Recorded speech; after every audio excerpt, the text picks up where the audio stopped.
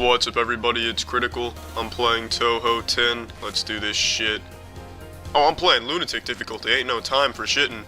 What is this? Oh, this is a conundrum, but I'll choose her. I can't read Alien, but I'll choose the top one. Now, I know the controls, so asses will be spanked. Let's do it. Here we go. A fucking flawless start. That is incredible. Oh, they're trying to get me from the flank. Oh, I'm just dancing with them. Taking them to the ballroom for the waltz. Fucking welcome to the Space Jam. I got Little Red Riding Hood firing on all cylinders, wheeling and dealing. Oh, this is remarkable. Oh, shit. Oh, fuck. They've got me in between a rock and a hard place. Dodge. Ah, shit. Do not panic. We still have a powerful ally on our side. My wiener. Oh, fuck. Dodge. I gotta dodge it. Dodge. Yes.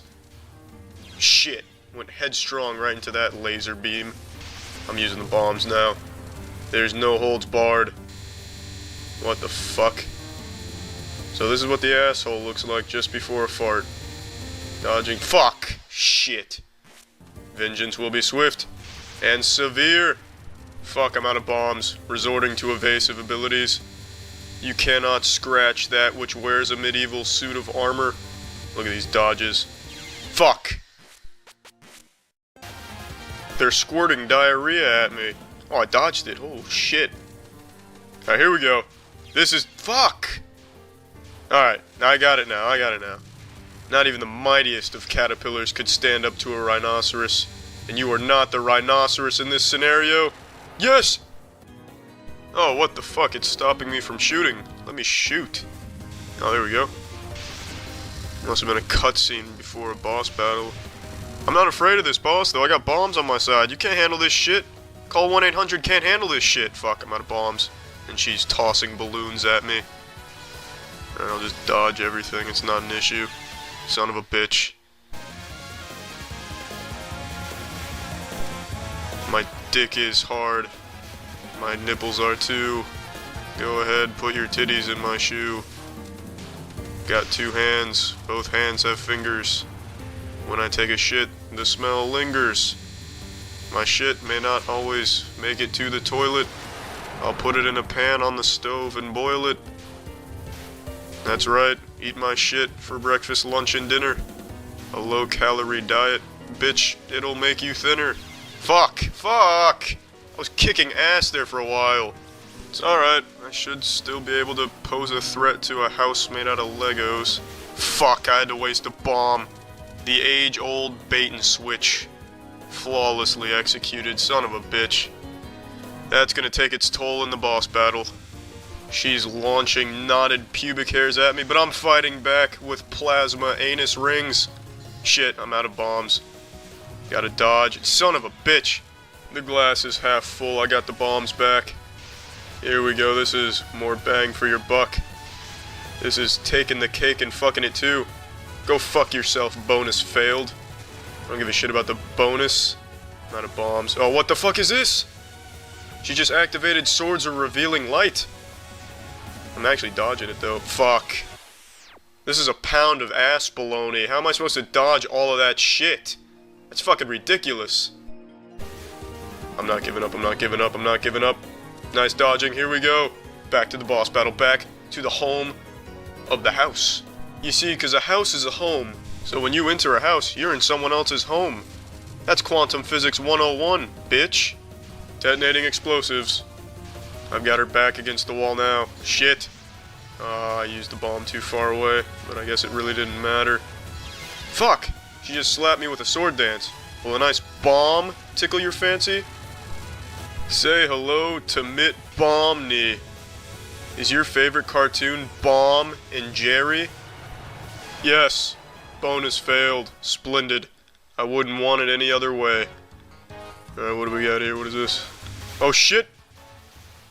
Fuck. Alright, I better get to start right from this change in scenery. I better not have to go through all that shit again. Thank goodness. My word, if I was forced to go through all that asshole shit again, I probably would have sent myself a text message encouraging myself to try again until I complete it. This is actually a lot easier than the last part because I start with full power-ups. You know, it's really fucking awesome how I can just finish stating how it's significantly easier because of the full power-ups, and now I'm just getting bombarded by battleship depth charges. Fuck it. I'll play their own game. I'll drop bombs on this bitch. Oh, fuck. Son of a bitch. That's it. That's it. I know your scheme, and I know how to counter it. I just... Damn it. Fuck. More bombs. Here you go. I don't know what's shooting me or where from, but these bombs have a blast radius of a big fucking blast radius, so I'm not too worried about it. Oh, you think you can hit me with those streams of piss? That's not gonna touch me! No, sir, no piss is gonna touch my shit. The enemy is deploying rice. Attempting to dodge rice. So far, so good. Oh, shit!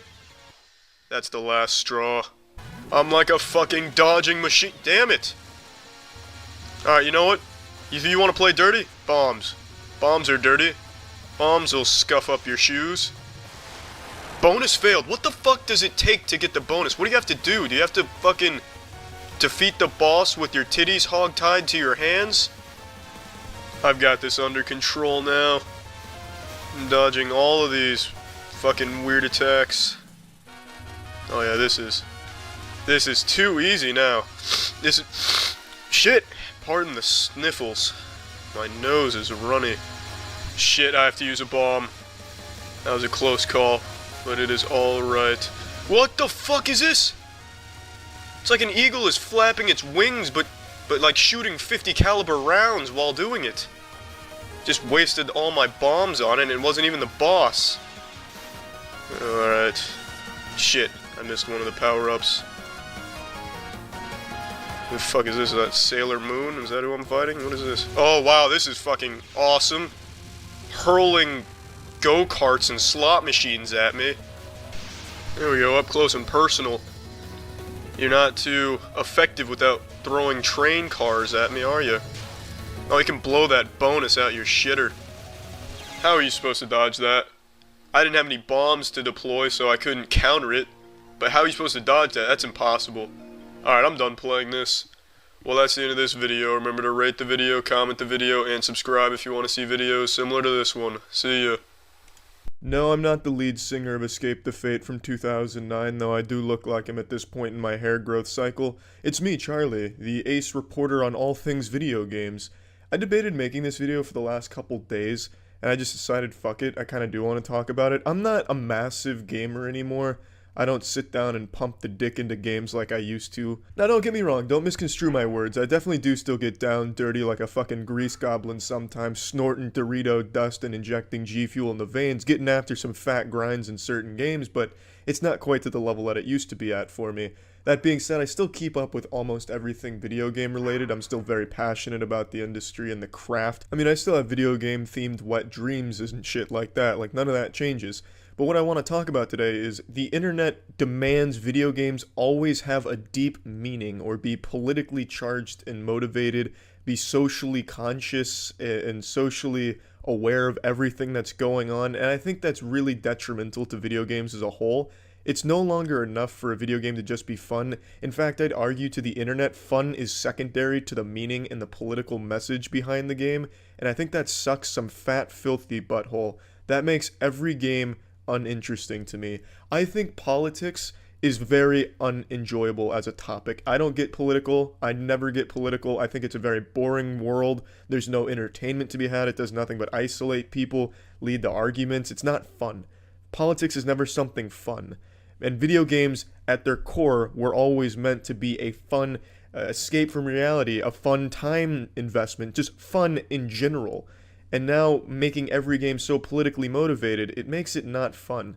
And the internet makes it even deeper than that, where if you don't like a certain game, it somehow gives people the impression that you're some politically charged loser, or you're not a politically charged loser, and thus you're a loser for not enjoying the politics in the video game. You not liking a game now is an indication of what side of the spectrum you're on politically. That's so fucking pathetic. I think making and demanding games conform to what you personally believe is really sad.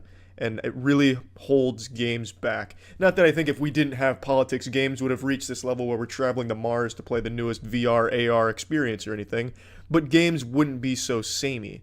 Most video games that come out these days follow the same formulas, and for the most part deliver the same messages. I can take or leave the message. There are games that I believe should have powerful messages, ones that are intended to, but for the most part, games are just supposed to be fun, and I'm not there to dive deep, feel something in the real world, a thought-provoking experience where I'm jerking off in front of a candle and really reflecting on the game's message and themes. That's not what I play games for. I'm there to have a good time. Now, why I'm bringing this up is because a channel called Extra Credit released this video called Stop Normalizing Nazis. This video is an objectively large pile of dog shit. It is a horrible video no matter how you spin it. Their message is very clear. Basically, in this video, what they're saying is the old debate of video games cause violence, but they spin it as video games cause Nazis.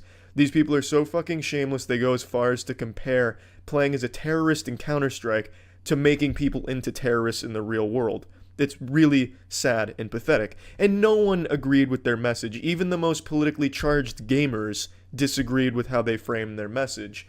But this made me realize just how ingrained politics and social shit are in the video game industry, and I think it's just not good. I think it's ass. I think it's just straight hairy ass that video games have become so synonymous with politics and social shit that it's, you feel the need to make a video called Stop Normalizing Nazis and using fucking Counter-Strike of all things as an example for how it's a bad thing and that you play as a terrorist in a fucking fictional video game. Their arguments in this video suck. They say, you don't opt in to play as a terrorist when you play Counter-Strike. Well, yeah, you do. You fucking bought the game. You know that it's terrorists versus the counter-terrorists. So you opted in by buying the game, by playing the game. They have no argument here. It's really shitty. It's just this really agenda-pushing piece of shit that doesn't work no matter how you look at it. But that's the video game industry as a whole.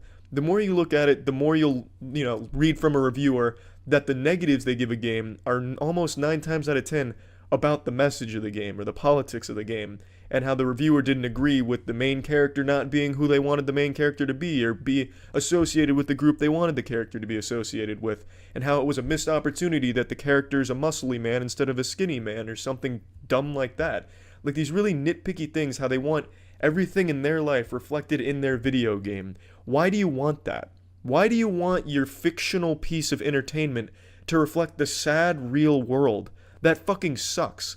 Who wants that? That's like going to sleep and dreaming of doing your taxes. When you dream, you want to be flying around like Superman, firing lasers from your fucking eyes, bench pressing 700 pounds, and, fucking supermodels. You don't want to go to sleep and you're in your high school classroom taking a goddamn math test again. It's stupid to want that from a piece of fictional entertainment.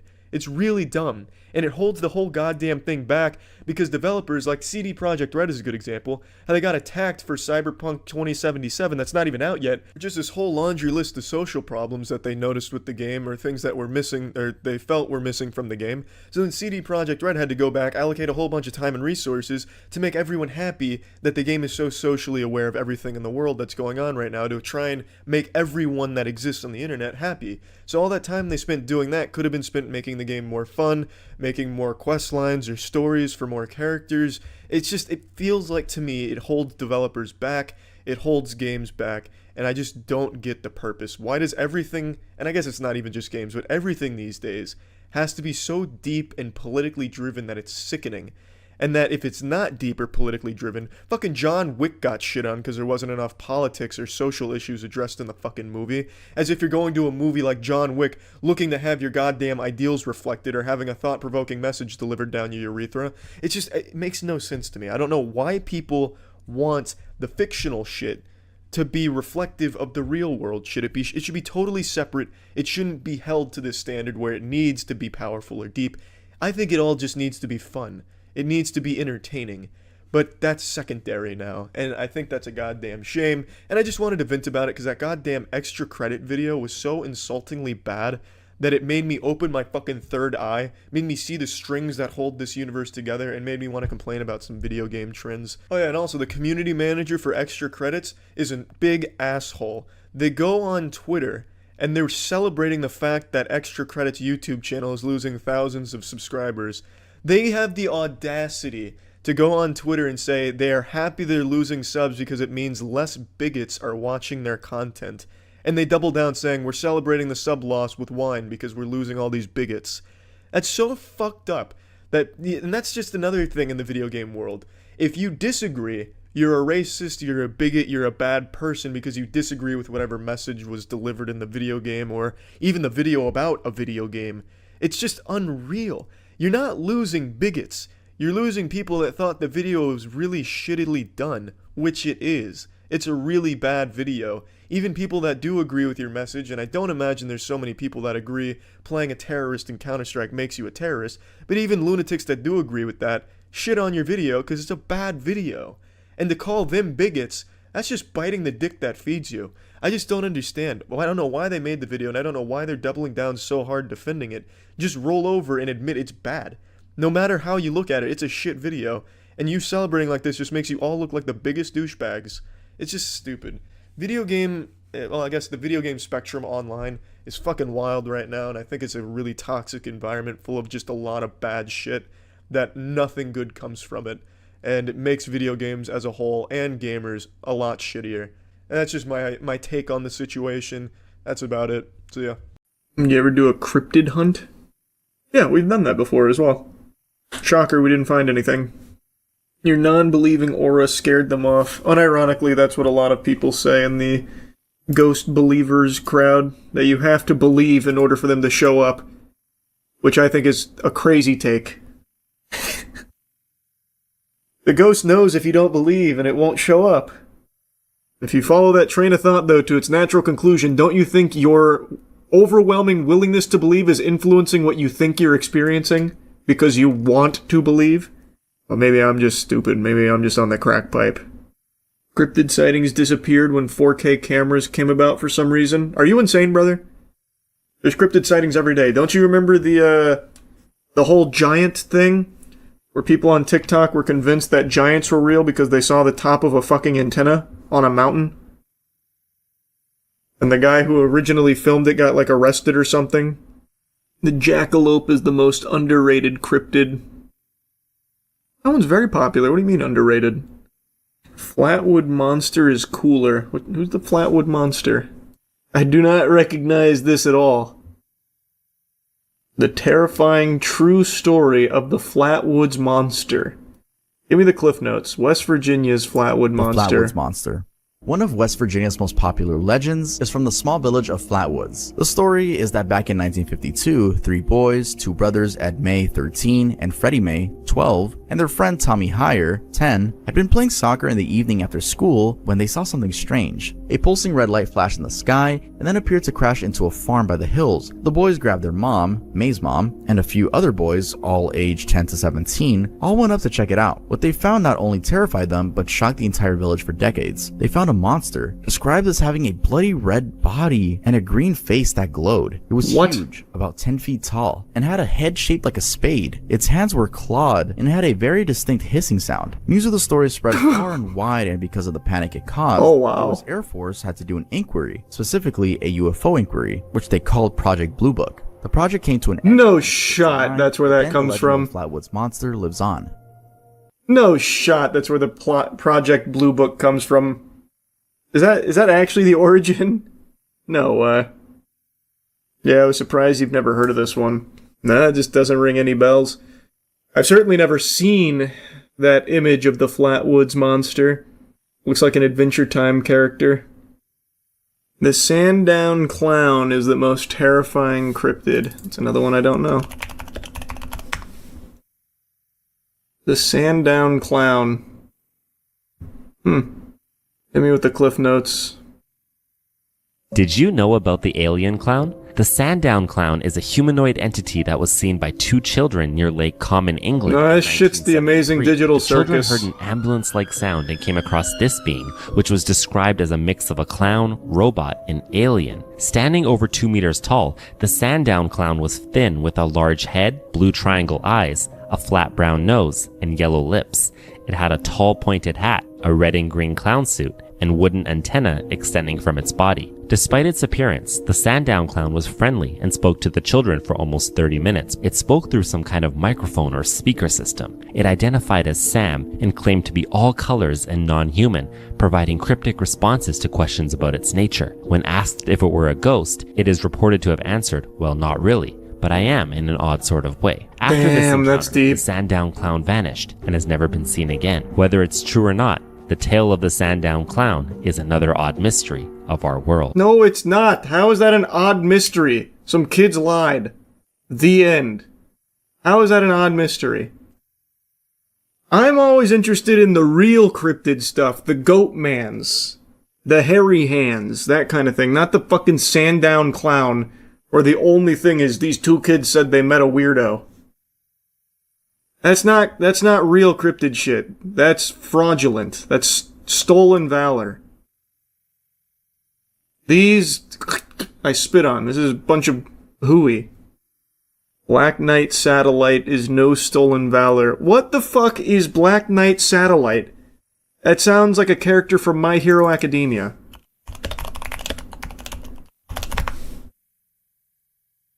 What?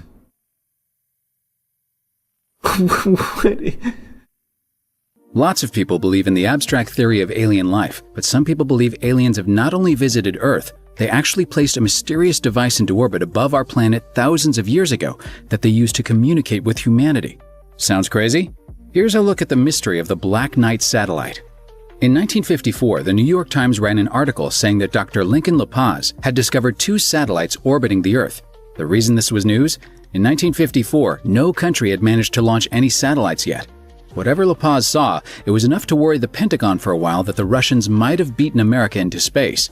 LaPaz later said he made it all up, while the Army said no such satellites existed. Okay. Still, many people believe the satellites were there, and they were made by aliens. Nikola Tesla is the internet's favorite scientist and is famous for lots of other things too, like inventing the Tesla coil, his dislike of women, and his strange obsession with pigeons. In 1899, though, he made his most controversial discovery when he claimed to have received an electric signal sent by aliens. He even published an article for Collier's Weekly, subtly titled Talking with the Planets, where he theorized the signal was from Mars. Modern conspiracy theorists, however, believe Tesla was actually intercepting a message from the Black Knight satellite. According to Vice, in 1927, a Norwegian engineer named Jürgen Hals was listening to radio signals when he noticed that some of them had a strange echo. Despite turning to other physicists for help, Hals could never explain these long-delayed radio echoes, but some believe the answer is pretty obvious. By the end of the 1950s, the space race was in full swing, and both the US and USSR had managed to put satellites in orbit. But according to Skeptoid, on February 11, 1960, a radar used by the US Navy picked up the presence of a strange, dark, tumbling object that didn't belong to either country. Americans freaked out, worried that it was a new Soviet satellite, but Time magazine announced it was just an innocent piece of space junk. However, thanks to declassified documents, we now know that it was a cover-up, as it was actually an American spy satellite doing reconnaissance on Russia. But is that just another layer to the deeper cover-up of the Black Knight satellite? Probably. Even the French managed to get in on the conspiracy action. In 1961, a scientist named Jacques Vallée made a startling discovery. This isn't even a cryptid, by the way. You have provided me with something that's not even a cryptid. Unless the Black Knight satellite then came down to fucking Florida, grew legs, and now haunts the forests of Apopka or something. Puckwudgies are my favorite. They're pretty creepy and believable. Know of them? Puckwudgies. Are we making up words? We're fully in fucking Poppy Playtime Society now? Puckwudgies? Holy fake cryptid fan. Is this something that's blowing up right now? Puckwudgies? 2 to 3 foot tall, gray-skinned, magical woodlands creatures. These are pretty believable, you say? A pukwudgie is a fascinating mythical creature deeply rooted in the folklore of Native American tribes, particularly the Wampanoag and Algonquian peoples of the northeastern. Man, that is an unfortunate looking little guy. Yikes. Oh man. That's gotta be awful. United States. These diminutive beings are typically described as standing knee-high to a human, with distinctive features such as wrinkled grey skin, large noses and ears. Pukwudgies are renowned for their capricious and sometimes malevolent nature. They take pleasure in playing pranks on humans, often starting as harmless tricks but occasionally escalating to more harmful actions. In some legends, they are even believed to possess the power to cause illness, bad luck, or in extreme cases, bring about death. They are also associated with a range of mystical powers, including the ability to create fire, shapeshift. This is just Dungeons and Dragons shit. Where's the evidence of the Punkwudgies? Oh, it's this guy again. This is the guy that keeps finding fairies. He's just there. Ah, you see? That was a quick glimpse there. What? Bring his little ass out here and make him dance for me. No, he's not there.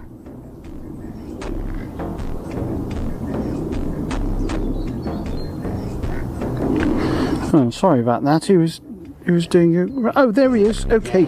Where? Oh, fuck! There. That dirty pervert was twerking.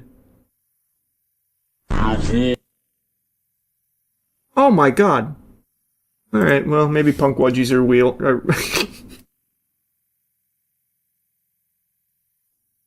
They exist. I'm a believer now. Can't argue with the facts. Next he's gonna say he hasn't heard of the Fresno Nightcrawler. That one actually somewhat sounds familiar. At least that one rings a bell. Can't say I've seen the Fresno Nightcrawler. The name sounded familiar though, but I do not recognize this SCP. Wow. That does give me a lot to ponder. Just when I thought I had seen it all. I know all about Mothman. See, Mothman's a real cryptid. That's an interesting cryptid. These are nothing. This is all trash. Trash garbage. Not real cryptids. You hear about the recent mysterious patterns of death and disappearance of 10 UFO researchers? It's 11 now, isn't it? Who are the missing or dead scientists with connections to government research? Steven Garcia, 48 years old, last seen leaving his home in Albuquerque on August 2025. He was on foot carrying a handgun with police reportedly warning he may have been a danger to himself. He worked as a property custodian at Kansas City National Security Campus, which manufactures non-nuclear components for nuclear weapons. He had top security clearance at the facility, which would allow him wide access. Frank Mawald, researcher with NASA Jet Propulsion Laboratory, died July 4th, 2024 at 61. Frank managed the development of the SBG Visweir instrument and had previously overseen successful delivery of 2 instruments for the AMRC program. No public cause of death has been provided. Carl Grillmare was shot to death on his front porch. He was an astrophysicist at Caltech who collaborated with NASA and found water around exoplanets. He was known for his work on collisions of galaxies and his search for water outside our solar system. There was no clear motive for his death. Detectives arrested Freddie Snyder later that day for carjacking, connecting him to Grillmare's death. Although detectives believed the 2 men didn't know each other, Snyder had been arrested in December for trespassing on his property while carrying a rifle. Michael David Hicks died July 30th, 2023. Physicist with JPL, specialized in comets and asteroids. Worked on major space missions, including DART. His passion for science was coupled with a deep appreciation of art, pursued projects in visual media, woodblock prints to oil painting to metalwork. Cause of death not disclosed. Disappeared February 26, leaving his New Mexico home. Rumors about his connections to alleged UFO programs sparked questions about his missing case and probable connections. During his tenure in the Air Force, he oversaw classified space weapons programs, head of research at the Wright-Patterson Air Force Base. Monica Riza, another JPL employee, disappeared June 22nd while on a hike. Melissa Cassius disappeared from her home June 26, 2025. An administrative assistant at Los Alamos National Laboratory forgot her work badge, decided to work from home that day, took her daughter to lunch, disappeared. Anthony Chavez, an employee at Los Alamos. A former employee at Los Alamos disappeared May 4th, last seen leaving his home on foot. He hiked trails, distributed flyers to businesses, reviewed hours of surveillance footage, diligently followed up on every tip. Nuclear physicist Nuno. This one I think most people know. This one was a very big story, because this one happened pretty recently and was national headlines because of the work he was doing.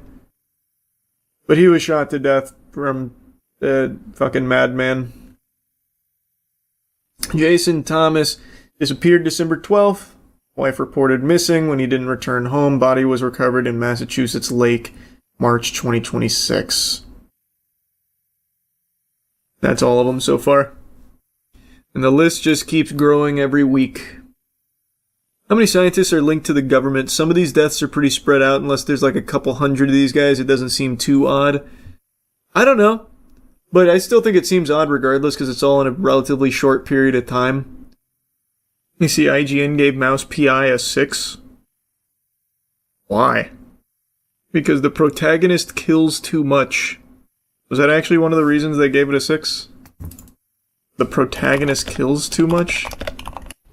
I love noir. I'll take all kinds. The hard-boiled detective, the seedy crime story, neo-noir, and tropes of classic noir films and novels, as well as 1930s cartoons more broadly. It doesn't seem to get why those things are there, or how they're used to tell compelling stories. By fusing a hard-boiled detective mystery with a fast, retro-styled FPS, developer Fumi Games has made a shooter that is thematically incoherent, with the apparent aspirations of its story contradicted at every point by the actual action. Of all the Steam libraries and all the PCs in all the world, Mouse PI for Hire walked into mine, and I wish I liked it more than I do. It's over. What is that statement? Of all the PCs in the world, it walked into mine?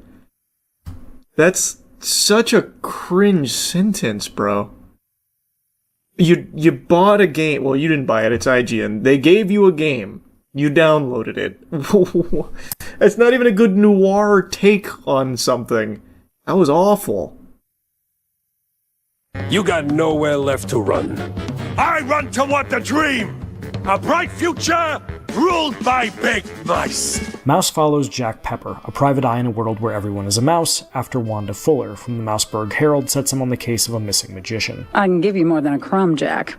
I can give you a magician. As you'd expect, that spirals into a much bigger conspiracy that includes an attempt on a mayoral candidate's life and racially motivated mouse-on-mouse It's a riff on violence an old as big noir mice quote. suppress the I don't know sound of which shrews. one. My buddy got nabbed for just being a shrew! Same as it ever was, even in Mouseburg. And the requisite twists and turns you'd expect from any good detective story make this tale solid enough. I was in too deep. Way deeper than I signed up for. What bothers me, however, is how overly referential so much of it is. The world is full of mice, so everything is about cheese. Everything. A bad guy? He's a cheese-legger. These cheese-leggers in on the shrew racket. Run Yeah, that's a fair. lady mouse with a sultry voice. That's a fair will be criticism. described as, Gorgonzola picante slapped on a mozzarella platter. someone need to assure you they're telling the truth. Swear on my It grates him. That's This fine. is charming initially, then it never stops. Everything is a reference to the fact that everyone is a mouse and mice like cheese, and when it's not, instead it'll be a reference to an old cartoon, or the fact that this is a video game. When you jump, just act like you didn't. I should have probably guessed the former when one of the first things I saw was a steamboat named Willie, but at least that and the reference-heavy power-ups are cute. Constant callbacks to classic films or other video games? Not so much. And it doesn't end there. A boss fight in the sewers? It's a literal alligator because of course it is. If you're looking for the cheese-like foreman, Who Jack cares? that he doesn't look like much of a boss. More like a That's mini-boss. weak. I guess he doesn't. Joke. The voice actor doesn't like Troy Baker the do an sewer admirable gator, job I with what guess? they have, but nothing in Mouseburg is allowed to just be. It has to be a mouse reference or a literally cheesy one-liner Cheddar. What's wrong with Gouda? No good if you broke, Jack. or a reference to something else. Ticket seller. That's fine if the writing doesn't hit for you. That's a fine so complaint. I need your strongest tickets. It's hard to care about Sure, it I can see that getting annoying. because it never stops That's making fine. jokes about everything. Here's Jacko. It just wants to remind you of other better things. Surely that's enough, right? Time to find someone higher up and squeeze until they At least the shooting is better. This is the latest in a wave of boomer shooters inspired by old school FPSs like Doom or Quake, and it's a decent one at that. You start with a pistol in Jack's fists, but you'll soon acquire a shotgun, dynamite, a James gun, which is just a Tommy gun, and more unique stuff like the Devarnisher, which shoots what looks like Elmer's glue that melts the flesh from your enemy's bones, leaving only a skeleton. Why did you shoot 3 of that at one like shield jump, enemy, bro? dash, spinning tail for hovering, and a slide, and Jack's got some stylish moves when the bad guys show up. This ain't Quake, but it does feel good. It doesn't hurt that all of it, from reload animations to random conversations, is rendered in an absolutely gorgeous black and white mix of sprite work and 3D models. The world building may be thin, but Mouse PI for Hire is still dressed to the nines. Even here, though, I have issues. Weapons can feel weak, especially the shotgun. It's got the audio kick of a pop Especially gun. the There's shotgun. a strange disconnect to seeing something that sounds like a kid's toy blow off some poor mouse's head as you paint the white of the world with black ichor that spews from his neck. Enemies mostly come out of doors marked with a skull that you can't enter, robbing these areas of anything remotely resembling a sense of place. Levels also Alright, really I don't want to watch the rest of it. So what brings it to a 6? He just doesn't like the jokes? Police in Mouseburg would be the safest city in the world because nobody would be left alive to commit crimes in the first place. It's hard to buy into Jack as the regular guy who needs to gather evidence I'm told he is when he just wiped out the local police department, you know? The police blockade will show. Brother, who cares? It's a cartoon. That's like the whole Mouse PI vibe. for Hire nails the aesthetics of both the 1930s cartoons and the detective stories that inspired it. And it's also an amusing boomer shooter that largely feels good as you're playing it. But its haphazard marriage of noir storytelling tropes and shooter gameplay are often at odds with each other in uncomfortable ways that weaken both aspects. And the writing is so busy making references to other things that it's actually painful to sit through at times. This FPS is solid enough if you just want to blast some cartoon mice and not think about it too hard. But once you do, all you'll see are the seams where disparate ideas have been fused together, and no trench coat can hide the stink of that moldy cheese. For more, check out our reviews of Pragmata and Resident Evil Requiem. And How interesting. This guy gave WWE 2K25 an 8, by the way. What an interesting criticism. It's fine to not like the cheese puns all the time. I can definitely see that getting annoying. But the other complaints are fucking terrible. It's hard to buy into this world when the guy's just killing all the police. And the mouse, like the mouse city, like all the police are getting killed. I can't buy into the world. It's a 6. I don't get that one. GamerRanks also had similar complaints, by the way, about the story. Well, it's two different things. The story not being good and the game not being good because I can't suspend disbelief in a cartoon game. This doesn't logically make sense. Thus, it's bad for that. But if the story itself is bad, that's a legitimate complaint. I'm not far enough in the story to know if it's, like, good. I'm enjoying it so far. I think it's been great so far. But I'm only, like, 2.5 hours in. There is huge censorship going on in gaming right now. I'm sure a lot of you saw. Steam a few days back announced that hundreds of games have been pulled from their catalog because of the efforts of a group known as Collective Shout. Collective Shout is an organization that has been forcing payment processors to bully platforms into removing games they deem unfit for sale due to the themes around them. And for Steam's case, they targeted hundreds of adult games that featured, like, rape and incest. And a lot of people were pumping their fist like, yeah, that's good. How could you possibly be mad at that? Less degeneracy and disgusting shit on the platform. This is a big W across the board. It's not censorship if it's things I don't like being taken down. Obviously, like every weapon out there, this is only going to be used for good. Clearly, they're only going to use this power to take down very bad, gross things. Which is the most low IQ take you could ever have. Collective Shout, just yesterday, has now also gone after itch.io, and they have removed every single not suitable for work game from their platform. Not just rape and incest games, all adult games. We have de-indexed all adult NSFW content from our browse and search pages. We understand this action is sudden and disruptive, and we are truly sorry for the frustration and confusion caused by this change. Recently, we came under scrutiny from our payment processors regarding the nature of some content hosted on itch.io. Due to a game titled No Mercy, which was temporarily available on itch.io before being banned back in April, the organization Collective Shout launched a campaign against Steam and itch.io directing concerns to our payment processors about the nature of certain content found on both platforms. So this is the playbook here. Collective Shout is a very powerful organization who somehow has a lot of leverage on payment processors. I don't know if they're just over there giving them perpetual wet willies or they got some serious dirt on like the upper echelon elites in the food chain at the payment processors. Like they got proof they're in the Epstein files or some shit. But they have got these payment processors by the nutsack, and they are squeezing the piss from their balls. So now the payment processors are LARPing as the moral authority on what people are allowed to spend the money they earned on. So they're making these sweeping censorship changes to Steam and itch.io. Steam, they made it very easy for the public to not make a big stink about it because they went after a very low-hanging fruit target that most people aren't going to be upset about. Oh no, you lost all your rape and, incest games. Boo-hoo, call the fucking wambulance. But what people don't realize is that is clearly just the first step here. Collective Shout has now already taken that, which hasn't even been like a full week, and it's translated it to wiping all adult content from itch.io, a totally separate platform using the same methodology of having the payment processors threaten to leave them. Censorship is not something that is a good thing. This is not a positive thing.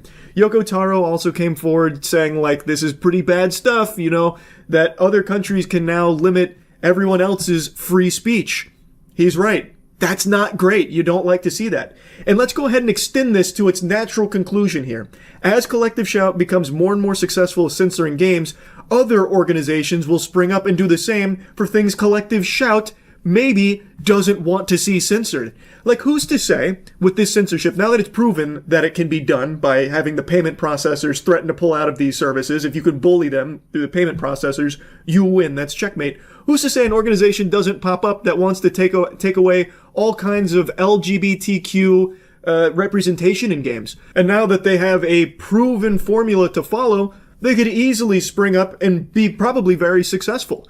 Another organization could come about where they believe that M-rated games just shouldn't exist. Games should be focused purely to appeal to a younger demographic. They shouldn't be deep, thought-provoking games. There should be no violence. There could easily be a very puritanical organization that comes forward making similar pushes for censorship. I don't know how delusional you have to be to think that somehow this is only ever going to be used against bad things.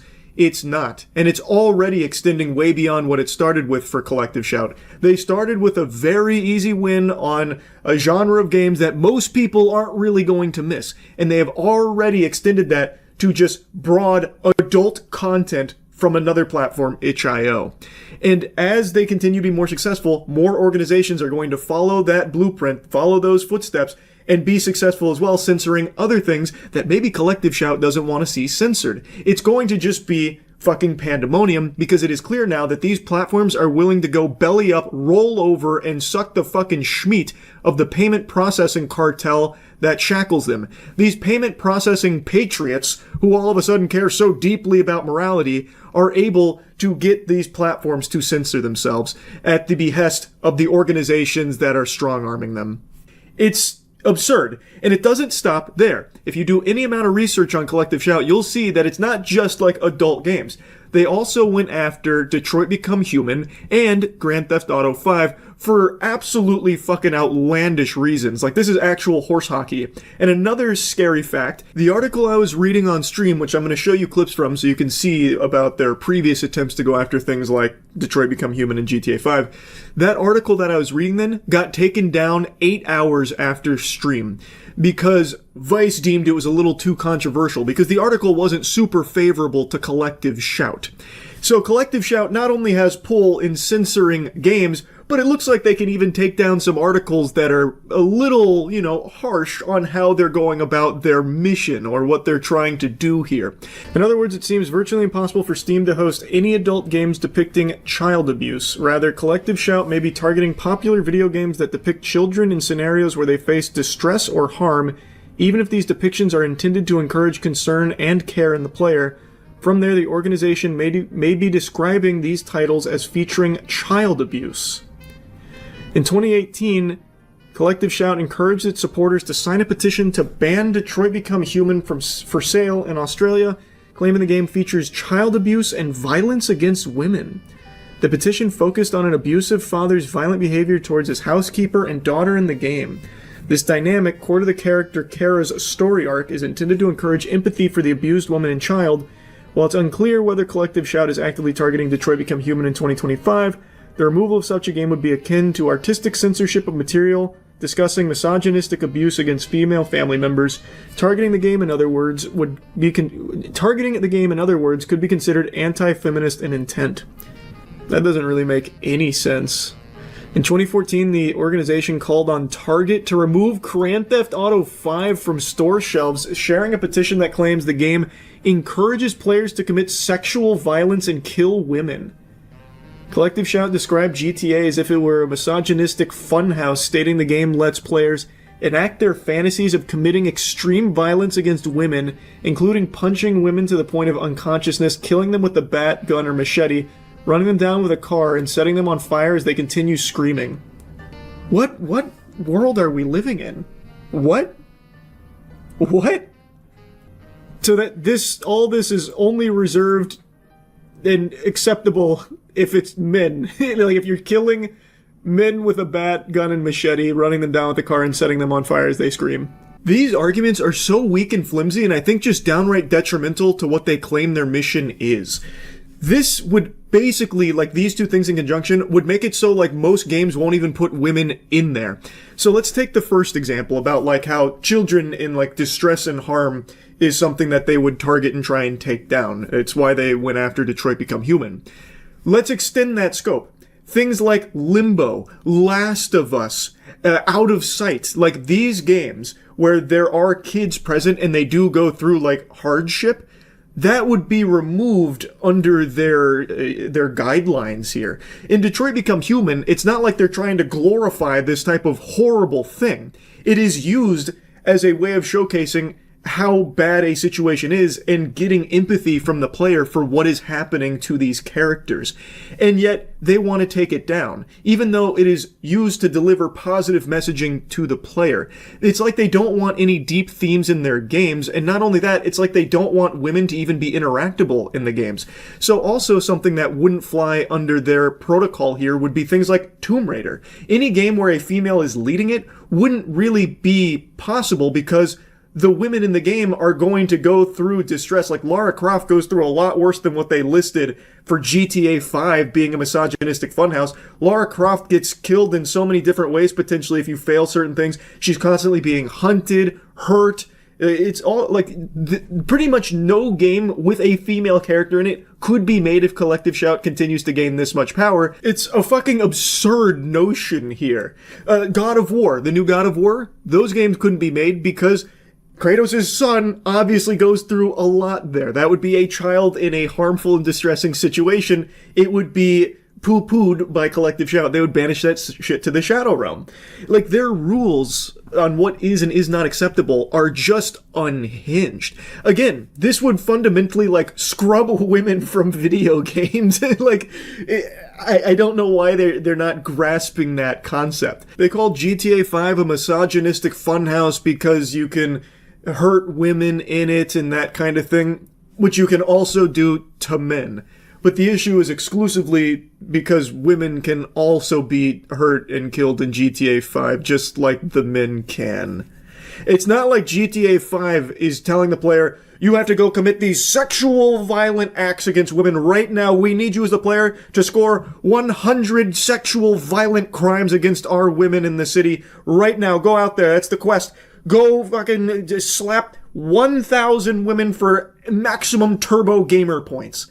Like, it's pretty fucking crazy. So basically, if you are going to have women in the games, the only way I see that even be possible with Collective Shout's, groundwork they're laying here, the way I understand it, is if every female in the game is immortal, God mode activated, and uninteractable outside of dialogue and cutscenes, but the female character also cannot go through anything distressing or deep, basically has to just be like a completely flat nothing burger of a character. Otherwise, it could be like too much harm that they faced or something in the game. It just seems completely antithetical to what the mission they claim to have is.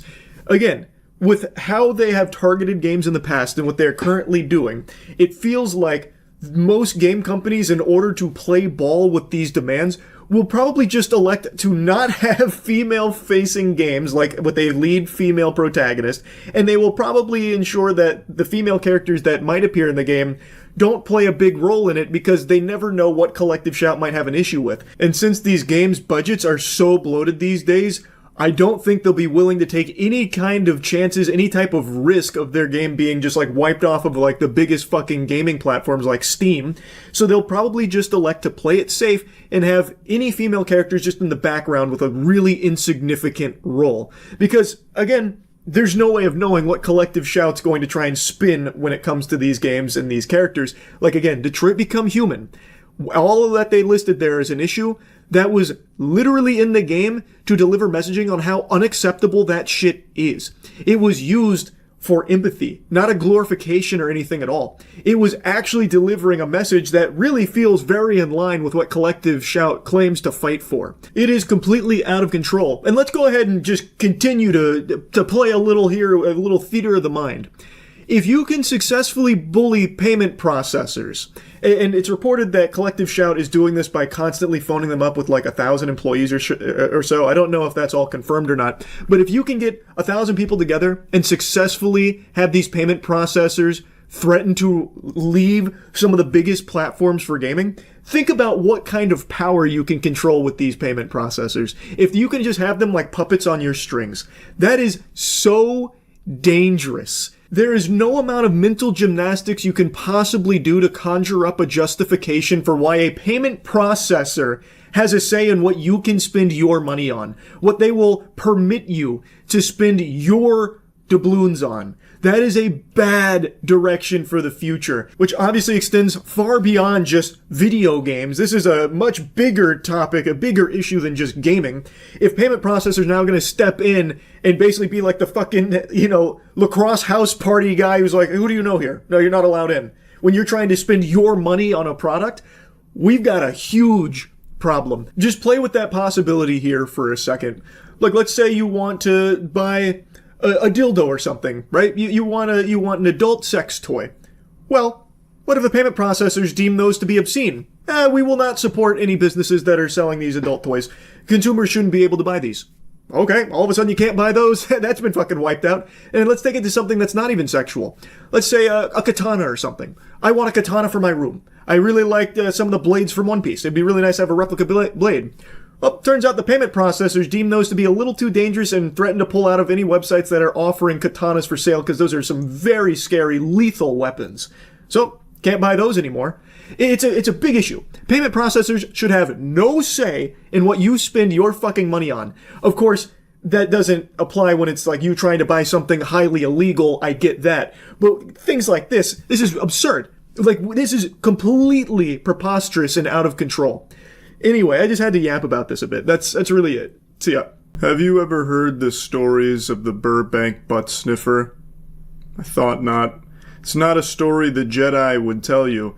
The Burbank butt sniffer is a menace who's been on the prowl for a long time now, but rose to infamy about 2 years ago in the public eye with a TikTok video that captured him in the act at a Barnes & Noble's on a serial sniffing spree. Staring at me. It felt like anywhere I moved, he kept following. I couldn't tell if I was being paranoid or if he was just reading a book and he just happened to be in that little corner. Anyways, I recorded just in case he was trying to say anything or do anything to me. But I definitely didn't expect him to do this. Like, what the actual fuck? And the whole time I'm thinking I'm fine because he hasn't said anything or touched me or anything. But then you notice that he goes over and does the same thing to this girl. And he'll crouch down low and pretend like he's doing something and then smell? I don't know. What are you doing? I was so freaked out. His voice when she asks him what he's doing, where it's like trembling and panting almost. My shoe. Like, that right there is haunting. He literally sounds demented and evil. Like some kind of conniving creep from a cartoon. He sounds like a villain from a CW production, but he's not make-believe. This is a real sex offender. So in this video, you can see him sniff her rear end and then go to another woman in another aisle doing a similar thing where he's like on the ground, tinkering with some books, but then he like sneaks a smell in. He's basically treating Barnes & Noble's like an all-you-can-eat buffet of whiffing tookuses. And he got caught here. He got arrested. He's actually been arrested multiple times. He is a sex offender, but it feels like they just don't really take his crimes all that seriously because this guy gets caught and released more often than a bass in a lake. You can find articles and even videos of this guy doing this shit for years. Like, here's another one from quite a while ago. Also, prowling the local bookstore. Hey, are you following me? No. My bad. Yeah. In this clip, you can even see he had hair. Kind of like how One Punch Man trained so hard he went bald. This guy sniffed so much ass he went bald. He does not stop. He is a maniac on the loose. And he continues to just get set free to keep repeating this over and over and over again. You can find almost countless reports of him going to multiple different locations, just huffing as much fumes as he can from strangers' keisters. It's so fucking weird that the authorities just let him out so willy-nilly. And surprise, surprise, the reason I'm talking about it again today is he has just been arrested again for doing the same thing, this time in a Nordstrom. Before showing you his newest degeneracy, I'd like to make a brief mention that today is Forge Day. So Starforge is doing its biggest sale of the year where you can get up to $1,000 off PCs. So click the link in the description below to get yourself a Starforge PC. And previously captured on a TikTok video, lurking too close for comfort near unsuspecting women, has been caught on camera again, committing a similar act. The suspect has been arrested, this time for following women inside a Nordstrom rack in Burbank. Real quick, I've got to just make a mention of something here. Take a close look at his mugshot. Anything look out of the ordinary here? His fucking ears. What is going on with those puppies there? He's got Shrek ears. His ears look like Fred Burger's nose. Man glued 2 bugles to the side of his head and thought people wouldn't notice. Like, what in tarnation? Micah, it's almost too creepy to talk about, right? A man sniffing women inside local stores. I talked to Burbank police about it tonight, and they told me they consider him absolutely dangerous. So dangerous that they keep letting him out with just a slap on the wrist. Yeah, it really seems like they take his threat very seriously. He is dangerous. This guy is a sex offender who is preying on his victims, and the authorities keep letting him out to repeat that cycle over and over and over again. They're not doing a whole lot to protect people from this guy that they consider to be very dangerous. 38-year-old Khalees Crowder of Glendale was arrested, but now it appears he's been at it again, this time preying on women in the Nordstrom rack in the Empire Shopping Center. Wandered into the women's section of the store. There's a solo female and a female standing there alone shopping, and he's did the same kind of behavior that you'd seen in the past. Get close to the female, crouch down, pretend as if he was looking at items or, searching for something, and unfortunately conducted in some lewd behavior. The officer describes his MO. It's the exact same tactics that he's used at so many other locations in the past.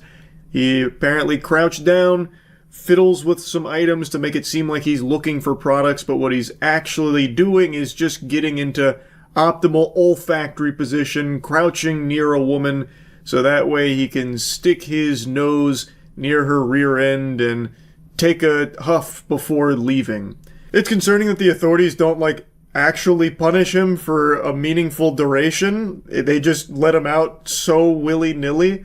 I don't know if the authorities just expect the women to plan for this as some kind of everyday occurrence, like, listen, ladies, Burbank butt sniffer's back on the loose. He was in jail for the last 3 days, but our hands are tied, so he's out there. So maybe don't wipe your ass this morning. Go ahead and let it crust, because if you're at a store, there's a chance he's there, and maybe you'll scare him straight with a pungent stench. You gotta take matters into your own hands, because we're not doing anything. Within minutes, Burbank police caught up with the suspect in a nearby Walmart. Crowder has a long history of peeping, prowling, and burglary. He's a registered sex offender and was on parole. Tonight, he's locked up again, being held on $100,000 bail. He's all over Burbank, Glendale, who knows where else. We talked with women at the Empire Shopping Center tonight who say Crowder should not be on the streets. It's ridiculous, and it's such a violation of privacy and space, and I can't believe that they let him out. He needs to stay in there. I think she's right. I think it's very clear that if this guy is not in jail, he is nose deep in strangers' asses. And not only that, he has a long history of other things as well, as mentioned in the report. He is just a career criminal. Like, it is absurd that they keep letting him out so fucking frequently, and then they always have to go arrest him again because he is preying on more victims. Like, come on, it's absurd. In 2023, he was arrested on suspicion of peeping and prowling at a Glendale home where children were present, and had previously served time in a state prison on burglary and robbery charges, being sentenced in February 2023 to a year in jail for indecent exposure in Santa Clarita. However, he was released early anyway. Witter feels he never should have gotten the chance to victimize anyone else. Court documents show he was out on parole with a history of convictions for lewd conduct dating back to 2021. It's crazy to think that someone like this, who's constantly stalking and violating these people, is allowed to be out and about. We took those concerns to police, asking why he wasn't behind bars. Yeah, I mean, obviously it's frustrating, but we can do what we need to do. That's really all he had to say when asked about that. We do what we need to do, which I find to be a bit of a peculiar response.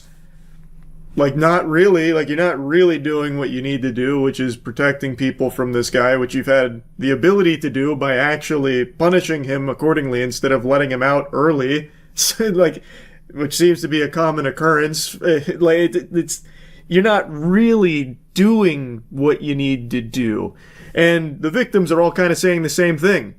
Why the fuck does he keep getting let out, like, on parole and, you know, just getting let out early to go victimize more people? It's pretty ridiculous.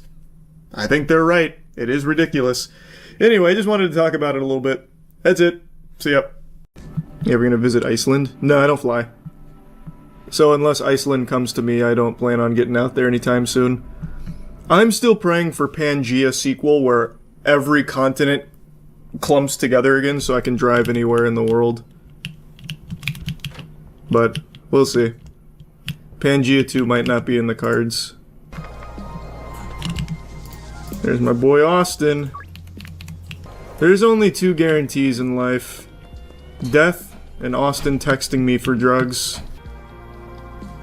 Imagine I fail with a 107% chance of success.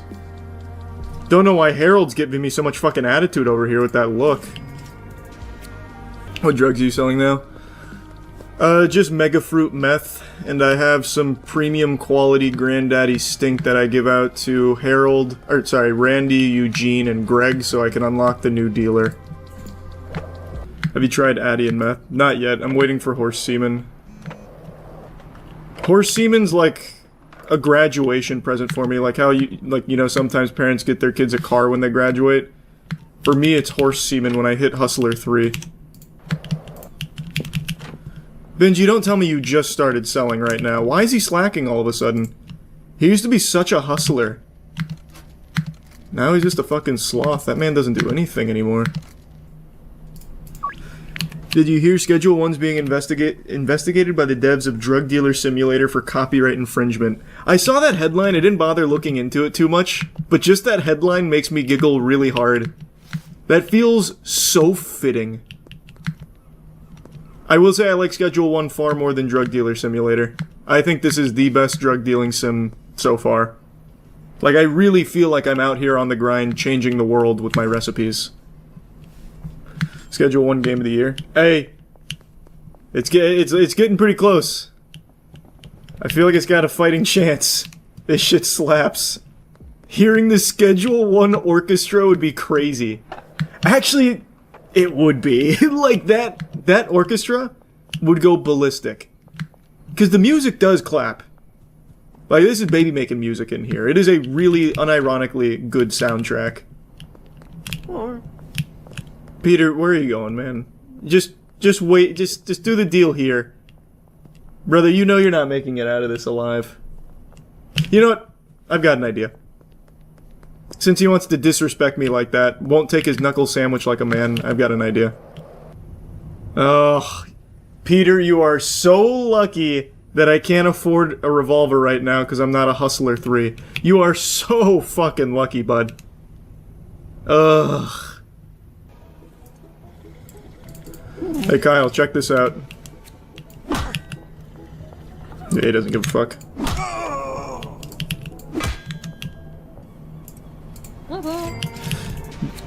Miss Ming is a casual meth head. She only ever orders one mega fruit at a time. She doesn't want to overindulge. She doesn't want to get addicted. Just one meth crystal a day. Keep the doctor away, you know what I mean? Alright, I'm really thinking about a second chemist. Because I feel like that'll be good. At the very least, I think I'm going to get another mixer. So I can improve my product. Don't I have a mixer at my apartment? I just remembered. I still have a mixer at my apartment I never took away. I just need the other chemist. I think it's worth. Especially as I continue to grow and scale the business. Having a second chemist is just going to be a godsend. I'm going to do it. Oh, big earning day. Holy. That's a huge level up for us. We get improved pseudo, a drying rack, and horse semen. Like, what the fuck? That's big. That's huge from Santa. There you go, Matthew. Look at you. Look at you. You're working my mixer. Part of the crew, part of the ship. Why is it taking so long, though, man? What are you doing? What'd we get? Big Thunderfuck. How much that retail for? 165. That's an improvement. Hurry up, Peter. Please.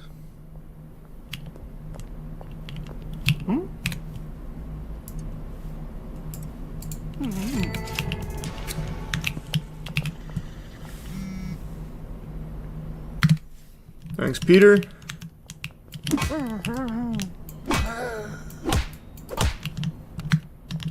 Is that you, Greg? There you are. Yes! Got the new dealer. That's so big. That is massive for us. That's a game changer. Spam max bet on all slots at the casino, saw someone win 30k. I don't gamble. That's a sin. I feel like if I give my dealer, like, low quality meth, the people he sells to might get mad, and we've already seen when they get mad, they will just beat your ass sometimes mercilessly. I wonder if I'm just setting him up for failure. Maybe I should just wait until my, new pseudo cooks come in. What do you mean you haven't had your fix in so long, brother? It's been minutes. Actual minutes. Come with me, Kevin. You need God, brother. I'll tell you that much. Find me another dealer who does this for his clients, his fucking junkie clients. I'll give you a single mega fruit.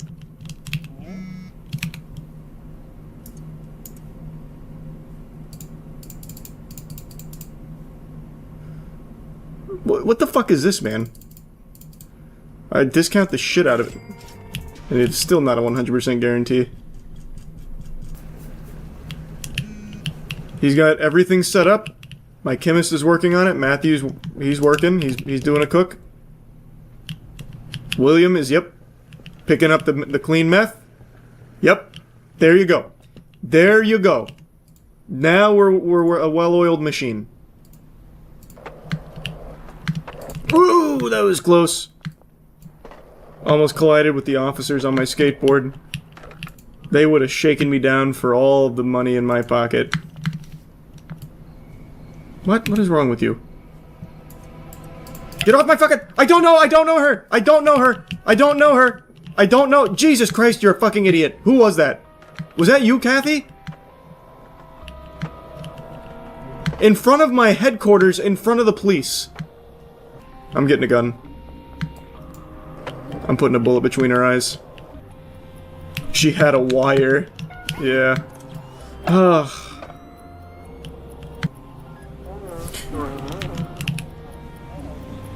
How? How did he sniff me out over here? Oh, fuck. Was that a cop or was that Austin looking for his fix? Oh, Jesus! Oh my god, they were right there. Thank you, decoy dumpster. Holy shit, that was close. Oh my god. How did they know I was here? It's probably that same lady. I need to get the fuck out of this area. The cops are, like, really attentive. I heard someone get shot. If there's any justice in the world, it was Peter. Every time I hear, like, those late night shots, I'm always hopeful that someone finally put Peter out of our misery.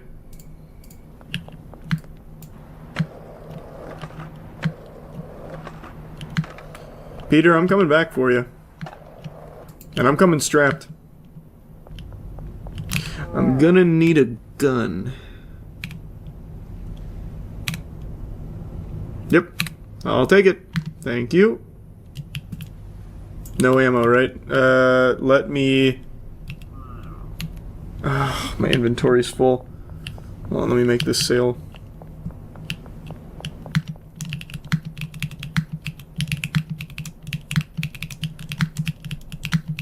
Damn it. I'm gonna have to go all the way around. You should know better, Miss Ming.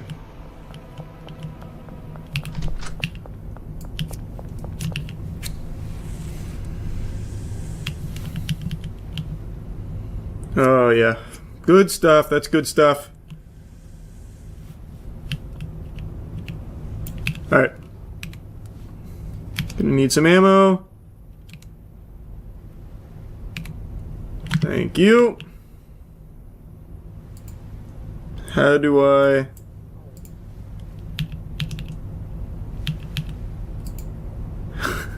How do I combine? Oh, because you already have ammo. Oh, I just assumed I was going to have to buy ammo as well. Okay, whatever. Can never have too many bullets. I'm sure Peter will find a way to get himself healed. He'll fucking find a Phoenix down or something. I'm sure this won't be the last of them, but I'm going to do my best. Enjoy your last smoke. Nope. Oh, fuck, I'm so sorry, Miss Ming. God, where's my reticle? There we go. What? Oh, shit. Hang up.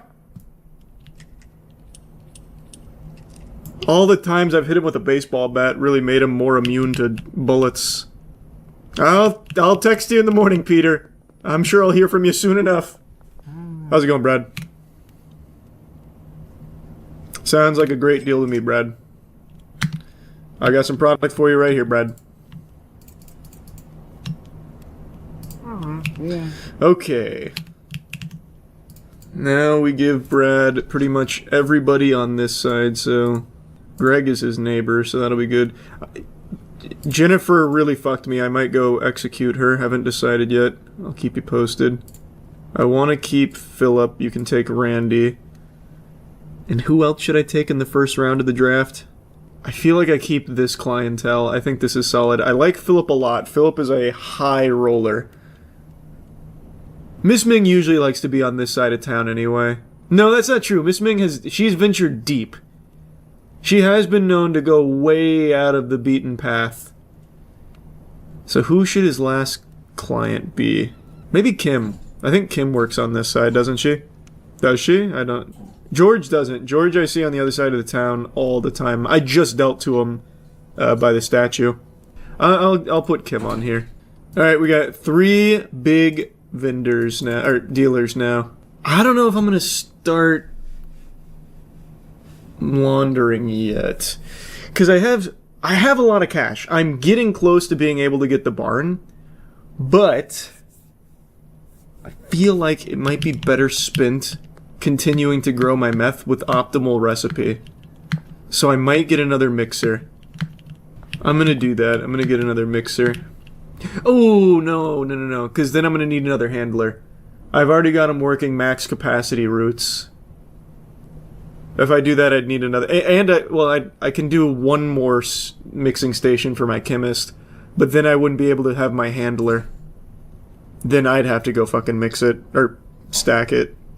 Let me try something. I'm gonna get in a shootout with the police. Okay, let's see what happens with that. This is purely for the sake of my curiosity. This won't do anything to progress my goals, but I will start to take control of this city by force and fear.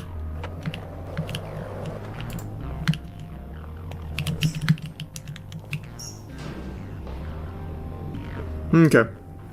And just like that, I vanish. Must have been the wind. I was just wondering if they're... Oh, they're still here!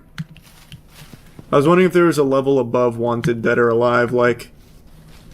We must hunt him down, they get like the Men in Black out here, fucking call in the helicopter, but it seems like that's max Wanted level. These recipes are so long.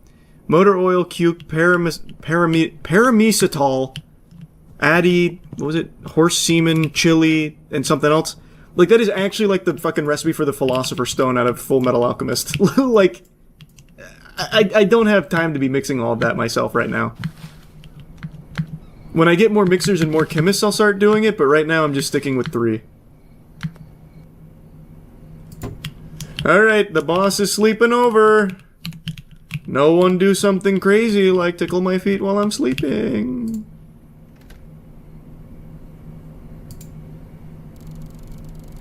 Hustler 4, nice. Okay. Now we're starting to move again. But he is not packaging, unfortunately. Well, I guess he kind of is, just very slowly. Here we go. Now he's going to packing. That's my boy! That's my boy! There you go, William! Look at that dexterity! Holy shit, this man is a true savant. I love it, William. I fucking love it. You're the goat. Hey, look! Peter's been revived. There must be a necromancer in town somewhere. Crazy how not even a bullet to the fucking brain can kill this guy.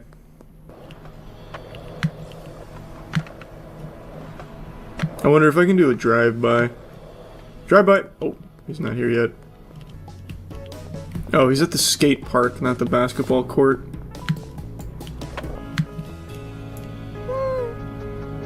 Just give me your money for free, Peter. I'm just kidding. I'm just kidding. You know I wouldn't do that. Let me go get the, meth. There you go, Peter.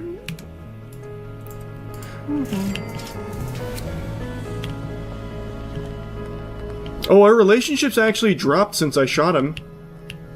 That was finally the straw that broke the camel's back, getting shot.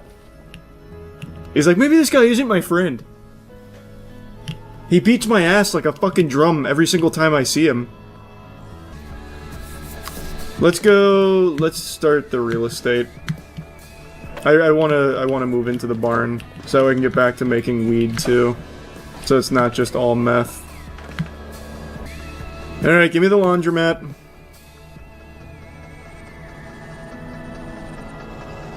I don't know, am I doing this preemptively? I feel like this might be a little fuck it. It's fine. Give me the laundromat. We gotta start sometime. Might as well be now.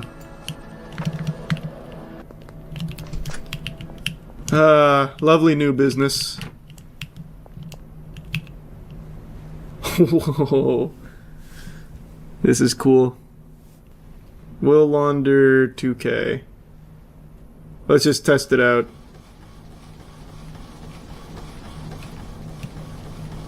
Yeah, that's nice. That's real nice. When the update comes out this weekend, will you be adding shrooms to your roster? Oh, for sure I will. Why do you have to launder money in this game? Because it's realistic. This game's more realistic than real life, brother. Austin hasn't texted me yet. I wonder if everything's okay. Benji's sitting on 7K. Molly's sitting on 4K. Like, I'm in really good spot. I can almost afford Barn after some laundering. But Brad is struggling, because I gave him the most bougie clientele with the most, like, dumpster tier meth. So he is treading water. And that's my fault. Like, I knew that would be the case.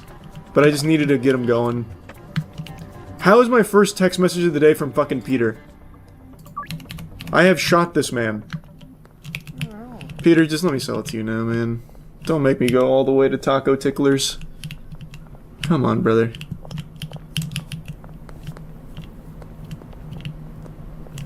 Oh my god, hurry up, Peter. Hurry the fuck up, Peter! I'll do it. You know I will.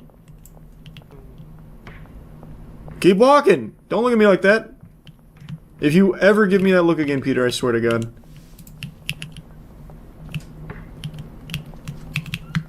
Oop. There. Don't ever thank me again. Oh, the game just lagged right when I pulled the trigger. Who's calling? Don't do it. Don't do it. Yeah, that's right. Oh, you still did it.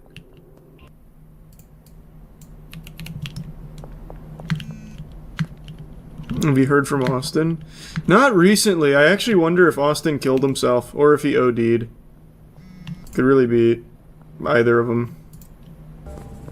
I laundered $2,000! Let's go! Baby's first money laundering scheme.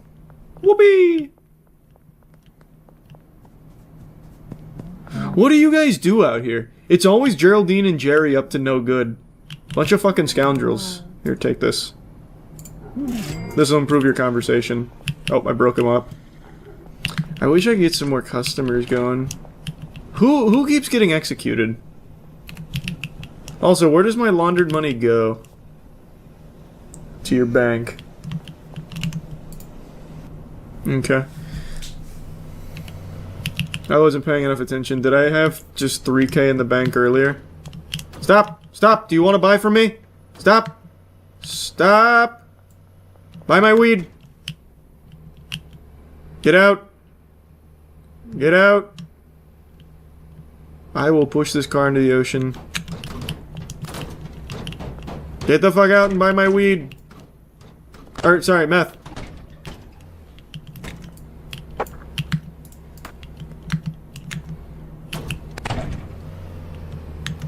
Nice. Cool fucking flip. Nice. This guy's fucking epic.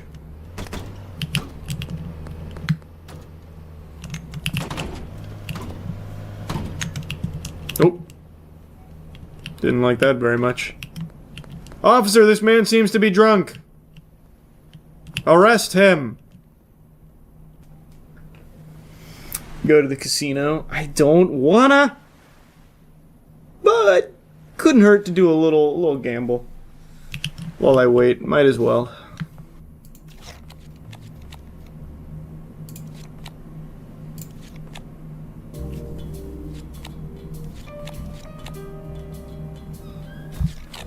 Okay. Okay. I don't understand. That's crazy. That's crazy. No, I'm leaving. That was unbelievable. That was unfucking believable. We're gonna do slots.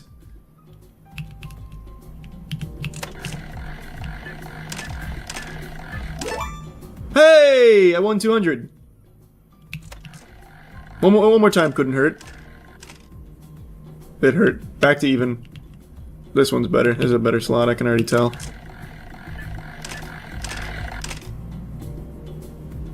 Okay. We'll do one degenerate super spin.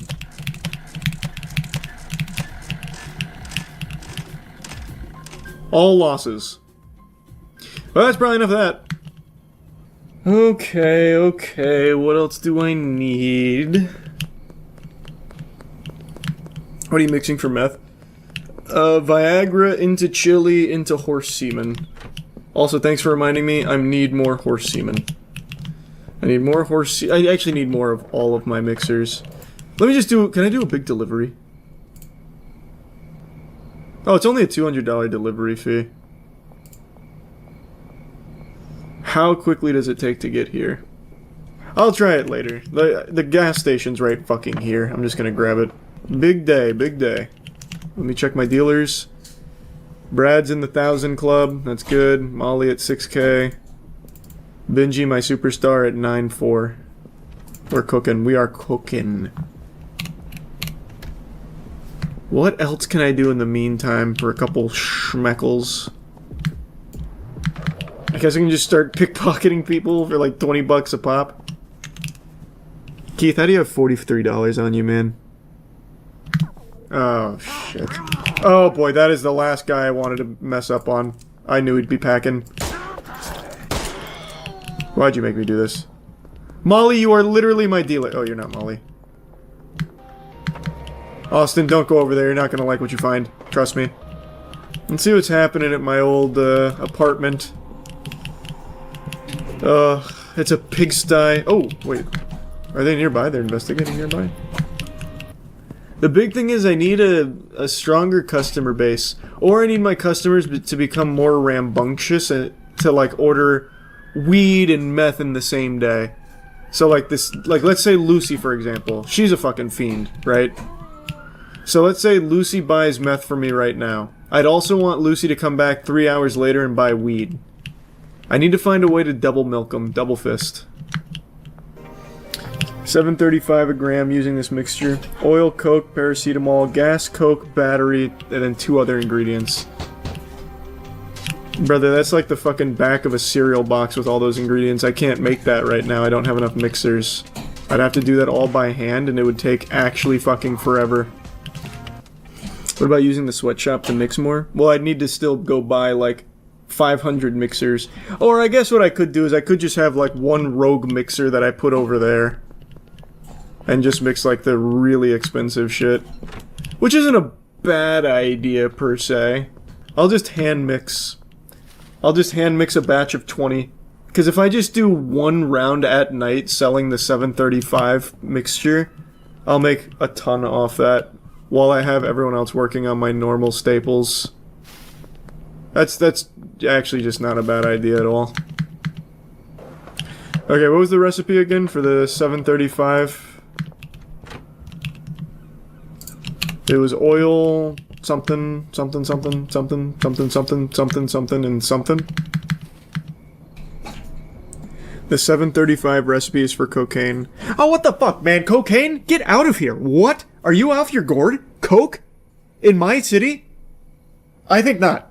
I think not. You take that shit back to Miami. Get the fuck away from me. A Coke recipe. This is a God-fearing spot. We don't do that. Banana, cuke, paracetamol, gasoline, cuke, battery, horse semen, mega bean is $3.40. That's meth. Okay, we'll do that one. Oh my god, I'm a fucking idiot. I took the big thundercuck. Not normal meth. Damn it! I thought I took base meth. There we go. Perfect timing. Only 10?! No, no, no, no! Put it back! Put it back! Fuck! I'm taking this away. Oh, god damn it. Oh, we're good. I got the recipe up, hold on. I just needed to grab the normal meth. I brought the bat out for you again, Peter. I know you missed it. You were tired of getting shot. Plus, I need to save ammo. Okay, let's start the mix. Oh, let's get the cuke in there first as well, or I'm gonna forget. So next I need cuke, paracetamol, gasoline, cuke, battery, horse semen, mega bean, and then we're good. Surely I'll remember all of that. I've got no doubt. I already forgot the next ingredient. So I did banana, then cuke, then what was it? Banana, then cuke, what's the next part? Was it paracetamol next? I have plenty of storage, just not here. This is just me experimenting with a new concoction. I'm trying to find penicillin 2, but meth form. Okay, purple crystal. Now the gasoline. Then cuke again. Wow, why would you ever make purple crystal over island piss? It only retails for $2 more. Unless you really just like the effects of paranoia and sneaky. What a waste. What a waste of good meth. What a fucking idiot you'd have to be for that. Depends on the customer. Nah, they'll buy anything. The people in this town, well, at least my civilians, my people, they just love anything that I put out there on the streets. They'll give anything a try. They'd smoke a fart out of my ass if I told them to. So I don't care what their preferences are. They will get what I deliver and really enjoy it. You're losing out on money by not providing variety. See, I heard that same malarkey when I was playing Weed Shop. I just don't lose out on any of it. That's the thing. I still sell just as much product. Mega Splooge been my go-to for meth. It's Addy, iodine, chili, Viagra, horse semen. Insane value like $230, $260. Mega Splooge seems like it's probably pretty good. But I think this is going to be my process. I'm going to have my dealers peddling the Thunderfuck, and I'm going to daily brew this shit and then just sell it every night. So that way I'm getting the huge chunks every night plus the consistent like 120, 150, or sorry, 165, 180. I think this is going to be my process. Ooh, Hairy Ass Blaster at a great value, $224. That is significant, actually. I don't know if you know this, but the names are random for everyone. I did not know that. That is so cute. What? I feel like it's probably not. Alright, the final mix. Alright, Slimy Puke plus Mega Bean. Damn, Slimy Puke, $265 per crystal. Woo! Jiminy Christmas. Let's see what the final form is. I walked it through so many different varieties. From meth to extreme cum, from extreme cum to island piss, purple crystal, extreme splooge, fat thunderfuck, into hairy ass blaster, into slimy puke, and now we're digivolving it one more time. The final Pokemon evolution. This is such a long recipe, it's unbelievable. I feel like I just lose money selling this with how many ingredients I had to buy. Yeah, I know you can name them yourself, I'm not gonna bother. Alright, let's see what we got. Girl Scout Splooge. Wow. What the fuck? Whoa. Whoa. That's not good. But that price, $340? Holy cannoli. You can rename it. Yeah, that one I think I'm gonna rename. How do I rename? That name disturbs me. I don't want Austin hitting me up for Girl Scout Splooge. You can't after you take it out. Oh, Jesus Christ. Well, Peter File is going to be over the moon about this new meth. Alright. I'm gonna try and list this pretty high. Just to see, I wonder. Ours is called Glass Barbie. Your name's a lot less disturbing than mine. No text messages yet. Maybe I made it too expensive. Ah, Austin. Good man, good man. Yes, I can sell you that. Of course. Can we use a different name? We'll call it GSS. Of course it'd be Austin, my first taste tester. I am worried I'm not gonna get everyone to buy tonight. It's looking a little grim. I'll just do batches of one. Even Geraldine can only do one. Oh my god, but he caps locked need. He doesn't do that for anything else except for the GSS. Fucking weirdo. Mixing's fun, but if you go too high on sell price, no one will buy it. Customers only have a certain amount of money to spend each day. Okay, so that's kind of what I was wondering. Because I want... Like, Miss Ming only ever buys one crystal from me for like 170. So this is good experimenting. What? Kevin, what? Oh, you were the guy that wanted the Thunderfuck, that's right. No, I don't do that anymore. Where are you? I'll try and offer you a GSS. Actually, I'll try and offer this to everyone. Donna, you want a GSS? Hey, enjoy it. Let me see the effects.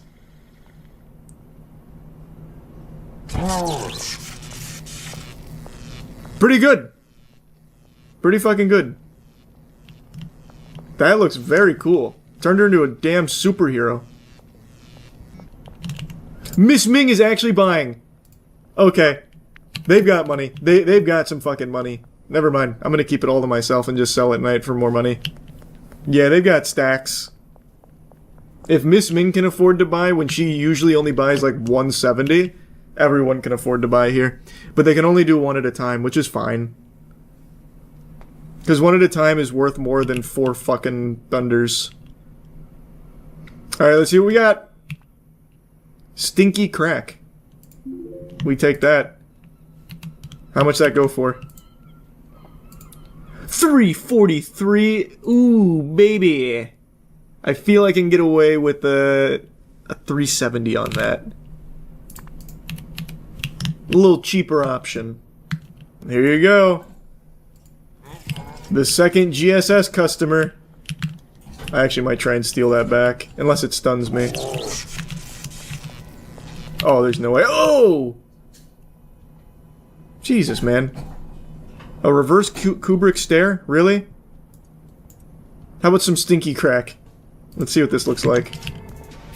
Let me take a peek, George. Let me analyze.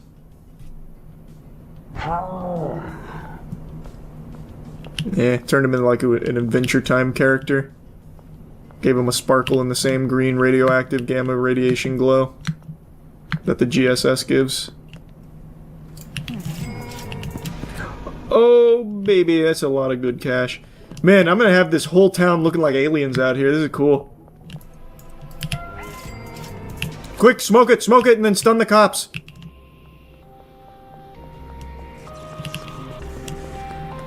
Stun the cops. Fuck. No, the cop. Oh, fuck. Stun the cops. I'm gonna try and run them into him. Okay, wait, I can't let myself get... I'm getting too experimental. Austin! Here it is. Enjoy it. Peter, you sick fuck.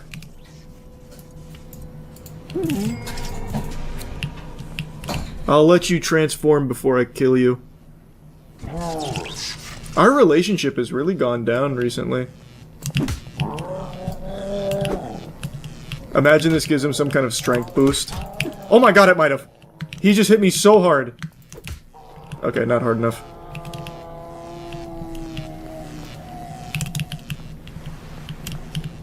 Bye, Peter. Oh, I can still see you down there. Pretty shallow water. Damn, look at those earnings. That's my biggest single day so far. I made sexy dick. My employees at the bungalow are probably about out of cash right now, which is why they're not working. But I also don't need them working right now because I still have so much inventory all my dealers are working with. So, it's not that big a deal. He's already sold all the GSS to the rich guys. Molly's over 10k here. Holy. Yeah, I have so much cash right now. I think it's about time I get the barn, but I have to wait for the weekly limits. When are you gonna start selling that all-spark pack straight from Cybertron my boy Sam was tweaking off of? Soon. Maybe that's what I'm making right now. We don't know yet. We've never seen Ultra Splooge before. No one has. So we'll see what happens. Only one... Well, I have two stinky crack deals. We got Sweet Dick. Hey, we still got it. The 353 meth right there. We still hit it. Damn, we actually got a full-blown fucking Chaos Emerald here. Chaos control this bitch. Let's go. A Sweet Dick in 2025 is big pull for this community. This one, it's going to be a big markup. It's going to be a 415.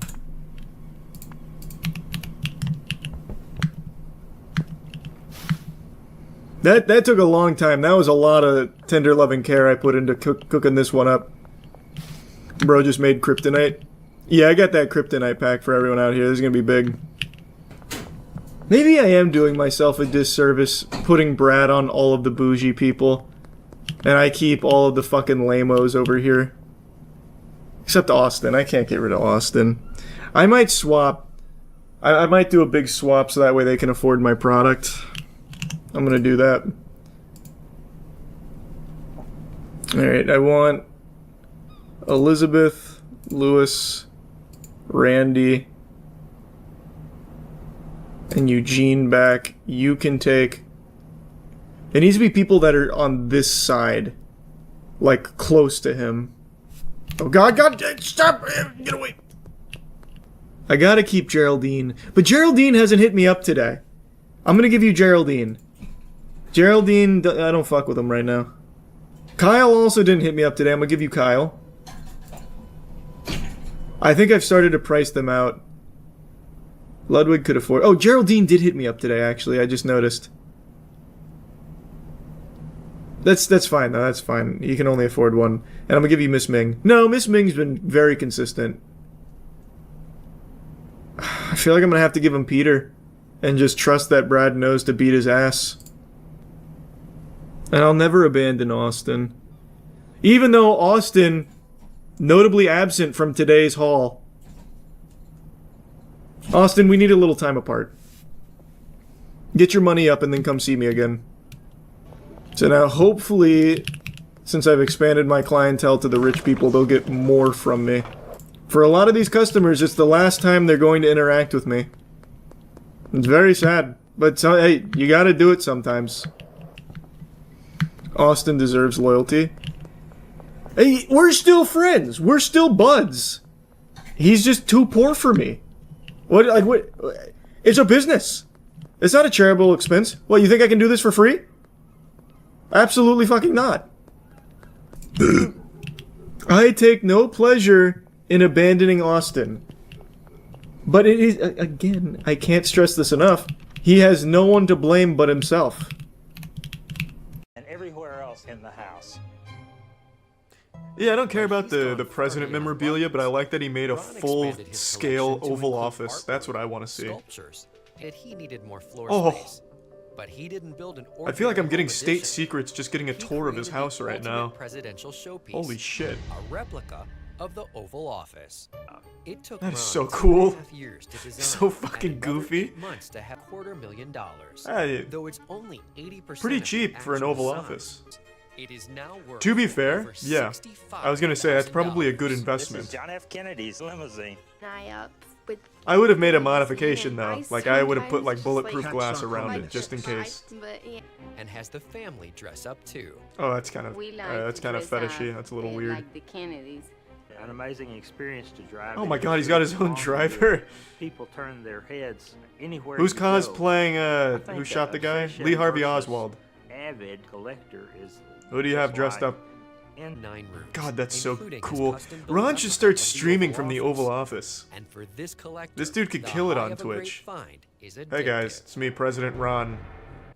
He should just upgrade to the real White House at this point. He already knows the layout better than probably half the employees. Even his name sounds like a president. President Ron Wade. A lot of sentimental value here. Yeah. Well, there's a lot of patriotism in there. When I heard from Ron, a lot of freedom. He just walked into the freedom quarters. Into his own personal Oval Office. Today, his entire he couldn't give it away for free if he wanted to. $240,000. Bob owns over 240 Love Dolls. Is he just starting his collection? That's not even impressive. Every day is 1950s to me. And they don't care Hey, what that's like people Review think. Bra on People YouTube. think I'm obsessed with this. Yeah. This is my crazy obsession. Those two should date, Review Bra and this girl. That'd be the perfect match. Oh, righto. Hey, I'm working in the This is lab. Bob Gibbons. And people buy love dolls for sex. But that's not the case with Bob.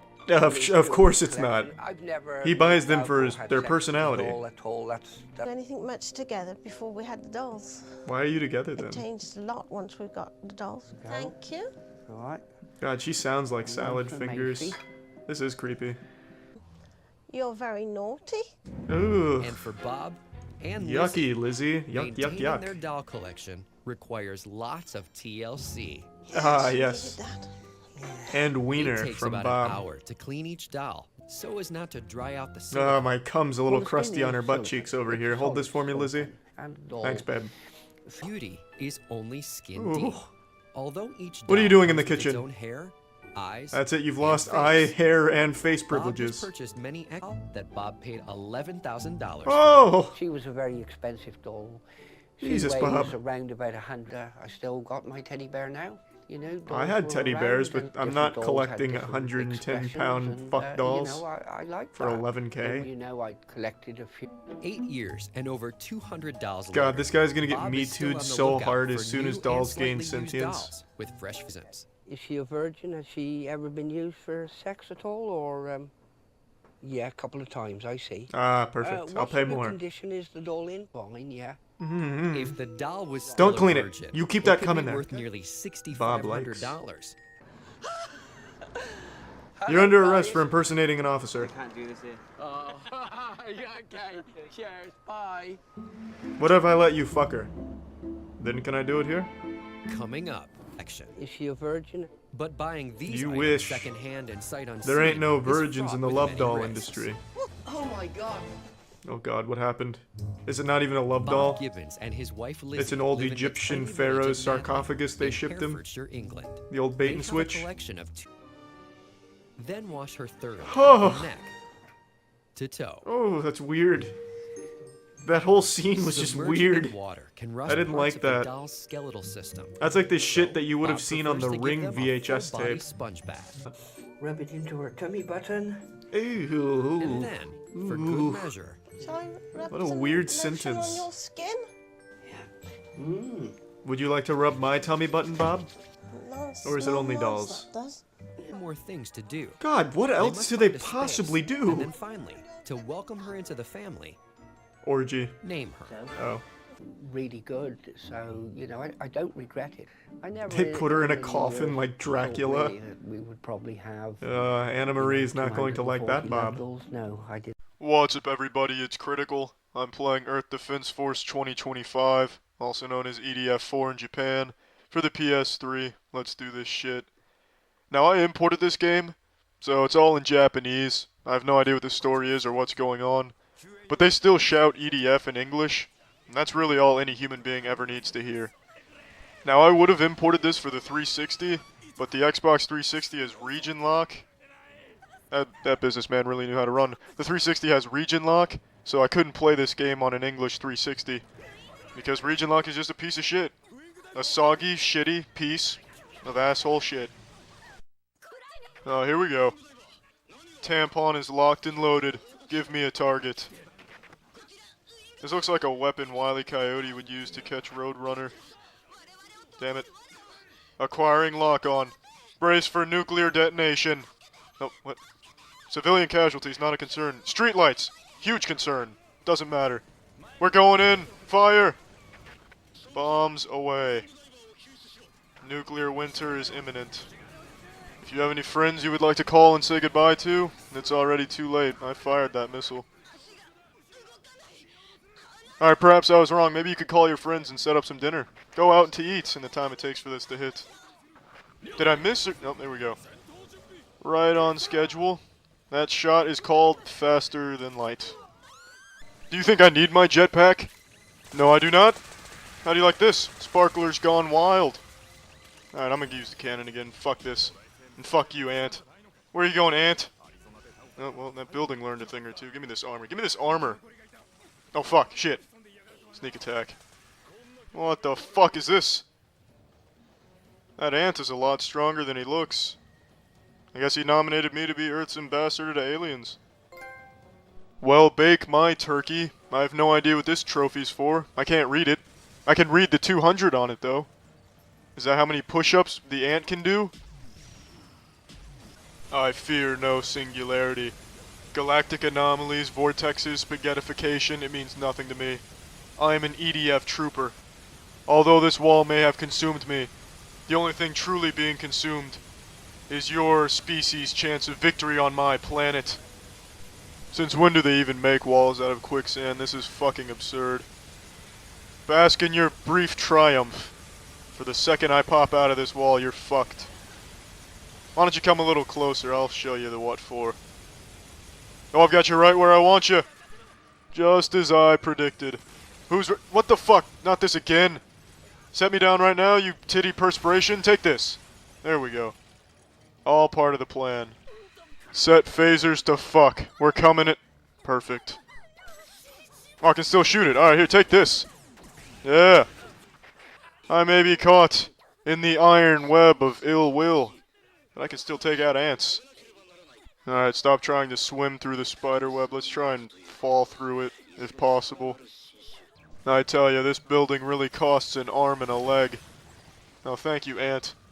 I mean, I was just looking at the real estate. What was I thinking, you know? Here, take this! Awesome, the explosion killed me. You know, I really appreciate that interruption, ant. You're just tugging your mammary glands. I'm looking at houses, but no, thank you for that. Will you stop rubbing your ass cheeks on my tank? Oh, there you go. Just keep running into my tank. That's really safe. Oh, you fell, damn it. See, that's why you bring knee pads when you're running into a tank. Safety first. So you called your friend over here. I guess this is the best way to survive an alien invasion, just run into my tank. They're getting closer, keep running into my tank, quickly. Come on, get on oh, she's taking me for a ride now. What the fuck happened to him? Did my tank eat him? Did they just disappear? I am the sheriff of this town. You threw a fucking telephone pole. You may have rendered telephones useless, but I can still call your Ant Queen a bitch. Let's get him, R2-D2. That's right. Who dares challenge the fury of my sterile garbage can? I'm just going right at him. Take this, you sack of shits. Oh, fuck, fuck, no! Get him, Roomba! Get him, yeah. How do you like this? I got a whole nother one, yeah. I can actually heal more than they can damage me. It's a stalemate. Somebody time me. I think I'm setting a new record for the mechanical bull. Except I'm using an ant, so, I mean, should still count. Oh, fuck, shit. You had enough, ants? You wore yourself out? Who else dares step into my arena? Come on. Challenge. Oh, fucking bastard. Alright, well, he thinks he's got what it takes. I'm actually gonna fight back this time. Alright, I need a better gun. I didn't realize the explosions were just confetti in disguise. Let's try again. Danger close. I missed. I do apologize to the inhabitants of that home. But I must break free! There we go. I need to find a safer location. Oh, damn it, it's a stampede! Run! Where's the fucking? Full of shitting? Son of a bitch. Alright, well, the explosion killed me there. Not quite sure what I was supposed to do. I mean, I just got up, and then I got scooped up. I realized the mission has failed, but you don't need to dissect me. That's really nice. You know, that's really civilized. To use a napkin when you eat, too? Remember to chew with your mouth closed? Oh, perfect. Just throw me like I'm a frisbee. You know, just toss me aside like I'm a fucking tumbleweed. It's a Warhammer symphony. Fuck those Beethoven versus Mozart arguments. It's all about the Warhammer versus Warhammer arguments, in which the only true answer is Warhammer. Alright, well, I'm done playing this. Well, that's the end of this video. Remember to rate the video, comment the video, and subscribe if you want to see videos similar to this one. See ya. Yeah, I saw the Ashes of Creation stuff. Archive sent it to me. This has been a crazy disaster that just keeps on getting messier and more pathetic. What happened with Ashes of Creation? Like, in general? You don't know the story, or do you mean what the new stuff is? Because here, we'll just read the article, just in case people don't know the lore. Ashes of Creation, though, in a nutshell, massively successful Kickstarter campaign, and then, out of nowhere, in a very public blow-up, got taken down, 4 or 5 months ago? They're like, alright, we're done here. No more Ashes of Creation, after raising $3.2 million. Okay, so it was removed from Steam in February. Wow, I didn't remember being that. Or I thought it was a lot longer, but whatever. I thought it was a lot earlier. Watch like the first 20 seconds of the video in that article. It's insane how much money they spent on bullshit. Down here, yeah, we'll get to it in a minute. The ensuing back and forth between former CEO Stephen Sheriff and the studio's board has made the veracity of both sides' claims difficult to verify, but following an extremely detailed report published by YouTube channel Nefas QS on April 11th, there are now more allegations flying around about how the project's funds were managed. The news report claims to have obtained and processed the entire Intrepid Studios general ledger from 2015 to 2026, which they state paints a troubling picture of a company that was on the threshold of financial death at multiple points in its history. And then it talks about the new allegations here about the lavish lifestyle. So here we go. So basically, using funds for nefarious purposes outside of making the game that they were supposed to deliver and following through on the promises. $21,000 to hire a private chef, $48,000 for historical antiques, $220,000 for DoorDash, $8,700. $220,000 for DoorDash. That's diabolical. What is he ordering through DoorDash? How is that possible? $1,000 to hire a private chef, $48,000 for historical antiques, $220,000 for DoorDash. $220,000 for DoorDash doesn't even make sense. You'd have to be eating like every hour. Man's out here DoorDashing caviar and shit every hour on the hour. DoorDashing gold bars to my house. Yeah, I mean, I don't know how that's possible. I didn't see that figure. I saw like the TCG stuff where he wasted $48,000 on trading cards and shit. And then the private chef. Why is he getting a private chef for $21K when he's still DoorDashing $220K worth of food? Is all this guy does eat? That's all he is? He's just like fucking gluttonously consuming? Just like this filthy, gluttonous man? Like Nurgle or something? Like, this is crazy. How is that possible? How does an appetite like that even exist? Because keep in mind, this is $220,000 in a relatively small period of time. This isn't over the course of like 40 years. Wow. Wow. $8,700 for office plants, almost $16,000 for the movie theater. What? $16,000 for the movie theater? I go to a movie every single week and I haven't spent anywhere near $16,000 in the entire time I've done like the moist meter and shit. How? What does he do? This can't be right. You would have to be seeing every single movie that's ever released for the last, 5 years in Dolby and IMAX. I don't get it. That's mostly food. Oh, true, yeah. Maybe he spends $16,000 at the theaters, not on tickets, but on concessions. That's a good point. Yeah, that's very true. That's very true. All the limited edition popcorn buckets, you're right. Didn't even think of that. How silly of me. The guy who DoorDashes $250,000 worth of food is definitely finding other ways of wasting even more money on food at movie theaters. Holy. $95,000 for Amazon orders, 3.5. What was that? So, let me just full screen that because it's getting because it's getting blocked by the embedding. $8 million for the almost $16,220 for the movie theater, $595,000 for Amazon orders, $3.5 million for Amazon Web Services, $1.48 million for the American Express credit card, $3.9 million for multiple Chase credit cards, $102,000 for Epic Games, $21,000. Say that one more time. Multiple Chase credit cards, $102,000 for Epic Games. $102,000 for Epic Games? Like, what does that mean?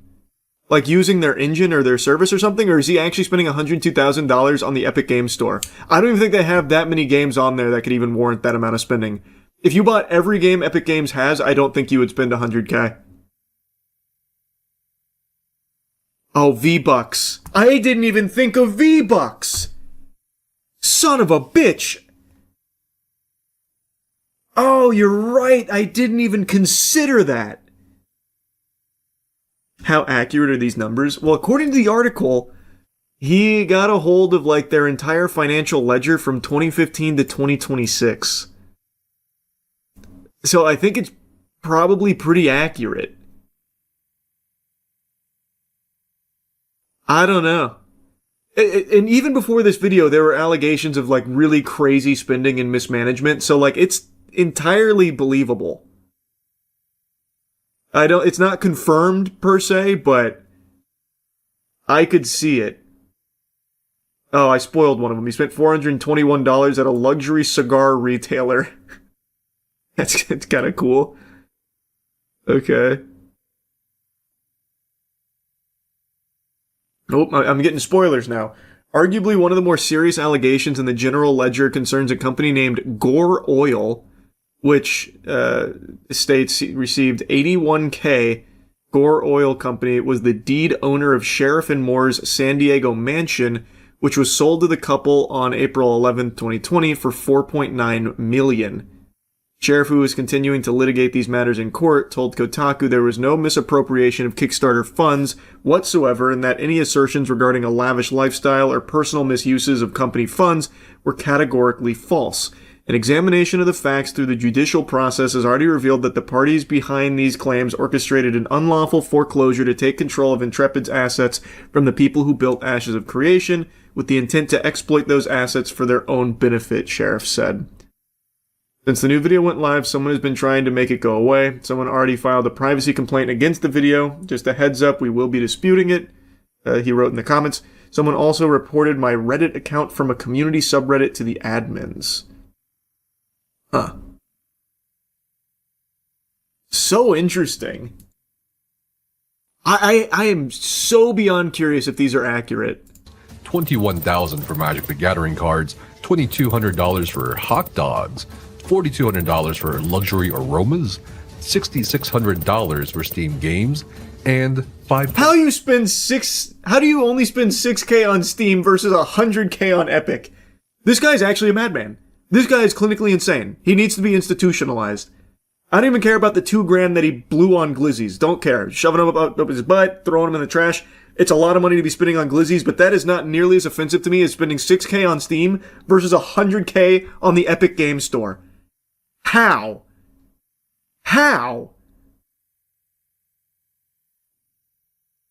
Bro is saving up to buy Tung Sohor in Fortnite. $49 million for office rent. Listen, someone's stomach, child's stomach just growled. Classic, Did you hear classic. It? Gotta listen like me. Rent is too damn high. Those are just some of the numbers you'll be able to look at both yourself in this video and the general ledger covering over a decade of monetary transactions I'm making publicly accessible. Ooh. You can check the ledger yourself? That adds another air of credibility to it, I would say. Wow, I have got to see how this shakes out if this is all true. That's crazy, man. Yeah, I only read, like, the article, so I missed some of these up here in the beginning. I didn't watch the video. Yeah, the whole Ashes of Creation story is a crazy one. We talked about it when it first happened, when it first got taken down, and all of the, wackiness. Don't worry, your money was spent on a glizzy. That's true. You were probably part of his hot dog fund. That was one of your backer rewards. Sheriff eats a hot dog in your honor. I don't know, man. It is very interesting that this is now publicly accessible. He's made the ledger public. It could still be bogus. It could still be incorrect data. I have no idea. I have got to see where this goes next. I am still so stunned on this right here. $598,000 for historical antiques, $220,000 for DoorDash. Can't get over that. I can't get over that. $220K for DoorDash. That's like that Wayfair shit back in the day where people thought they were trafficking children through the Wayfair prices because some of the furniture made no sense that people were paying or something, whatever that was. Now I kind of already forgot the details. That's like that kind of shit. Isn't it across 10 years? Yeah, I believe it's across 10 years. That's still an unfathomable amount of money. And again, 10 years is a relatively small period of time to rack up $220K in DoorDash orders. In fact, how long has DoorDash been, like, mainstream? I don't even know if it's been around, like, in a big way for a decade. Let's see. When was DoorDash launch? 2013 is when it launched, so let's safely assume that it was big in 2016. That's still crazy. I feel like most of these, though, like DoorDash, Uber Eats and stuff, really popped off around, like, COVID era, though. Like, that's when I imagine most of the spending would have been for them. Is Uber Eats healthy? Brother, what? It depends on what you're Uber Eatsing. It's entirely up to you. Uber doesn't decide what it's sending you. That everything and everyone may not be quite what they appear to be. Oh, I get it.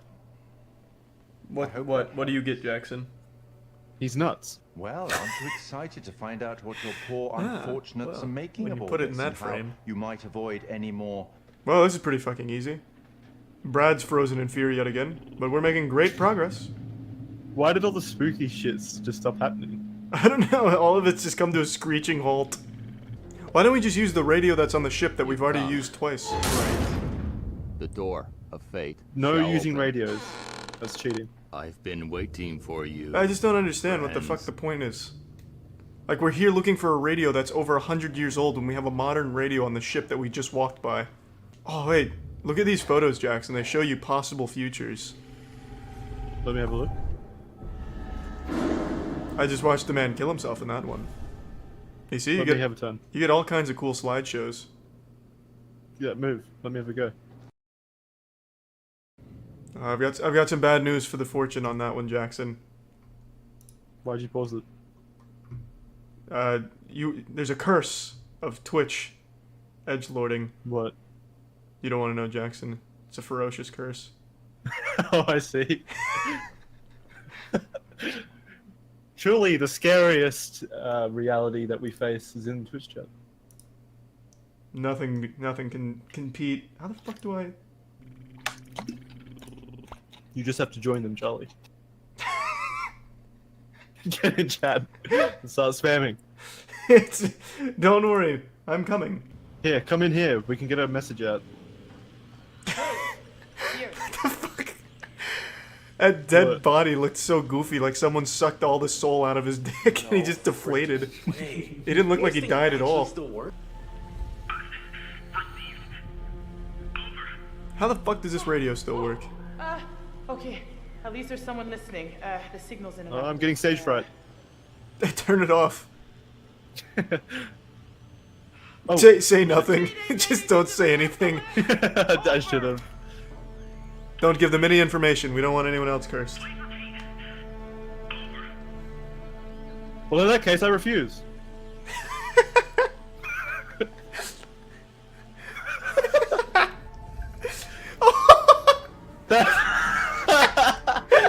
That was my one chance. Conrad, you fucking idiot! You blew it. Yo. Now we'll never be free. Check it out. Is there another radio down there? You think we'll find a cell phone this time? This has got to lead somewhere. Maybe we can find a way to get the power back. We need to get that radio working.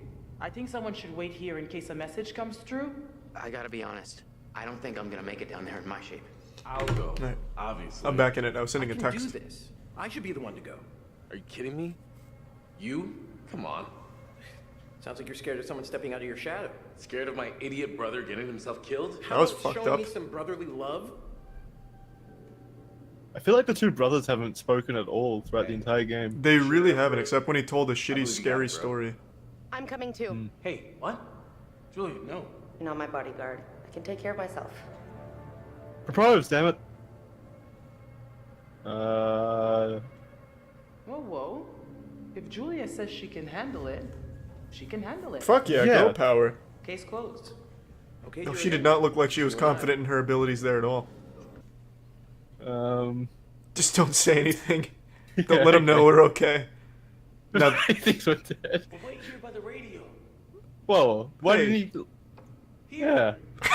he's just angry. You won't talk to me, fine.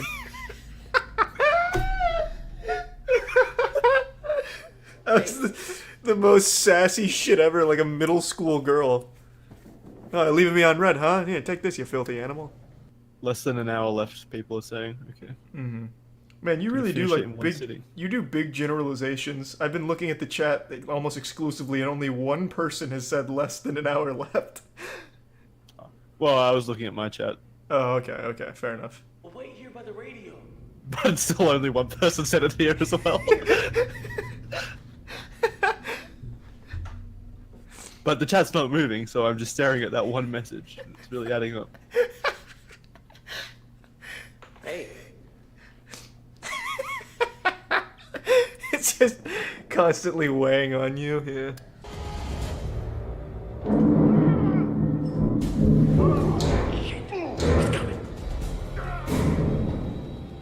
We've got to split. Why? Wait, how does that help? Inspect. I'm not concerned. Ah, there was nothing. What the fuck? She just wanted to hold his hand. The fuck was the point of that? Please tell me you have an escape plan. Yes. But I'm not going to tell you about it. I'm going to say nothing. Why? We need to be on the same page. It's going to be a surprise to all of us. But Americans have smashed their way into a foreign land and come up short. Well, then I'm not gonna control my heartbeat. Gold is mine, and now I'm the one who I'm going to just whistle so he knows where we are. with my big fucking hammer. Oh, that was actually entirely on me. I wasn't paying attention. Well, my rebreather! Wait, that was part of my plan. Oh, it actually worked.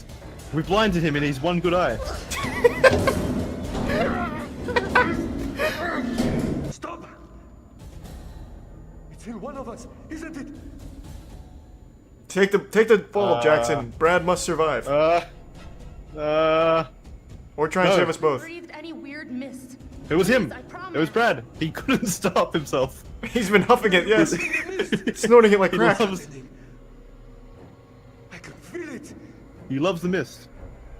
I use it like a goddamn inhaler. I have asthma. Come on, man. There is no mist. Oh, that's convincing. Ah! I tried. Julia, you bitch. His eyebrows are still twitching. You killed my brother's boyfriend. I mean, my boyfriend's brother. Brad's entire story was hiding under a bed on the small boat for half of the game. And then showing up out of nowhere and dying. Well, it's even worse than that. His whole story arc was, I'm a coward, I'm a coward, alright, I'm gonna be brave, and he gets shot.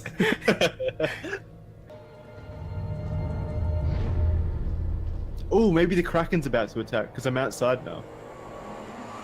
Yeah, like I said, in one of the photos, that was something that happened. What, like tentacles? Giant tentacles? Mm-hmm. Which is why I said it reminds me of the Obra Dinn. God, Obra Dinn was a good game. I remember recommending that to you, and you didn't think you'd like it. I do remember that happening as well. Did you stream that one? I did not. I was in Pennsylvania. Yeah, that's right. Fliss! What the fuck just happened here? What the Were you in an elevator, by any chance? No, I don't know. What the fuck just happened there? Uh-oh. I may have just broken our only way up the boat. I can't hear you over the sound of the distributor cap being destroyed in front of me. Yeah, that's what I just said. I did that. Oh, that was you? I dropped the elevator on it, if that's what you mean. Yeah, that's exactly what happened.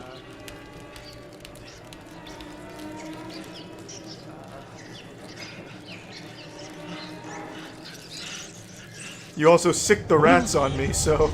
Yeah, well, there's no rats. I can't see any rats. Oh, it's Ghost Brad. It's me! It's me! Don't! It's me! Oh. It's me! Oh, you bitch! It's me! Why is everyone... Alright, fine. It's me, I promise. I'll accept I promise. you. I'll accept you into my ranks.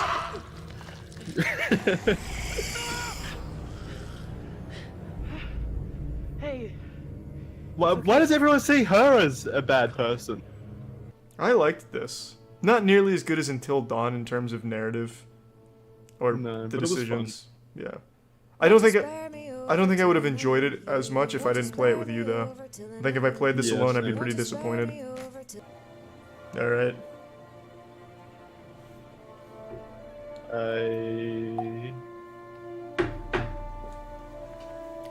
I gotta say, I don't understand what the fuck the point of that after credit scene was. I think you could have just assumed that they were still wandering the sea aimlessly. I mean, that's what they showed beforehand as well. Who are you?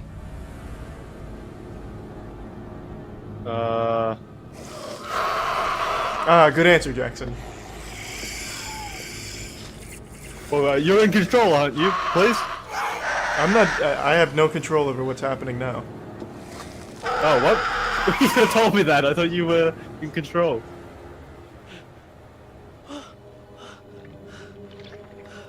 Wait, what happened? Why is everything red? Did you stab me? Red. Wait, what the fuck? Is he being abducted? What the fuck's going on? I'm being impaled by a rat. Thanks to the tier 1 Mon Chris. How did that happen?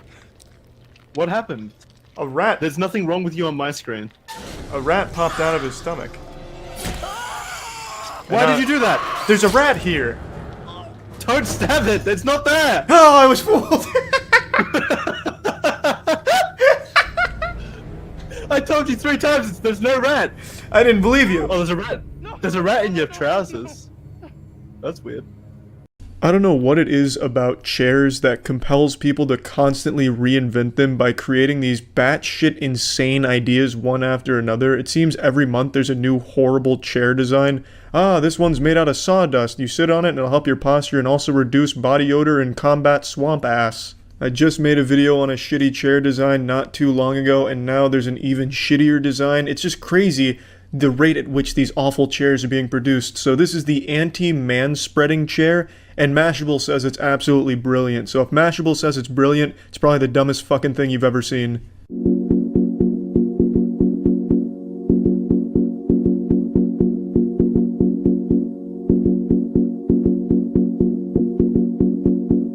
It's basically a timeout chair from middle school. I'm surprised they don't put a dunce hat on the guy that sits in that. Just look at the way he's sitting. He looks depressed. He looks very scared, shy, like he's about to get beaten by his wife over there. Banging his knees together and his balls are fucking constricted, and if he moves around it's gonna be like a Newton cradle in his nutsack. This is just not a very comfortable sitting position for most men. If you took his pants off right there, it'd be looking like Homer Simpson strangling Bart Simpson if Bart Simpson was his nutsack.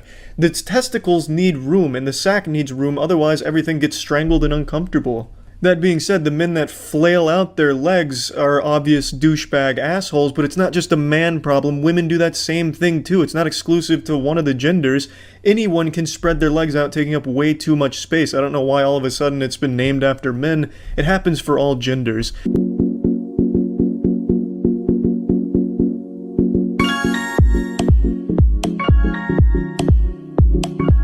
How socially inept are people these days? This isn't a solution to anything. The solution for someone taking up too much room is politely asking them, hey, can you scoot over a little bit or not take up this much room?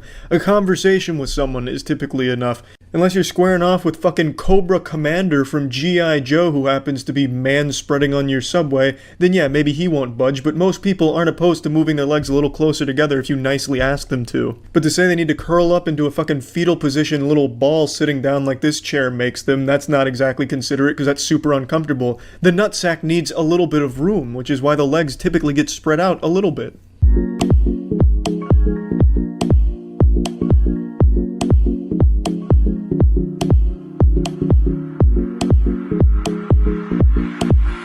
You see, if I saw a dude sitting like this with his hands on his knees and shit like this, I'd assume that he's hiding something from me, like he's concealing a deadly weapon down there that he intends to use. It's a suspicious looking posture in seated position for most men. All curled over like that, looking all proper like they're at the bottom of the pyramid on a cheerleading team. It just doesn't make sense because no one's going to willingly sit like that because it is uncomfortable. And also, this chair doesn't help with the issue of spreading your legs too far, both men and women, because you can just rest your legs on top of it. It's not that high. Unless it's coated with barbed wire and broken glass, it's not going to hurt you that much. It's just it's a useless invention. I don't know if they plan on selling this. I didn't bother looking into it more. I imagine they will try and sell this as like a novelty chair for someone who thinks they're fighting some noble fight against the man-spreading menace, the epidemic of legs spread out too far. But it's still, no matter what, even as just a one-off thing, just a fucking dumb idea.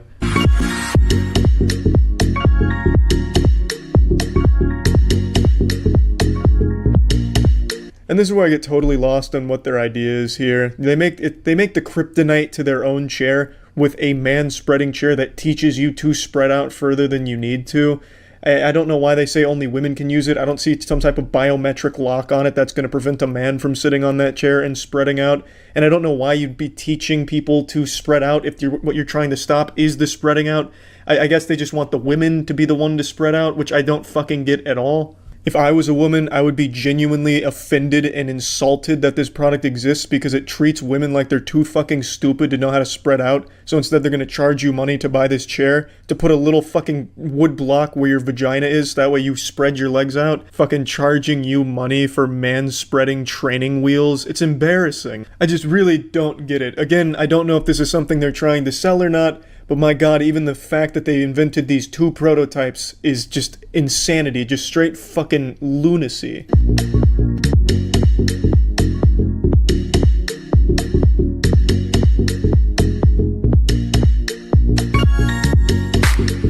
You don't say. I mean, it won't even act as a band-aid on the problem. And it's not a problem in the first place. It's an imaginary problem. There's not some type of fucking pandemic sweeping the world where men are spreading their legs out across the entire fucking row of chairs or across the whole subway doing full-length splits.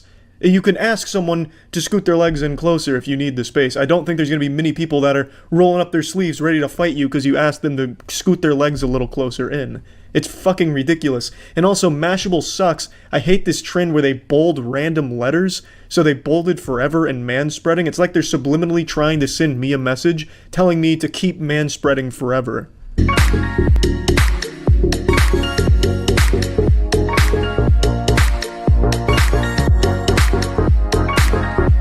It's not a problem faced by only women. In fact, it's not a problem faced by many people at all, but it's not exclusive to women when there's someone spreading their legs too far. That affects anyone that wants to sit around the area. Yep, just absolute garbage, but hats off to anyone that wants to pay for some of these bad boys. You know, maybe I'm wrong and this will catch on huge and I'll be going to a restaurant and I'll have to ask to order the man-spread-proof booster seat. Or I'll have to take like a driver's ed course of man-spreading, learning the proper ways of sitting using these chairs. It's just an unbelievably ridiculous idea for a product and just a big old pile of shit. That's about it. See ya. AI everything. It's coming. Literally everything. Even in the most useless circumstances, AI is being ham-fisted into it. Soon, your silverware is going to be AI integrated, where it'll be telling you, you know, Charles, it seems like you're looking for an awfully big portion of this spaghetti here. Are you looking to put on pounds? Like shaming you or something if you're eating too much food. Like everything is getting AI. Millions of dollars going into the most useless implementations of AI imaginable because it's just this gold rush that has broken the brains of every tech company on the planet. Last night I learned about, of course, the Razer Goon Tube. Then there's the Sony AI patent that will play the games for you if you blow major ass at gaming.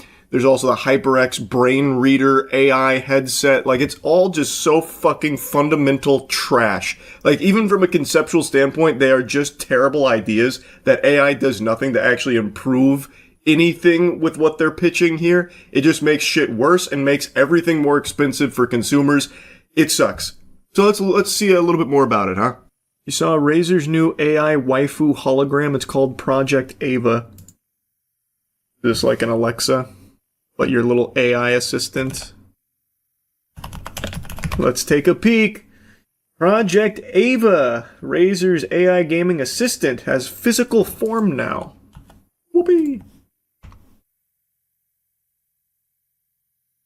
Wow. For gamers who want their backseat gamer to be a little cute. For those who need a refresher, Project Ava is Razer's real-time gaming co-pilot, an AI assistant that essentially acts as a backseat gamer for you. While you're playing, Ava, represented here by a character named Kira, offers live advice, tips, and commentary overlaid directly on your screen as the game unfolds. It's coaching, but with a personality and a face. There's a trailer for it. You can change the waifu into Faker. You can change the hold on, maybe I was too quick to judge. You can change the waifu into Faker.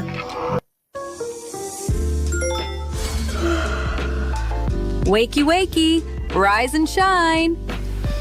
Morning, Joey. You were snoring again. Definitely wear your favorite green jacket. Look, now we're really vibing. That's the saddest shit I've seen in my fucking life, man.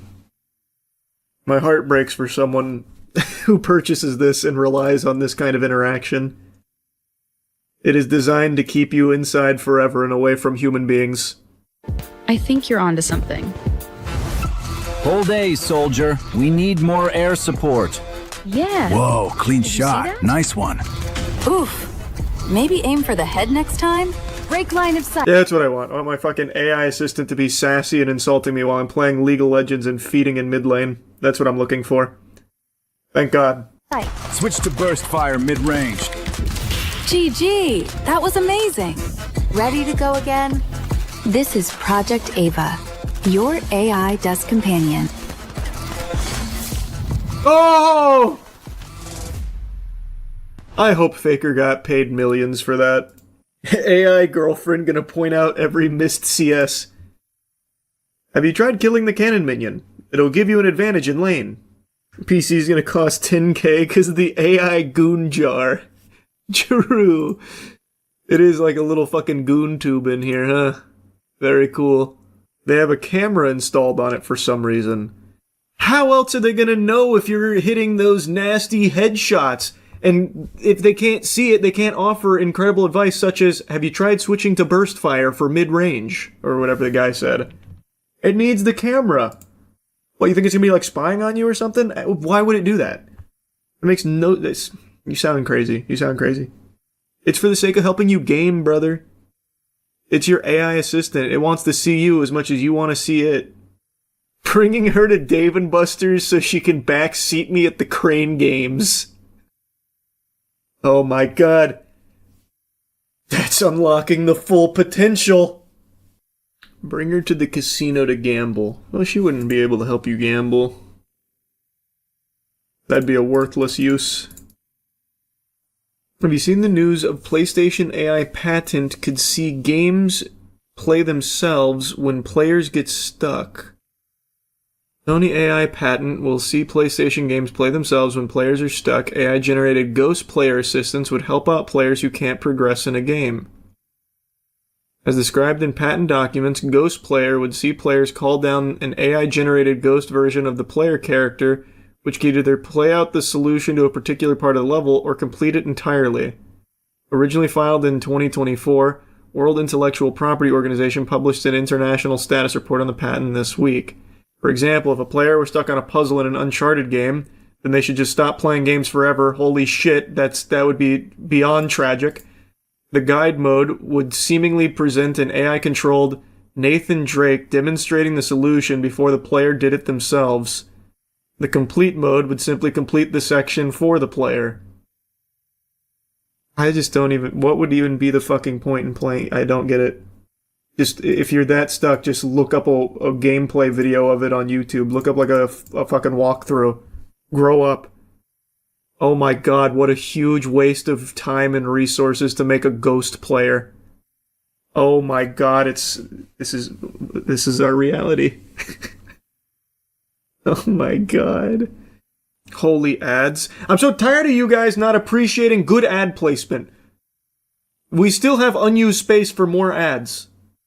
So you're not even getting the worst of it here. It's only 1, 2, 3, 4, 5, 6, 7, 8.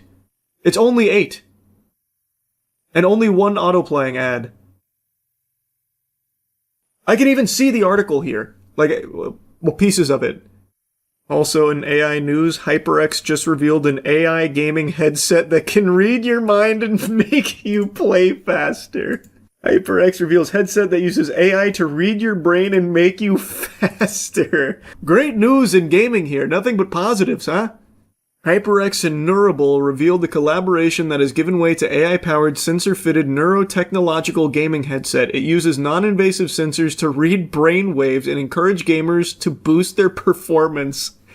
The combination of HyperX peripheral technology and Neurable's cognitive monitoring solutions endeavors to give players insights into their real-time brain performance and reduce their reaction times. Whoa, that's so cool. It was claimed that testing participants resulted in an improved reaction time of around 43 milliseconds on average, a number that was made even more pronounced by testing the headset with pro esports players. A promising future of gaming, one where understanding your mind becomes as natural as understanding your mechanics by making brain-computer interfaces intuitive and invisible inside the tools players already use. We're proving that neuroscience can meaningfully elevate performance and transform the way people play. We've always been about empowering power players with the best technology to play, and now with our strategic collaboration with Neurable, we look forward to giving more insight into how one's cognitive skills and focus impacts their gameplay to ultimately make them as competitive as possible. Am I understanding this correctly? So it doesn't actually like do anything to like jolt your brain into being faster. It's giving you data on your reaction times and stuff? Is that what it is? It's giving you insight into how your cognitive skills and focus impact your gameplay? Which, to me, feels pretty fucking obvious. But I guess hard numbers maybe helps someone out there. I don't need to know that my reflexes are shit. See, that's what, like, I don't see how it helps you improve your reaction time by just giving you the data. I can also get my reaction time data by going to, like, humanbenchmark.com and testing it. I don't see how this improves reaction time by, on average, 43 milliseconds. But shit. Who am I to doubt the power of AI? Imagine the superhuman you could be if you combined all of these. AI gaming headset for reaction time, AI goon tube for backseat gaming, and the AI patent to play the game for you. You would be the next Faker. It's like Lawnmower Man. It is very much like Lawnmower Man. Actually, that's a good point to bring up. How are gaming companies prepared to deal with fake AI players? They're not. They just literally are not. They can't even deal with human cheaters right now, let alone AI bots that play their games. There's nothing they will be able to do to stop it. And all online gaming will suffer when that becomes more commonplace. You think this is also geared towards accessibility and disabled players for Sony, that is? I could see that argument in some capacity, but it's not like... The accessibility it's offering is more so like, we'll just complete it for you. That's kind of the antithesis to accessibility. I actually think all of the accessibility that Microsoft has done is in a good direction. I know I poo-poo on Microsoft all the time, but I am actually always impressed with how seriously they take accessibility controls for disabled gamers. This is not really that. This is just giving you the solutions or doing it for you.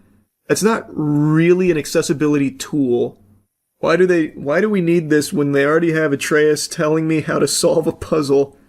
That's true, they already did accomplish this without AI. They didn't need patents for Atreus just vomiting out every solution. What's the difference between watching a video and watching AI do it for the solution, though? The difference of millions and millions and millions of dollars and resources poured into the AI doing it for you when you can just for free right now without any big detrimental effect on the industry, type in YouTube Uncharted walkthrough for whatever you're stuck on. That's the big difference. You hear NVIDIA is reproducing 3060 GPUs? I saw the headline, I forgot to look into that. I wonder if they're going to be the same price that they were back when it first released. My gut tells me probably not. Why do you think Valve cares so much about something being AI or not compared to other companies? For me, it's a pretty obvious answer to that. I don't even know if it's the right answer, but maybe it's just because of my faith in the company. Valve has shown for almost 2 decades now that it really does value a good product. It values the consumer, and that's why it has a de facto monopoly on PC gaming. People just choose Valve despite there being alternatives. No one goes to them because Valve is just the gold standard. It actually is just the most consumer-friendly platform in the space, period. So I feel like Valve understands that the consumer wants to be informed on if the product uses AI. So Valve gives you the tools to see that yourself and make your own decisions if that means something to you. Whereas other companies, they make all those decisions and don't give a fuck about like what the consumers or players actually want. It's all about how they can squeeze money out of them. That's what I think. It could be wrong though. But I feel like Valve has a very good track record when it comes to just like actually delivering a quality product.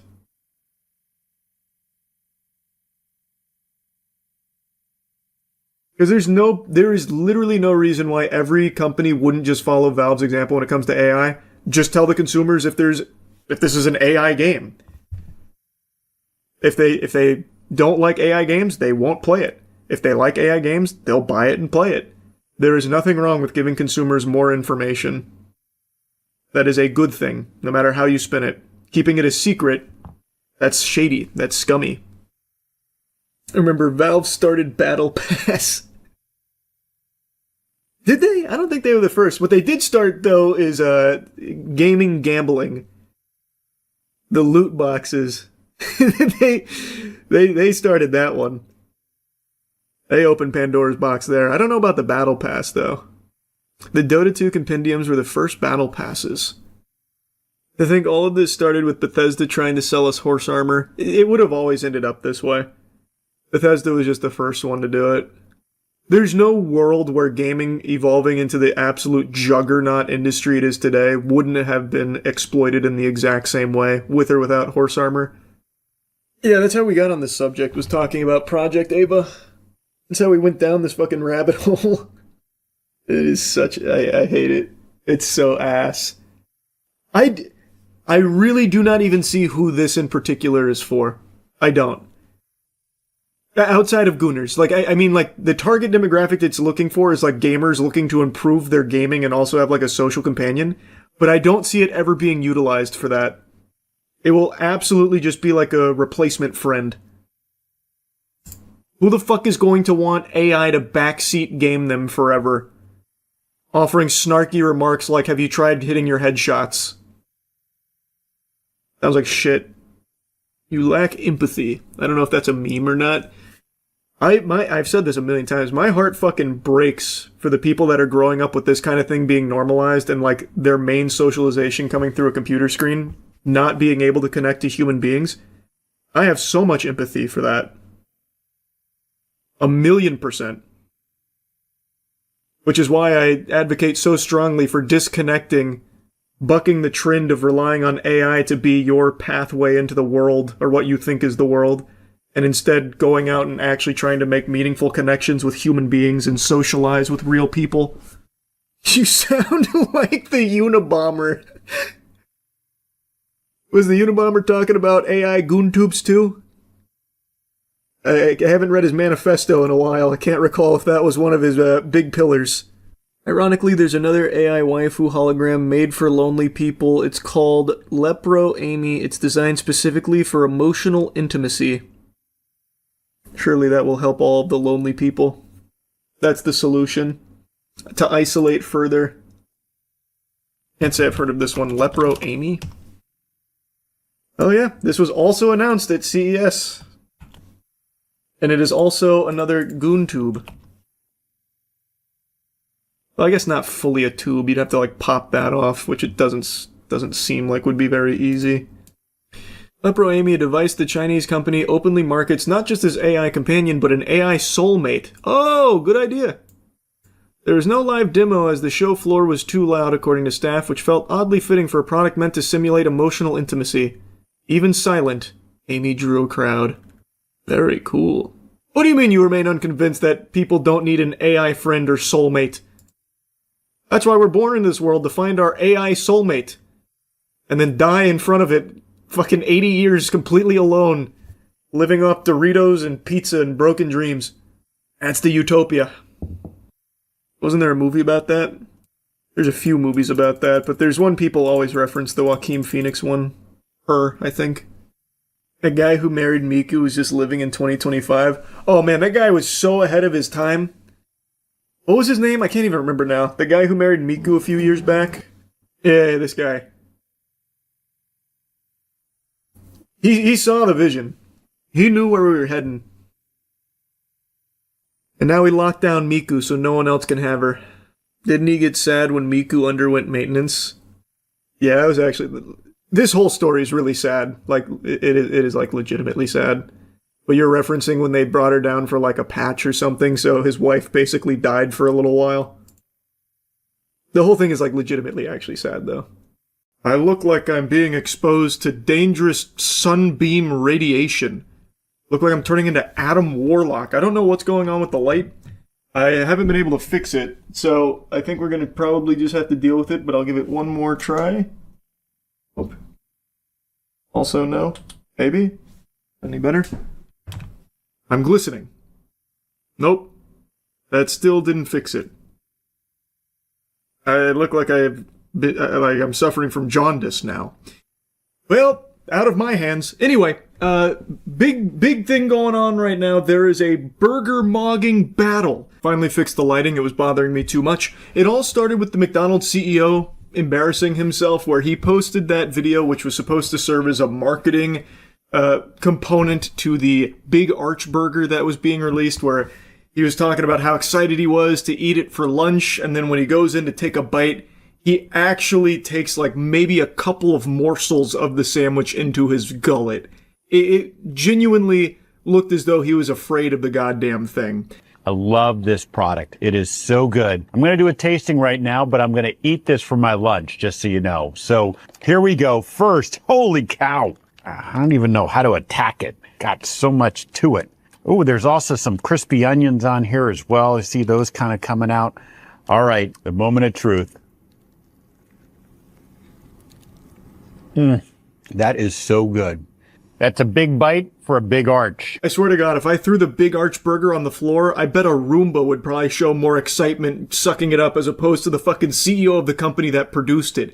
He struggles to even call it food, he just refers to it as product. Naturally, everyone was making fun of this, clowning on him, because it does feel like, you know, he was held hostage by terrorists and forced to eat the Big Arch Burger here. It doesn't seem genuine enough or authentic, and it's actually incomprehensible that they not only filmed this, but then watched it back and said, yep, that looks good. Our CEO really looks enthusiastic about this product. Send that bitch out. Let's go. It's gonna get everyone hype about it. However, it did actually work as a marketing campaign because it got everyone talking about the fucking Big Arch Burger. Granted as a punchline and jokes, but it did get the word out, and it even started a trend. It started the burger mogging battle, where other fast food CEOs have been scrambling to one-up here and use it as their own marketing tool to showcase that they actually really like their product. Burger King was the first to hop aboard this train. Not bad, right? Only one thing missing. A napkin. Burger King CEO really did kind of come in here from the top turnbuckle and Gangnam Style on the McDonald's CEO. This one feels a lot more candid. It's not set up in like a fucking studio-like setting with lighting and like a whole ensemble faking that it's your lunch and then being really reluctant and frightened to even bite your burger. The Burger King CEO just comes in here and bussy maxes. He's like, oh, fucking new Whopper? Can't wait. Oh. And it does come across more authentic. Granted, it is still staged. He just happens to be doing a better job at appearing human and appearing as though he actually wanted to consume the product. And I gotta tell you, his acting here is pretty impressive. It is not an easy role to play. A Burger King fan. That is tough. I think even like the highest paid A-list celebrity actors would struggle to fake enthusiasm for a Burger King burger to this level. Because it's damn near impossible. It's fucking Burger King at the end of the day. Now, all cards on the table. Yesterday, we did post that video trying the Big Arch burger versus the new Whopper. I do think the new Whopper is better. I think it is a better burger. And you know what? If Burger King does keep trending in that direction of actually trying to make improvements, all power to them. I have been probably like the biggest Burger King Scrooge imaginable. I find extra time in the day to shoot spitballs at Burger King because I think they serve up straight sludge, radioactive gruel. But if they are willing to make changes to the Whopper, for example, to make it better, which I do think they did, that's great. And hopefully they keep going in that direction. And as far as the burger mogging battle goes, I think Burger King definitely slapped McDonald's. But that's not where this Clash of the Titans ends, because then the Wendy's CEO wanted to hop aboard. These fresh, never frozen beef, our Applewood smoked bacon, our brand new bun, our square burger cooked on a flat grill. Amazing. Absolutely wonderful. That's a burger. This is exactly the way a great hamburger should be. You got to top it off with a fries and Frosty. Excellent. Now that is straight business right there. He is kind of flexing the ball knowledge on Wendy's here. Unlike the McDonald's CEO who struggled to like even explain what's on the Big Arch burger, it looked like he was confused, like, oh, there's crispy onions in there? Of course, pickles, right? Naturally. There's also some meat in there, or meat substitute, whatever fucking using. Like, it seemed like he had no fucking clue what was even in his hands. He didn't even register it as food. He just kept calling it product. Whereas the Wendy's CEO immediately just starts dropping the lore on the burger. And it seems like he scarfs it down. I will say, though, there are cuts. So maybe he started spitting into a trash can or something. We don't know. I don't imagine that's the case, but I gotta tell you, one continuous shot would have done wonders here. It's already set up like ASMR in the first place. Just let that shit ride. Just let it all hang out. And I do think it was a nice cherry on top that he did do the classic fries into the Frosty tactic. That is a Wendy's classic. That is iconic. So that was cute of him to slide that in. I think of the three, his is probably the most well rehearsed, but I still do think the Burger King CEO's piece just feels more natural, where it just actually looked like he wandered in the kitchen, like, let me try this shit. Let me see what this is all about. I like it. His is much more like calculated business. And there's nothing wrong with that. I think it's still good and significantly better than McDonald's. And then we get a really wacky entry in here. The A&W CEO threw his hat into the ring here. Full disclosure, I don't think I've ever eaten at an A&W. We don't have any here, or rather, I don't know if we do. Because I don't know a single human being in my life that has ever said, let's get A&W. I want some A&W right now. Can we place an order? And I've never driven by one or anything either, or at least I didn't register if I did. So I don't know fucking anything about this chain. Alan from A&W here with, you heard about it, here it is, the Teen Burger. We love this burger product, which most people call a burger. I want to interrupt real quick here and just briefly pause. Just to make a mention that name needs a little workshopping. The Teen Burger. I decided to go to their menu to see like what naming scheme would lead them to think that that's a good idea. And it looks like they named their burgers like Papa, Mama, Grandpa, Double Buddy Burger. And then there's a Baby Burger and then a Teen Burger. Kind of a peculiar naming scheme for the burgers. I would say probably worth maybe hopping back in the think tank and brainstorming a bit on some different names. Teen Burger and Teen Sauce in particular are just fucking weird. I'm going to do a tasting right now, but this is actually my lunch. So let's see what we got going on here. Look at that. It has a unique bread that some people would call a bun, but really the star is what's inside. I mean, we've got the lettuce, which is green, and pickles, which make it taste pickly, and the teen sauce, the iconic teen sauce. So this thing is packed. I'm sorry. That was a little I don't even know how to attack it. I guess with my mouth. Here we go. Moment of truth. Oh, that's good. It's really good. It's got a little bit of bacon. That is a big bite of a teen burger. And Chris, I invite you to join me for lunch. Just you, me, and a couple of teen burgers. See you at lunch, Chris.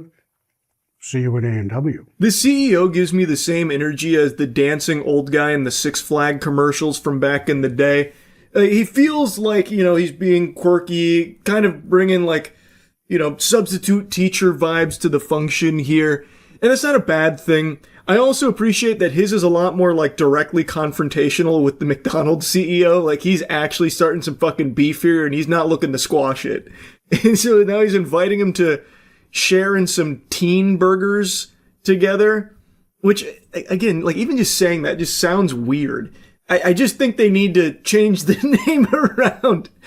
And especially when he says like iconic teen sauce and then starts like raising his eyebrows. It's just, that name needs work. Hop back in the lab. Overall though, his video with A&W's burger there was a lot more like comedic in nature, like poking fun directly at McDonald's CEO's video, which I thought was a good approach. I thought it came across well.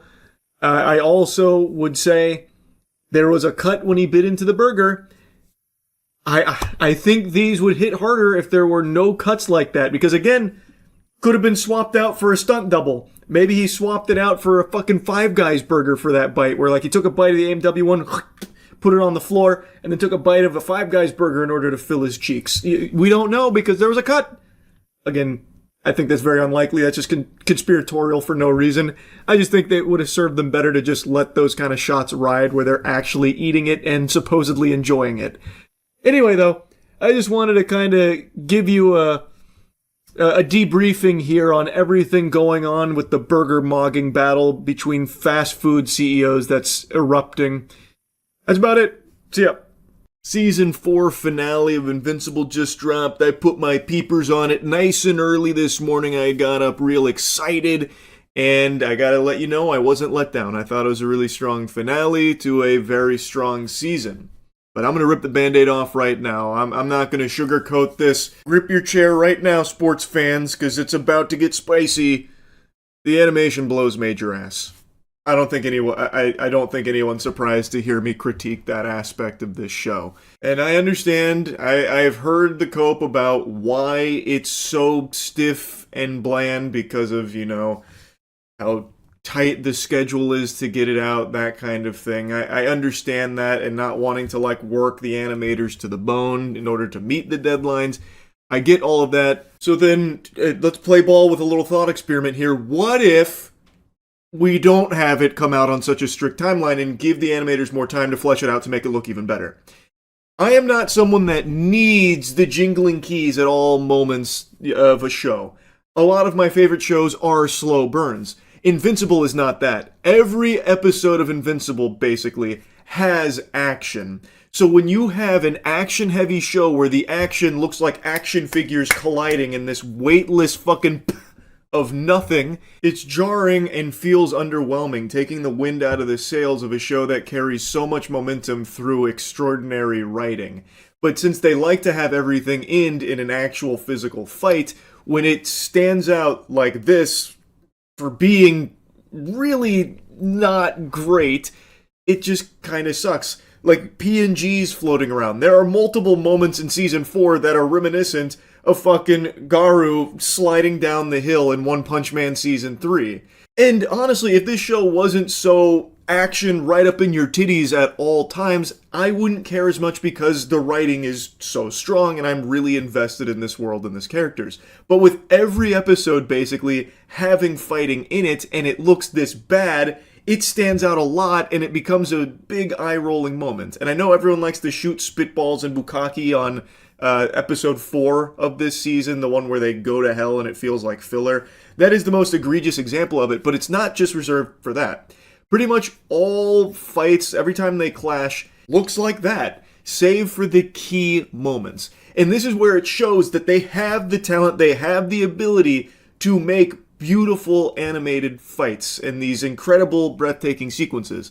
They save that for like the most pivotal moments, like Conquest Round 2, the fucking remix, or Nolan and Thrag, or really just everything with Thrag getting involved there. Which I get makes sense from their budget and timeline to focus those resources there to elevate those moments because they are so important and it is a huge fight moment. But because it's used so seldomly in the season, it just lets you know what could have been if they decided to actually, maybe pump the brakes a little bit on the cutthroat release schedule and let the whole season get this treatment. It would make everything so much better, in my opinion, and I would personally be fine with a longer wait in between seasons if the entire season can look like that, or look like how it did in Season 1. I praised the animation in Season 1 right when Invincible started. I thought it was beautiful. I thought they did a great job with all of it, and apparently that took like 3 years to do, so I understand that might not be feasible, and that is a much longer wait in between seasons, but surely there's got to be a Goldilocks zone in here somewhere in the pipeline where you get great animation and a timely-ish release, where it doesn't, just fucking fall into the Stranger Things category of everyone forgetting about it in between seasons. My point is, this show is an incredibly good show. I love Invincible. I think it is captivating. I think it is so fucking strong. But I am constantly let down with the animation now because it just seems to get progressively weaker. So I would just love if that could be spruced up a bit to get back to its former glory of animation quality or something at least closer to it. But anyway, I don't want to harp on that too long because I do have a very positive takeaway from this season. I was very, very entertained. As I said, I am very invested in the world and the characters, and I think Season 4 gives you so much to chew on because it brings in, I think, the most interesting character, which is Nolan. Omni-Man is doing everything he can to try and atone for his sins, but this show doesn't just flip the switch like, oh, he's a good guy now, so we all have to forgive him. It plays with this very complicated character and this very messy man as he's battling his own demons and trying so desperately to prove that he has changed. But with his whole family devastated by what he's done, no one can trust him and everyone's afraid of him. It is so well written that it's not just like this instant switch that gets flipped where everyone's like, okay, we love Nolan now. See how great he's doing. Let's all pat Nolan on the ass. All right, let's go suck a fart out his butt. Nolan's a good guy now. Yeehaw. They put him in his place, let him know what he did is fucked up and that he probably will never be able to actually get forgiveness for it. And Nolan starts to wrangle with that too and starts to accept that they're probably right. He probably won't be forgiven, but he's going to keep trying because now he knows what's right from wrong, and it's what he wants to do. It's so well delivered. I genuinely think they have done an incredible job with Nolan, and it's not like his relationship with Mark and Oliver instantly get repaired because now they're fighting in this war to eradicate the rest of the Viltrumites to save Earth and everyone they care about. They don't just instantly become, this perfect father and son relationship, but slowly and surely they do start to connect again on a human level. And I also really liked Thrag. He lived up to the hype. He is menacing, he is imposing, and he is by far the strongest character we've seen yet. We haven't even seen him so much as feel the impact of something. Every blow that was landed on him, he allowed it to land in order to assess the strength of Mark. And at every point, he just aura farms and lets him know that this is disappointing, this is underwhelming, and they stand no fucking chance. Even Space Racer, who has the anti-everything weapon, Thrag doesn't even blink at it. It can one-shot Viltrumites, it fucking one-shots planets, and Thrag just aura farms on top of it. He literally just Gangnam Styles on it. He doesn't care. He is that powerful. It is extremely cool. And speaking of Space Racer, let me talk about the group that the Coalition has put together. Overall, I really like everyone here. I think Alan is still a very enjoyable character. I like Space Racer. I do think they kind of have to nerf him because he's so powerful. He has the anti-everything doohickey the gun that can just fucking wipe out the universe by itself, really, if he so chooses. So in order to, like, compensate for that, he kind of has to be like a moron. And he's not even stupid either, because he also, like, during the showdown with the remaining Viltrumites, he has, like, an entourage of Ragnar, which are also an anti-Viltrumite species. Like, their claws, they're basically like these tiny little fucking dinosaur lizards that can hurt Viltrumites and tear them to pieces, like the only ones that can do that, really. So he brings them on, like, leashes and throws them at them like projectiles, which is very cool. So he's not stupid, but he doesn't utilize his gun or his motorcycle all that well. Like, if he was just smarter and more proactive, he could probably end this entire war by himself, but he just doesn't. I still think he's very cool, but you have to kind of suspend disbelief for a moment for a guy that has a weapon that powerful. Now, another character that gets brought into this group is Tech Jacket, and she has this Galadrian technology that is very powerful, repairs itself, is able to keep up with everyone. But I gotta tell you, she doesn't really do a whole lot. Like, what she does do is important, like where she hides herself and Alan on the Viltrumite ship. Like, that obviously is big, but like in a fight, all she does is just shoot beams, right? Like, she shoots like these meaningless beams that don't do anything, and they just mosquito bites basically the Viltrumites, and then she runs away. But she's able to, like, tank some hits from the Viltrumites, which is impressive, but I don't think she brings a whole lot as of right now. During the skirmish with the Viltrumites, she did have, like, the Surlock poison, where it does make them vulnerable, so she was shooting that, which is helpful. But I feel like any character could have done that, because it's basically a fucking blow dart of poison. It wasn't really something Tech Jacket brought to the table as, like, something only Tech Jacket could do. So right now, I'm not really sold on Tech Jacket being, like, a instrumental component of this group that's going to be so important in ultimately winning this battle against the remaining Viltrumites. I was a little underwhelmed there, but I don't think she's a bad character. I just don't think she had a lot to do here, but maybe that changes in the next, season, couple seasons, whatever it looks like. Oliver in this season also gets a lot to do. He starts to bond with Nolan while Mark is healing from the Conquest rematch. And I think they did a good job of exploring that relationship, because Oliver overheard his father saying that he never cared about, his mother or anything like that. It was an accident, it shouldn't have happened, that kind of thing. So Oliver now feels like, his father doesn't even fucking respect him, doesn't want him, doesn't care about him, not in the same way as Mark. And that's another really complex theme that they start to tackle, and they do so gradually.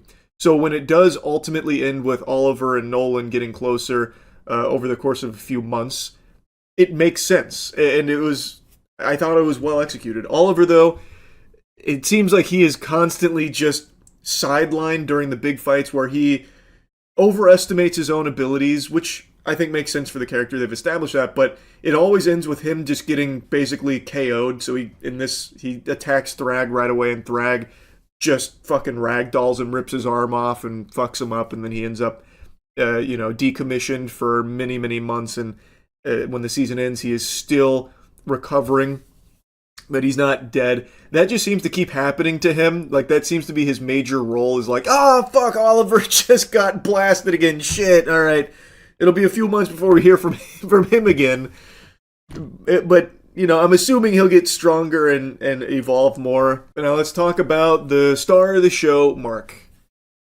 Invincible goes through hell in this season, even more so than the previous seasons, I would say. His whole life is constantly just fucking agony. It is incredible the amount of suffering he goes through. So obviously the Conquest rematch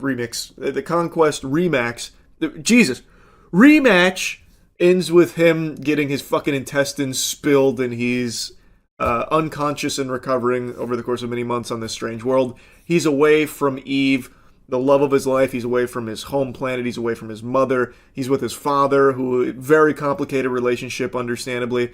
And it's just misery. And even when he does finally recover, then he has to go throw down with Thrag, and Thrag blasts Nolan right in front of Mark. Mark thinks his father is dead, and then it's Mark's turn on the chopping block in the Thrag Thunderdome.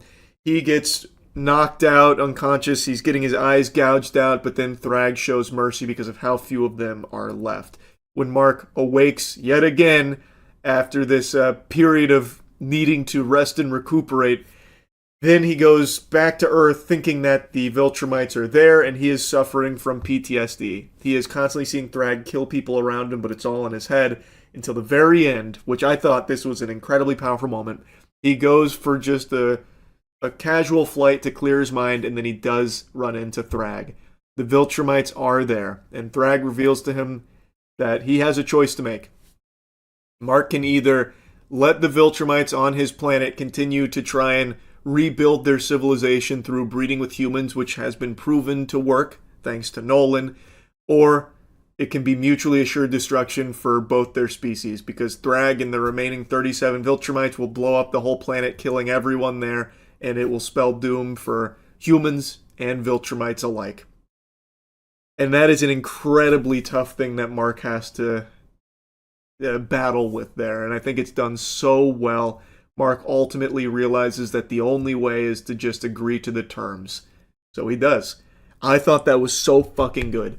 Everything they did with Mark in this season I thought was great. Even when Mark comes home, he learns about what Eve went through when he was gone, thinking that he might be dead, and how she is now pregnant and Mark's not there. So she reaches the incredibly difficult decision to have an abortion, and it's something that now Mark and Eve are now dealing with and feeling the weight of a decision of this magnitude. Season 4 really, I thought, did an incredible job of building every character and getting them to a point where you genuinely care where it goes next. And they tackle some very deep themes, and I think they do a great job with the writing. But like I said, my big complaint is the animation. If this wasn't a show that had so much action at every step of the way, I wouldn't care as much, because it would solely be, this incredible story with this incredible writing and these great characters that I care about. But because there is always a fight that happens in basically every episode, it stands out when it looks this bad. I'm sorry to say it, but it does. So I just really, really hope that maybe in the next season we can take more time here, give the animators more time to really cook it and let it breathe. Let them finally craft the fights like they did in season 1 or in the Adam Eve special. Just getting to something of that quality again would do wonders for this show, especially where it currently is. So anyway, I really liked season 4 of Invincible. I thought it was extremely strong. I would just really like to see more in terms of the animation. And I think that means giving the animators more time. I recognize that maybe that's not a sentiment shared by everyone. They just want to go, go, go. Please just keep feeding it no matter what. I would like to let them really, flex their talent here and show what they can deliver in terms of animation. Because you can see it sometimes throughout the series, like when the Mark vs. Conquest again, or Thrag, there are some really great animated moments. I would like to see the entire season have great animation, as opposed to just a couple of small pieces of it. Anyway, though, that's really about it. So yeah, stop everything you're doing. You've got to check this out. I know that sounds like I'm trying to peddle cigarettes to you, but you really got to put your peepers on this puppy here. This is something fascinating. I just saw the wackiest robbery attempt. It wasn't really a successful robbery. It plays out like a skit. Like if you were playing pretend with your boys in middle school. It is so odd. It's like if a soccer mom picked up a hobby of crime instead of wine. I need you to tell them that I am Rebecca Wilson-Peterson and sorry. And that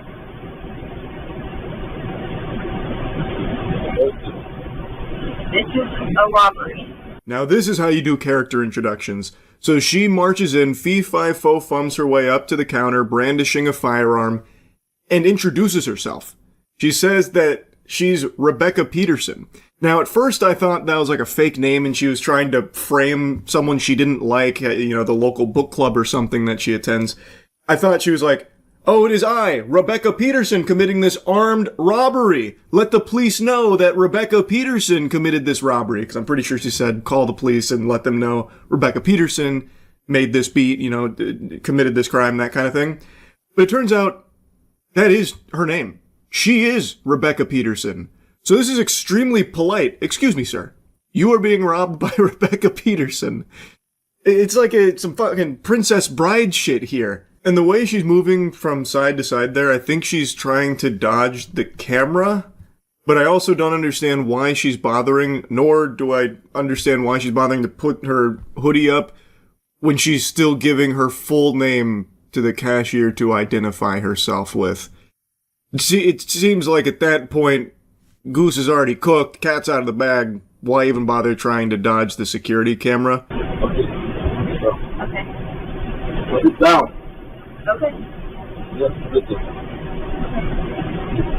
Cashier is cool, calm, and collected. He's like, all right, I understand. Now put the gun down. And she does. He hits her with the Jedi mind trick, disarms her just like that. There's a robbery.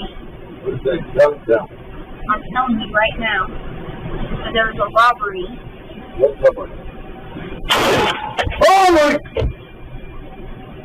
Yeah, she snapped out of the hypnotism attempt there from the cashier. Lets him know once again, putting her foot down. This is a robbery. We're not playing games here. It's not Weenie Hut Jr. And then just does a fucking desk pop there. Blasts the stand, which obviously frightens him. So it's not a fake gun or anything. She did come in here with a loaded weapon, and she'd been pointing it at this guy the entire time. That is some pretty scary shit there. Now, with the way she's acting, she's making it sound like she's placing an order, like, pardon me, one robbery. Please. Like, she's going about this robbery like she's expecting it to play out like something she saw on TikTok or like a movie or something. It's like she's getting directions from ChatGPT on how to conduct a armed robbery. It is so fucking peculiar. And her behavior is just alarming. It feels like she's not in her right mind. Like, it feels like, I don't know, maybe it's like some kind of psychotic episode or something, but it's very scary, especially for the cashier, who has this gun pointed at him this entire time. What are you doing?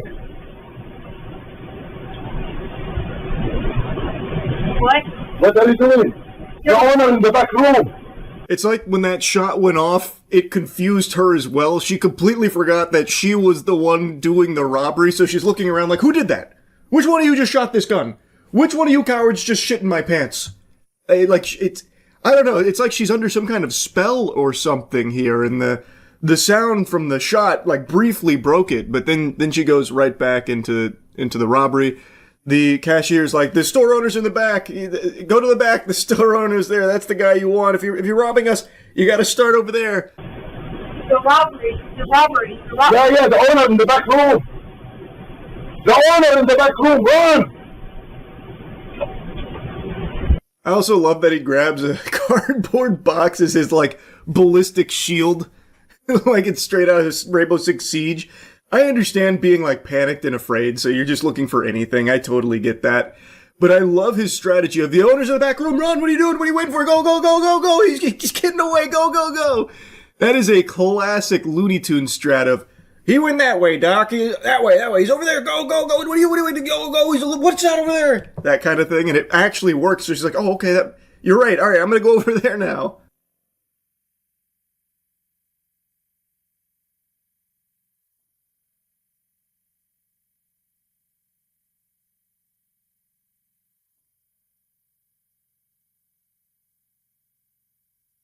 So the cashier is like one of the most convincing men on the planet, it seems. He does get her to go to the back of the facility there, which I imagine gives him time to run outside, which I believe is what happened. He ran outside, he called the police came, they did arrest her. But we do have footage of her going to the back here. And she posts up like it's a James Bond poster. She just right down the pipe, bang, and actually hits the camera. A genuinely pretty impressive shot for someone who doesn't seem to have any training with firearms in the first place.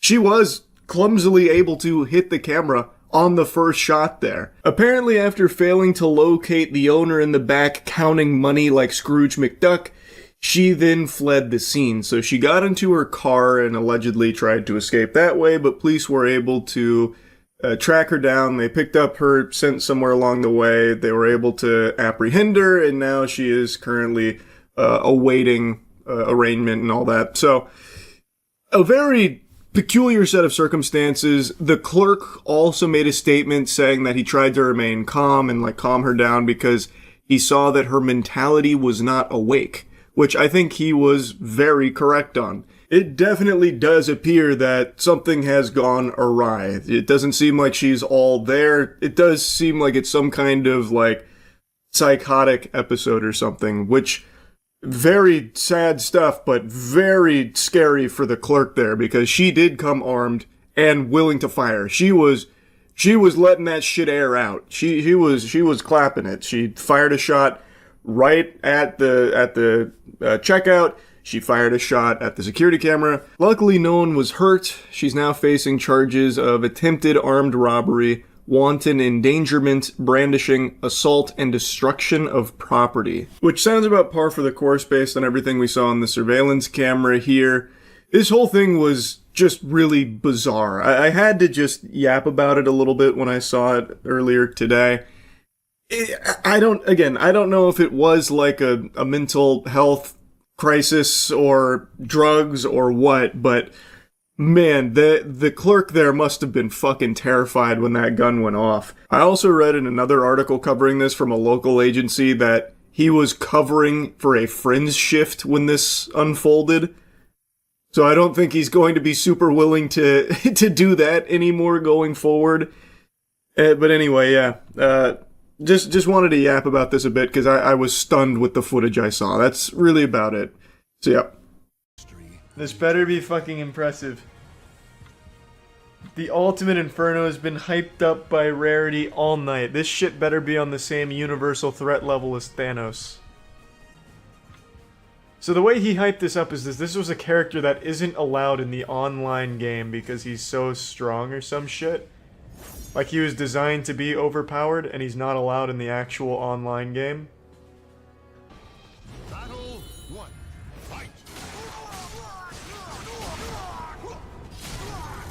Seems like, oh wow, what the fuck? I'm not that impressed, to be honest with you. I've seen stronger, like my Mr. Krabs could probably put that shit in the ground real quick. But it's not bad, it does seem strong. Like that move right there, that's pretty, wow. It's got some meat on it, that's a pretty strong character I see.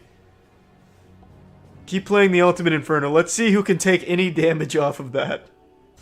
Who is this mysterious Milady Saver? Falcon Hoof? The fuck is that? What the fuck? Oh, so he bleeds. Leave it to Falcon Hoof, the champion of Hogwarts, to win that. I imagine in the story mode he's not played nearly as well as this. That fucking combo would be enough to kill the Lord, most likely. Holy shit. Yeah, I'll be the one to take care of the Ultimate Inferno and save Bikini Bottom. Fuck her extra hard, Ultimate Inferno. She's a big sinner. It's a weeb trash lord.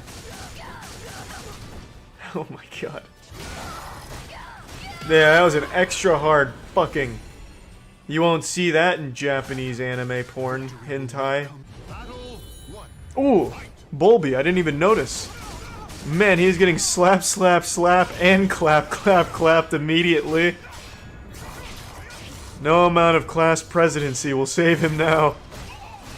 Holy shit. Oh! Is Bulby gonna get around in? Oh, of course not. Jesus. That was such a horrifying scream from him. Mr. Krabs is the only one equipped to deal with this level of stress, this type of situation. The Dimidomes can stop the Inferno? Yeah, if the Dimidomes were still here, perhaps them teaming up and performing a fusion dance like Dimidome v Dimidome fused, then maybe we'd stand a chance against it. But right now our best hope lies in Mr. Krabs. Alright, Mr. Krabs, we've got this. This is what we've been training for. It's alright. Just warming up. Just warming up. Mr. Krabs plays better from behind anyway. You've let him into his element. Classic Mr. Krabs! Good lord. Oh, Mr. Krabs. You greasy old greedy man.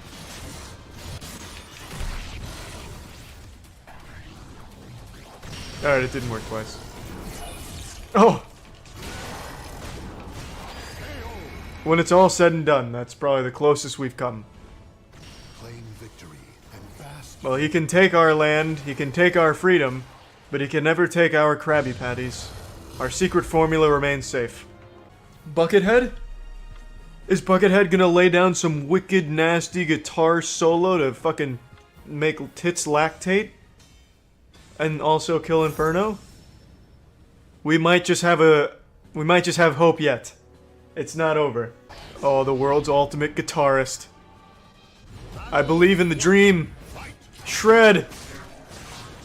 Oh no! Nice moves! Oh, he read it. Oh no. Oh Jesus. Buckethead just got full comboed by the Guitar Hero.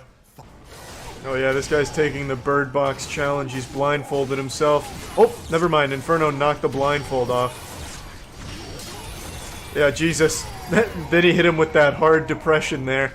Yikes. Inferno versus Inferno. Please, none of us have Inferno. He's a character that is literally banned in online. He has him in here because he's able to mod the game. That looks like a man to beat him. And he's got a football? Oh, it's over. That's game, set, and match. That's checkmate. Who is this guy? Oh, Mark! Oh my god, it's Mark and he's got the pigskin. It's not over yet. He can pull it off. Oh. Wow. Holy shit. That is a brutal combo right there. It's just an infinite combo. Just throwing them against the lockers and stealing their lunch money. That's rough. Wow. Well, we can't say we didn't try to save the day. What's up everybody, it's Critical. I'm playing Grassroots for the PC. Let's do this shit. New campaign, new character here. Alright, some character creation in this bitch. After countless battles, his hair has become stained by the blood of his victims. He is Oboro Watabanost, soccer player extraordinaire. Or football all-star, depending on where you're located. Let's go to Egypt. I haven't been to Egypt. Egypt might be a badass place for the first week of January 2013. Would you mind getting out of the way? I'm already late for school as it is. We're all fucked. You won't like him when he's angry and he's late for school. Somebody get him some hot chocolate to calm his ass down. I don't know what you're doing here, Mr. T, but it's time for you to not be here so we can pass. You should have that before you fucking... I can't read it. I just can't read. I can't read. Forget about your damn class. Playtime is over. You've enrolled at the University of Life now.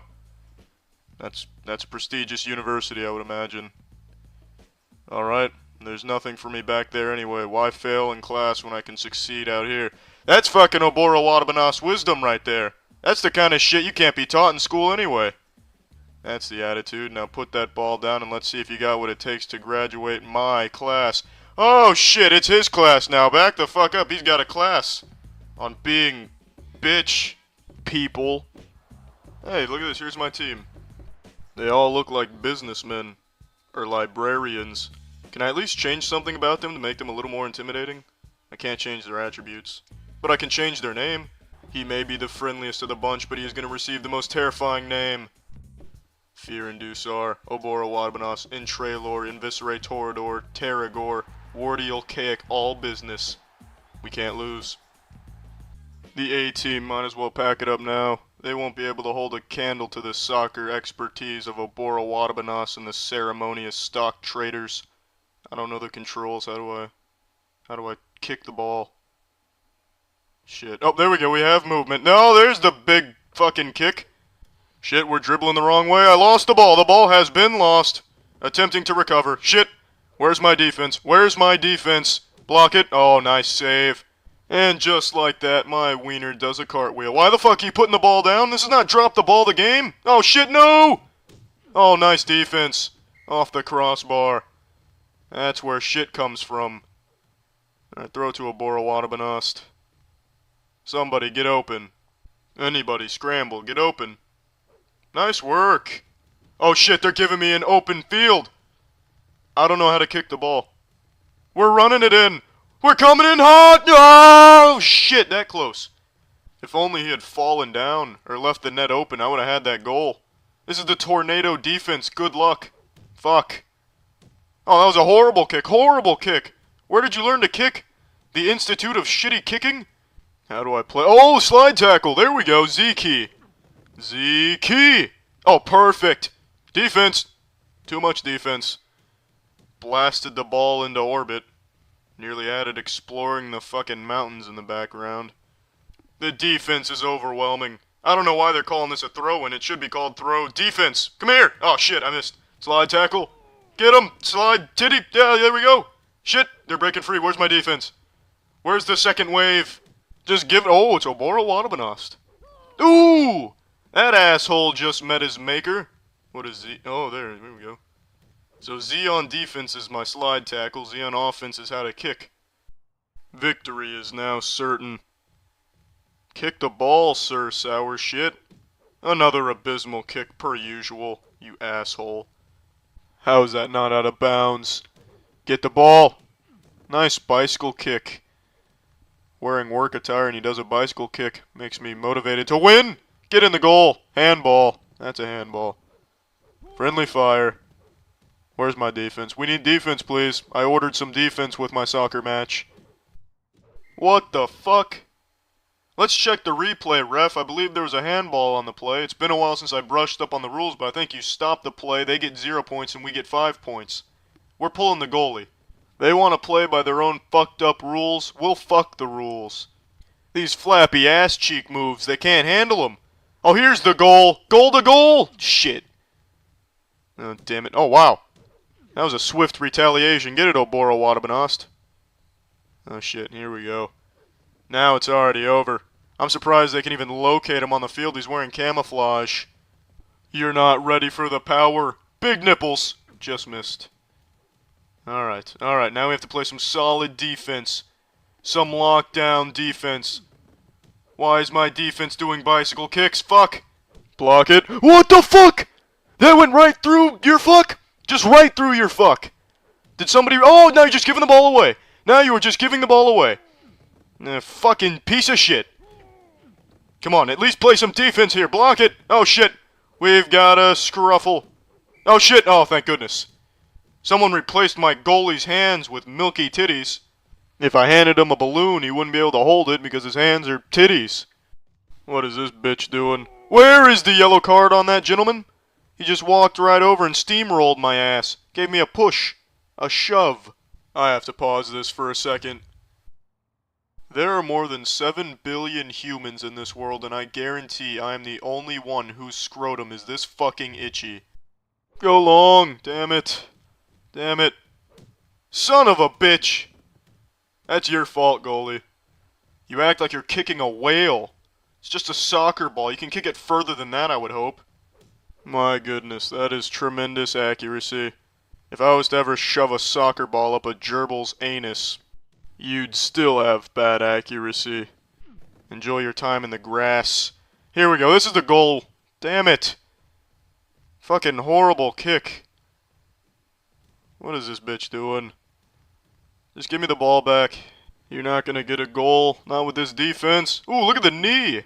Lost my balance, but that was still a knee. Another knee. More knees. double team with the knees. Synchronization with knees. Your daily dose of knee was just administered. 1 to 3, here we come, goal! Why does their goalie actually know how to play? Oh, he's giving me a present! I guess I don't like presents. I just punted it into the next dimension. Just kick the fucking ball. It's mine! Give me it! Oh, shit! Yes. Oh, Boro Wadabanosk. All alone, here we go, this is the goal. This is it! I'm too fast for the ball. Yes, shitting fucking! Will you please stop existing? Give me the ball, defense, defense! Fuck. This dude has scored all of their goals, I think. But it's a hollow victory for him, considering my goalie's just slapping the ball in his own net. Give me the ball. You son of a bitch, you're just putting the ball down in front of the other team. How did you even make the team? You don't know the sport? Damn it! It's alright, Oboro Wadabanosk, you're too powerful. What the fuck is he doing? Trying to splash water in my face? Throw it in. What the fuck? He's like shooing an invisible dog. This isn't the time to be posing for a picture. This is a very close match of soccer. Just throw the ball in. Fine, I'll go way over here. Now throw it in. It's mine! I got it! Shit! Hey, if you talk to my goalie and ask him to let it go in the net, he'll be sure to let it go in the net. Get the ball, we need defense. Oh shit! My goalie actually stopped it, and there he goes. Wiggling his ass syrup. You are not getting through, Oboro Wadabanosk. Shit! Yes! My goalie actually made a play by accident. Wait, no, come back! The goalie can't kick it that far. I can't kick it that far. Oh, fuck it. Yeah, there we go. That really sailed. Oh, shit. I knew that was going to happen. My team sprints to the other side of the field, but my goalie can only kick it a few centimeters. The AI has to realize the goalie's limitations and adapt to his inability to perform as a human being. Had they stayed a little closer to where the goalie can actually reach them, I might have got a goal. But I knew this goalie can't kick it far for shit. Apparently the AI doesn't know that, though, so that's fucking incredible. Alright, well, I'm done playing this. Well, that's the end of this video. Remember to rate the video, comment the video, and subscribe if you want to see videos similar to this one. See ya.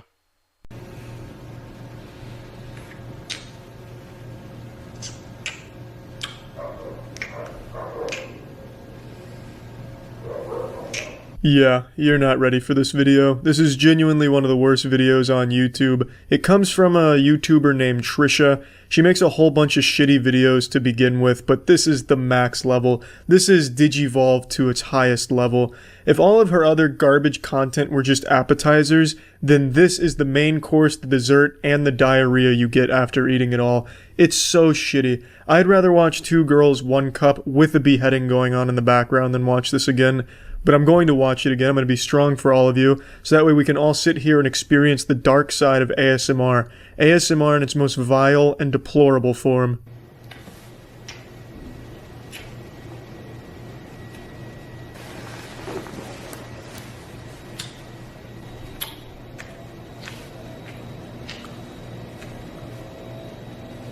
The video is called Making Out with My Couch, and that doesn't even do this justice. She does far more than just make out with the couch. Look at the alien underneath her. Look at the fear in its eyes. It looks like it's a hostage on Jeffrey Epstein's private plane. This whole thing is so avant-garde. I can only pretend to comprehend the full scope of Trisha's magnum opus here. The inner mechanisms going on in her mind, the neurons that are firing, her creative genius is on full display. Fantastic. At least that's what the comments would have you believe. People fucking jerked off to this. I don't know how you can even listen to this without getting squeamish.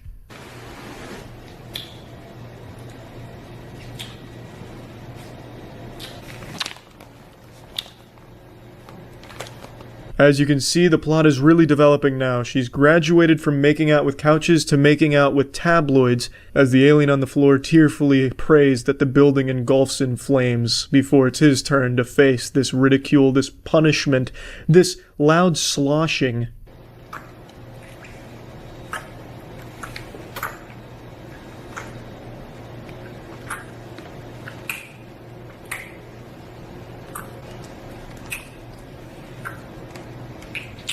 This isn't even kissing or making out with the Sprite bottle, it just looks like she's eating it like corn on the cob. I bet there's a good handful of people that watch this and then thought to themselves, Maybe I don't really like Sprite all that much anymore.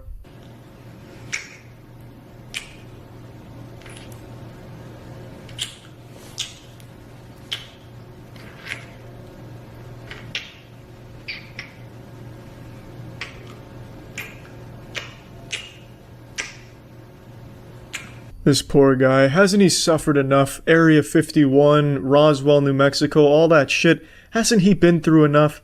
Just look at the poor soul, looking like SpongeBob, drying up due to lack of water. He's clearly not into this, and I highly doubt consent was established beforehand, and quite frankly, this whole thing just sucks. I really don't get it at all. I don't understand if it's supposed to be wacky, supposed to be a fetish. I'm guessing it's supposed to be sexual, because in the description she says you can see the uncensored version on her shitty website. I really don't understand it.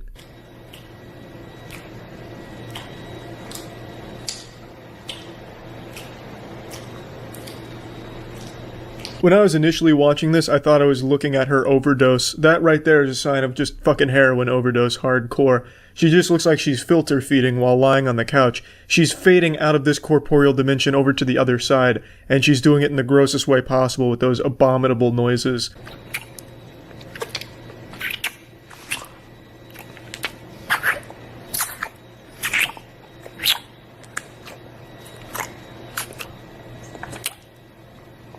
This is just straight out of a nightmare where you have like a deep South Alabama grandmother coming to make out with you on the lips and you can't stop her. This is just gross to watch and listen to.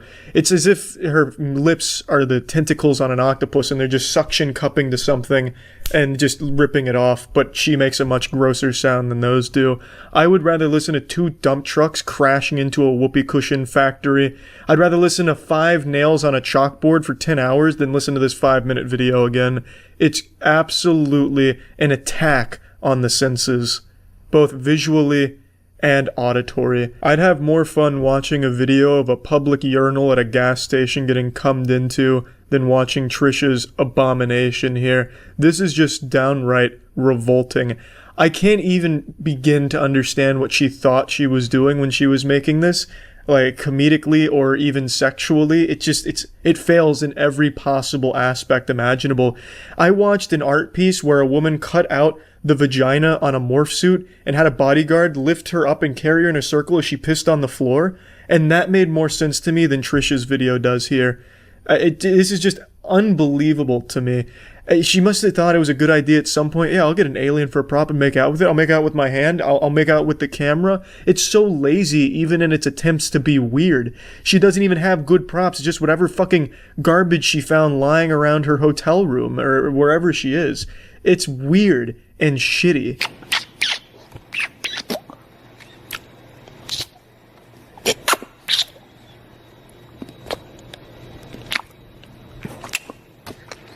If you were a virgin, you are no longer. Trisha just sucked that shit out through the computer screen like a succubus. I feel violated, absolutely violated, like I just sinned and now I need to go to a confession at the church. Yeah, overall, just a super uncomfortable and shitty video. I understand she made it probably for attention, but not even that really worked for her. I guess it kinda did, but it was a massive net loss in subscribers for her when she posted this. And she's been doing this for a while, just really bad, shitty content to try and stay afloat, I guess. But it's not really working. It's just really pathetic at this point. That's about it. So yeah. Good news for Scream fans, there's a new movie out. Bad news for anyone who likes good movies, it's not a good one. It's here though. Scream 7. The disgust you felt watching me do that is about how disgusted you'll be wasting your time and money watching this film. Most people don't like this movie. Most of the reviews aren't overly positive. I just watched it. I am also in that camp now. I didn't find a whole lot to like about it. We're just going to dive right in, get into the weeds. So here's your spoiler warning. The best part of this film is the first 15 minutes. The scene that you see plastered all in the trailers, that is by far the best content in the film. It's the intro, where you have 2 people in a house, and it's, the house, and guess what? Ghostface is there and he kills them. And it's actually pretty tense. It's also pretty charming. You actually care more about those 2 characters in that house than any of the other characters that you spend the rest of the movie with. They did a better job making you care about those two, connect with them, and actually root for them than any of the other characters you see from that point forward. Every character that you meet outside of, like, the core characters of Sydney and Gale, and here's your big spoiler, but I'm sure most of you have probably already seen this because it got leaked before the film came out. Stu, played by Matthew Lillard, also makes an appearance in this movie. Outside of these three characters, everyone else that you meet is the biggest throwaway nothing burger of just generic writing ever that just ticks off boxes of buzzwords without ever exploring anything about these characters, and you get actually nothing. They are just meat balloons waiting to be popped by the ghost face killer. That's it. Like, even Sydney's daughter, Tatum, like, the relationship between Sydney and Tatum is hardly explored. Like, now Sydney's an overprotective parent, Tatum kind of resents her for that, and now she's, like, kind of rebellious, but they never actually even really talk or connect through a shared experience until, like, the very end, kind of. It's just, like, all of a sudden, like, Mom, this is really fucked up stuff you've been through, and now that I've been subjected to it, man, I really get why you were so protective all these years. It's like, oh, okay. But that resolved. But, like, there's never anything built up with, like, any of these characters or their relationships to one another. And every character that is introduced in this film, every new character, I shit you not, is here solely to be killed. You get nothing of substance with them. They get killed, and some of the kills are actually pretty decent. Like, especially in the tavern, there's a couple, like, moments in there that was like, oh, that was a really silly kill, but, like, self-aware silly. But, like, the character that dies, you probably don't even remember the fucking name of. Like, they are the most... Like, they have one character trait. Like, for example, Lucas is the creepy guy. He's obsessed with horror films and the story of Sidney Prescott, so could he be Ghostface? Or is he just a obsessed weirdo guy? And then they also introduce two new characters that are working with Gale, and they're, like, reporters, and they're into, like, true crime and stuff, so they're investigating all of this. And they're doing, like, it could be Tatum's boyfriend. Or it could be creepy guy, but creepy guy maybe a little too obvious. Creepy guy loves this a little too much. Maybe creepy guy could be Ghostface. That kind of thing where it's supposed to be self-aware, but it's very clearly written by a 60-year-old man who clearly has no idea how people actually talk, so it's just really embarrassing and cringe to listen to. But anyway, like, every character that gets introduced has one personality trait, and it is all they do. And that's it. You get nothing else. They hardly interact with each other, and when they do, it's very stiff and very bland, and then they die. And like I said, some of the kills are interesting, but that's all they do is just die. So this whole film is just, here's a kill in a sequence that isn't really intense. The sequences aren't that intense outside of the first 15 minutes. That ends with a kill that may be satisfying, or maybe it's just they got stabbed and died. There's a couple of those. But, like, Ghostface racks up quite a kill count here. The KD ratio went ballistic, and yet not a single kill felt like it mattered at all. Because also, the main characters, like Tatum, forget about all of her friends. All of her friends die. They are brutally murdered. And she actually even witnessed her boyfriend getting stabbed to death. And she basically forgets all about it by the time the credits roll, and even drops like a hard one-liner saying, "I'm Sidney fucking Prescott's daughter." It's like, okay, wow, this was quite a turnaround. What about all your friends and your boyfriend that has all been murdered? Like, I guess, whatever, we'll wipe her ass with that, I guess. It's just crazy how little they actually tried with any character in this movie at all. And I think it's important to have characters that you actually want to see survive. Otherwise, you're just watching a montage of kills and sequences that aren't exactly amazing most of the time, and nothing else. There's really just nothing of substance here. Anyway, though, I mentioned Matthew Lillard makes a return to this film. Kind of. This movie has some baffling decisions. Like, actually, shockingly dog shit ones. So one of the things is AI. And the way Matthew Lillard reprises his role as Stu is, you know, in the trailer where it says, "Oh, I'm not hiding, Sydney, not this time." Well, in the film, he then follows it up with a FaceTime call, and it's Stu. It's Matthew Lillard as Stu talking to her. So then the question becomes, is someone deepfaking this? Or is Stu really alive? So then her and Gale start investigating, and they're starting to piece the puzzle together. They go to an insane asylum because one of the Ghostface killers that they actually were able to kill Gale hit him with a car, like literally a joke moment where Gale just flattens this fucking guy. They get out and they're like, oh, vehicular manslaughter. Didn't expect that today. They just murdered a guy. It was Ghostface, obviously, but they kill this guy, they unmask him, and everyone just goes, who the fuck is that?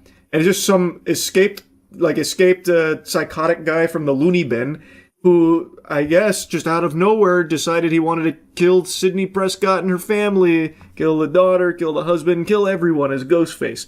So they tie it back to the insane asylum, the ward, and that's when they talked to one of the guys there who was like, oh yeah, no, that guy, he was a bad guy, but he was also friends with that guy on your phone you just showed me a picture of. That's John. So now they're like, oh my god, Stu's really alive, it's John. But they're also still not entirely convinced. So Tatum, her boyfriend, forgot his name, Ben? It might be Ben. I don't know, it's either Ben or fucking Jerichomo or something, I have no idea. It shows what a good job this movie did of making you actually pay attention to these characters or care about them. But they've said multiple times that this guy, her boyfriend, is really good with technology, so it could be him deep-faking Stu, because it's really unlikely Stu's still alive. And then Tatum even discovers that he was deep-faking himself as Stu, and he's like, wait, no, I can explain, babe. I was just seeing if the technology can do that, if it's even possible, and she beats him with a laptop. Turns out, wasn't him. He really was just seeing if it was AI. He dies in the next scene. Completely worthless. Again, completely worthless. And every single time these characters are together, it's a battle of who can make the dumbest decisions fastest. So all these characters, all of her friends, and even like the investigative reporters that work with Gale, when they are interacting with the group of friends, they all just make the worst decisions and even call out how stupid their decisions are while making them right before dying. And it's like, okay, that doesn't make it better. It's still just annoying to watch. It's so tropey, and at this point, it's just lazy. Like, you know it's lazy, but you don't care. You're just fucking sending it. Like, you're insulting the intelligence of the audience. It doesn't make up for trash. It's crazy how dumb the decisions are. For example, like, Tatum, when she's getting ganked by Ghostface and her mom's on the phone, it's like, you gotta shoot him through the wall, shoot him now. And she shoots him a bunch and he goes down. Well, she then, like, unblockades the door and goes out to try and finish the job, and then that's when she gets captured. But it's like, why did you bother doing that? You just saw shooting him through the wall worked. If you want to finish him off, just keep shooting him through the wall, I guess. Just dump the mag. You don't have to go out there and put yourself in danger again. And in the theater, the entire auditorium just sighed collectively when she started moving like the furniture away from the door to go out there, because it was just very obvious what was going to happen next. And like decisions like that happen constantly in this movie, constantly.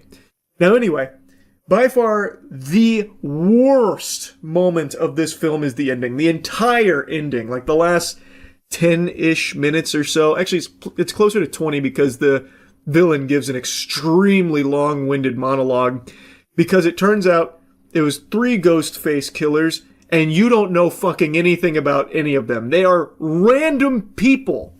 So, one of them is the guy from the asylum that got hit by the car, and it turns out he was friends with 2 other people in that asylum.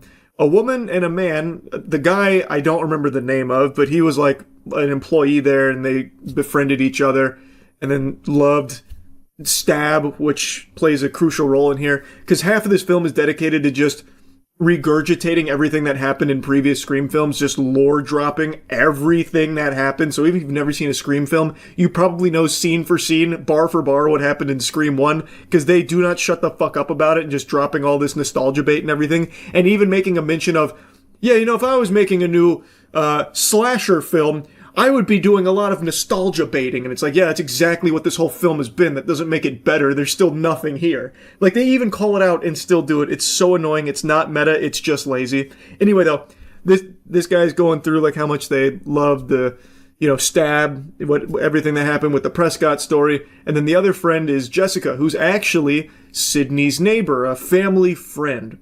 And it turns out she had an abusive husband and became obsessed with the story of Sidney Prescott through, like, her book and everything. And eventually worked up the courage to kill her husband, and then resented Sidney because she didn't go to New York and thought she was, like, you know, weak for it. And then she became just crazy and checked herself into an asylum where she met the other 2. And they cooked up this plan to basically make Sydney 2.0 or, you know, kill Sydney, that kind of thing. It's a stupid fucking conclusion where they reveal the killers.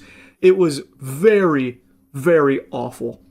And I also think most people are going to guess that the guy at the insane asylum that they meet, who was like a weirdo briefly, where he talked about John, I think most people will be like, yeah, that guy's probably in on it in some way, because they made that pretty fucking obvious. But I don't think anyone will expect how stupid it is. And it turns out, prior to working at that asylum, he was like a Google engineer or something with AI, which is how he was deep faking Stu's face onto his videos and Jessica's videos that they were interacting with Sydney on. It sucks, man. And also, there's a big point about you have to shoot them in the head. That's what Sydney keeps telling the Tatum, her daughter. Shoot them in the head. Because if you don't, they're like zombies. They always survive. And that happens actually 3 times, I think, of them getting shot everywhere but the head, and then they just disappear and they're still alive. So they act like they are literally zombies. Movie sucks. The movie's just not very good. Like I said, the first 15 minutes, I actually was very surprised that anyone was like shitting on this film, because like, this is a very solid 15 minutes. I'm really enjoying this so far. And then after that, it became very clear the big problem with this movie. All the problems became very clear. And I'm just shocked that this is the film they released, to be honest, because Scream's always been pretty solid. I haven't really watched the Scream movie and been like, damn, that was terrible. Until this one. This one really had me go, damn, that just wasn't very good. So yeah, anyway, that's really about it. See ya. And one. It's a foul all day, baby. Now what? Coward? Got you to bite on that fraudulent Hezzy Jimbo. Now I'm going to the line for free throws while you go to the bench to nurse those bum ankles, weenie. Point is, I hate Pokemon scalpers. I think most of you know that by now. I've made who knows how many videos shooting spitballs at these pathetic, loveless worms. I can't resist the urge to hawk loogies on this community, and today I was blessed with yet another display of degeneracy from these absolute low amoebas that just cannot stop trying to exploit a children's hobby for teensy tiny financial gain. It is shameful.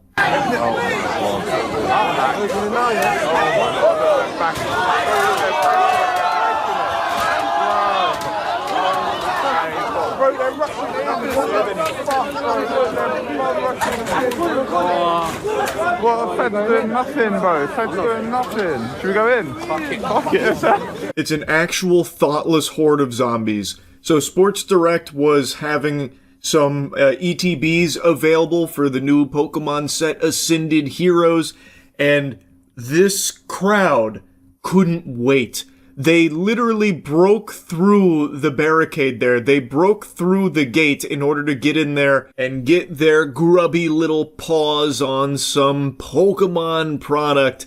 Now, I did see a lot of people criticizing Sports Direct, saying that they should have had buy limits of like 1 or 2 per person. From all the evidence I can see, they did.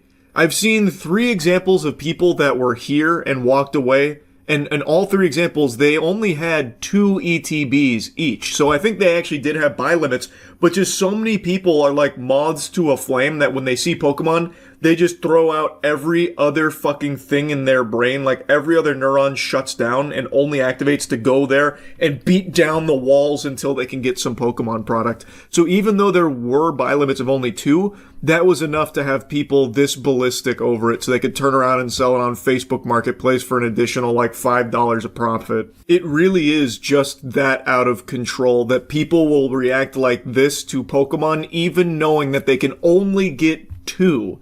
These are not collectors, these are scalpers, and that is still to them worthwhile to go in there and just break shit, cause a ruckus, cause a mess just to get some precious treasure, some Pokemon ETBs in their mitts.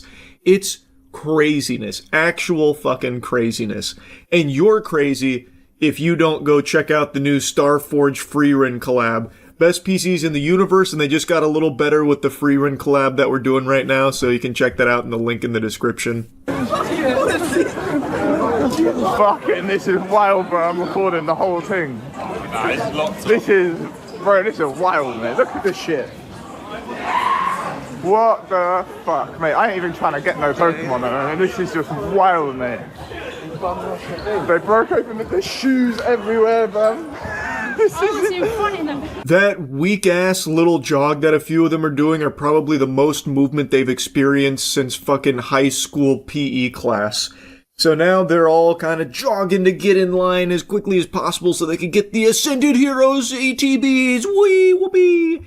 And they can't even just have the decency to not just destroy things along the way.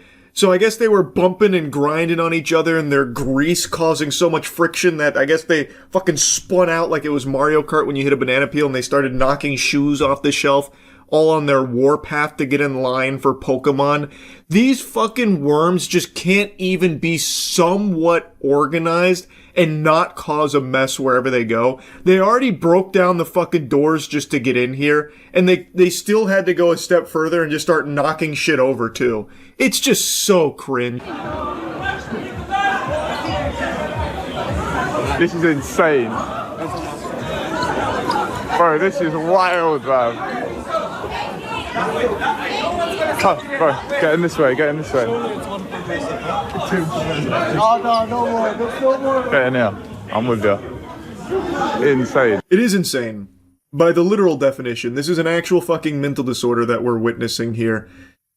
There's also some people that are trying to pretend that they were collectors. Some of the people that showed up in this video after they got clowned on are saying, no, I was there because I'm a Pokemon collector. Baloney! That's fucking barnacles. No, you are not. I am confident there's not a single legitimate collector here. It's all of these hype goblins that are constantly scrapping over crumbs from the Pokemon hysteria, trying to get a little cheese by flipping these for a small markup on the secondary market. It's what all of them are doing. But now, since everybody in the world is aware of this behavior, everybody hates scalpers. So now they're trying to be like, no, I was surrounded by scalpers, but trust me, I'm actually a collector. They don't want to be identified as a scalper here, so now they're like, no, I was a collector in the middle of this madness. I couldn't believe what I was seeing. It's despicable to the hobby. But they're actually just there so they can try and turn a profit off of the product too. No actual collector is going to be engaging in this way with the hobby, or at least very few of them would. The only people doing this are the scalpers that are ruining the entire hobby across all TCGs right now.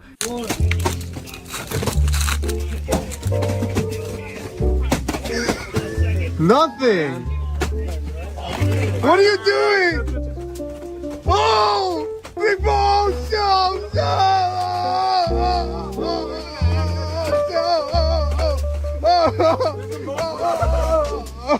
Just look at the way these worms flex. So they filled up a U-Haul truck with Ascended mini tins. That's what's being thrown on there. The golden shower of mini tins.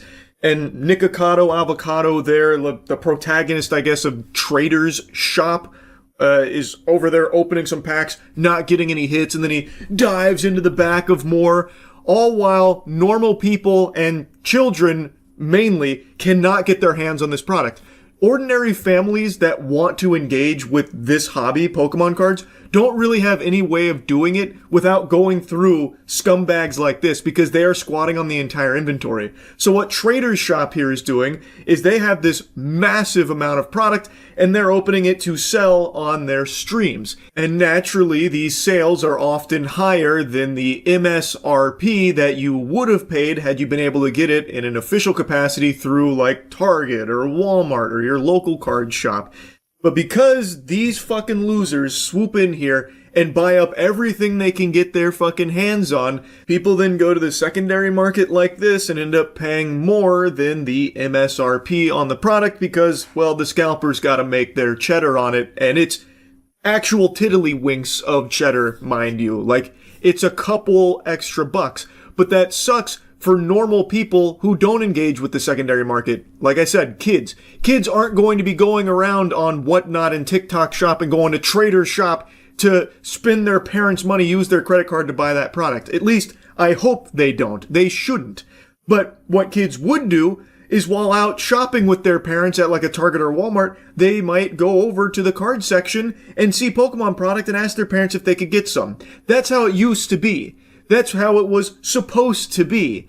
But now, because of this craze here, that doesn't happen anymore. It is entirely just these fucking greasy assholes that have taken all of it and are now hawking it on the secondary market over MSRP. So if a family wants to get their children some of this product, they have to go through them to do it, and they spend more on it. It's tragic. And people like Trader's Shop here are unapologetically just showcasing this gluttony as if it's something cool or something to be proud of. It seems like Trader's Shop is always live, so I went to one of their streams for a little bit. It sucked major ass. But the most egregious example of their greed is their just general pricing throughout the shop.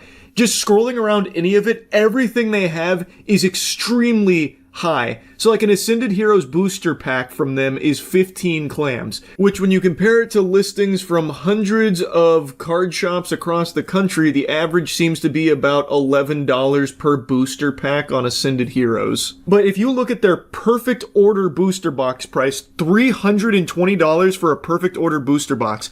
If you look around any actual reputable card shop across the country going through like TCG Player or anywhere else, you can find them for $205. In fact, the highest I really see them go is $220. Yet through Trader's Shop, you're paying $320? Am I understanding that correctly? Holy shit, their greed is even more despicable than most other scalpers I see. And yet they still have the gall to make one of those videos when you get no hits out of your Ascended packs with a fucking U-Haul full of Ascended Heroes mini tins. Holy shit. This is gross. Anyway, I hate this garbage. Wanted a yap about it. That's about it. See ya. We're certainly living in the future these days where all of our products are considered smart products, meaning they all have to be connected online via Wi-Fi and you have to register them with a valid driver's license, fill out a survey, sign up for a newsletter. Got goddamn smart condoms coming next, I'm sure, where you have to be connected online at all times, otherwise the condom shuts down and it won't stretch so you can't fucking use it. But this new revolutionary product is not a smart product.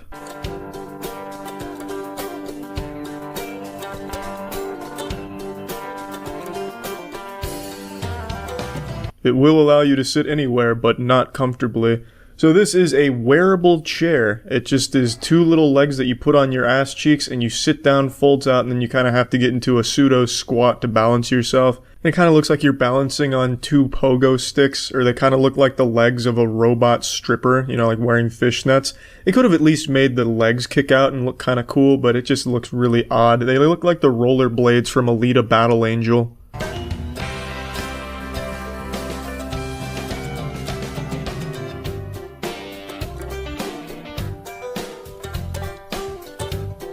It looks like his asshole is dual-wielding the 007 Clobs. The design is an extension of your body. If your body is made out of PVC pipe and bubblegum, I suppose. This is also going to be the most uncomfortable bus ride of his life. He can't sit down wearing this. He's going to have to be standing.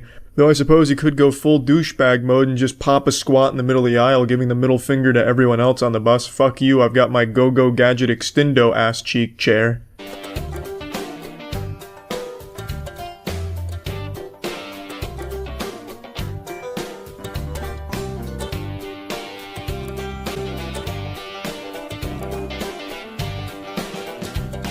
Yeah, 265 max carrying capacity is just not going to cut it, not winning the Nobel Prize there. This seems like a product that would be aimed at people far in excess of 265 because it appears to make the assumption that everyone is just the laziest fucking slob who can't be bothered to stand for more than 2 minutes, and the only people this would appeal to are people that get winded when they're standing for more than 2 minutes waiting for a bus and their knees are about to fucking explode. But that clientele is going to weigh more than 265, so they can't even use this. And at the end of the day, there's places to sit everywhere. In fact, any place is a place to sit if you're willing to just pop a squat on it, you know what I mean? Even on the ground is far more comfortable than this, I imagine. And also, you're not locked into wearing the saw trap all day.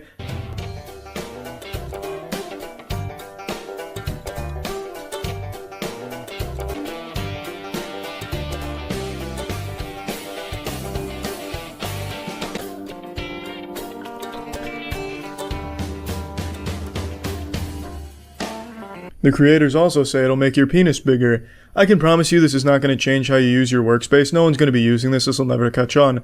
But you know what? I'll toy around with the idea. I also think I can come up with a suggestion on how to change this workplace in particular. Why not just put a nice chair there? Why not just pull over a chair? What kind of goddamn sweatshop is this guy working in where he can't just pull over a chair that should already be there in the first place or readily available? Why does he have to come to work with these 2 aluminum sticks on his ass in order to sit down? This is just a job he might want to consider leaving. If you have to come to work wearing a strap-on just so you can sit down, it's probably not worth whatever you're getting paid to work there.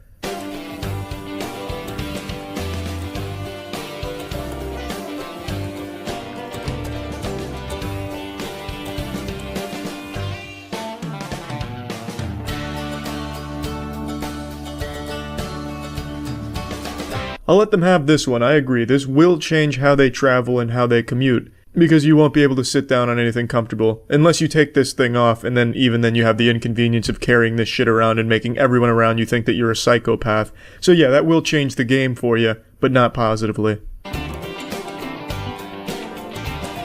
Almost every scam gets fully funded on Kickstarter. A man making a potato salad crushed his Kickstarter goal. This isn't a selling point. Just knowing it was on Kickstarter is enough to immediately make me question it and really kinda not want it. Kickstarter has such a negative reputation.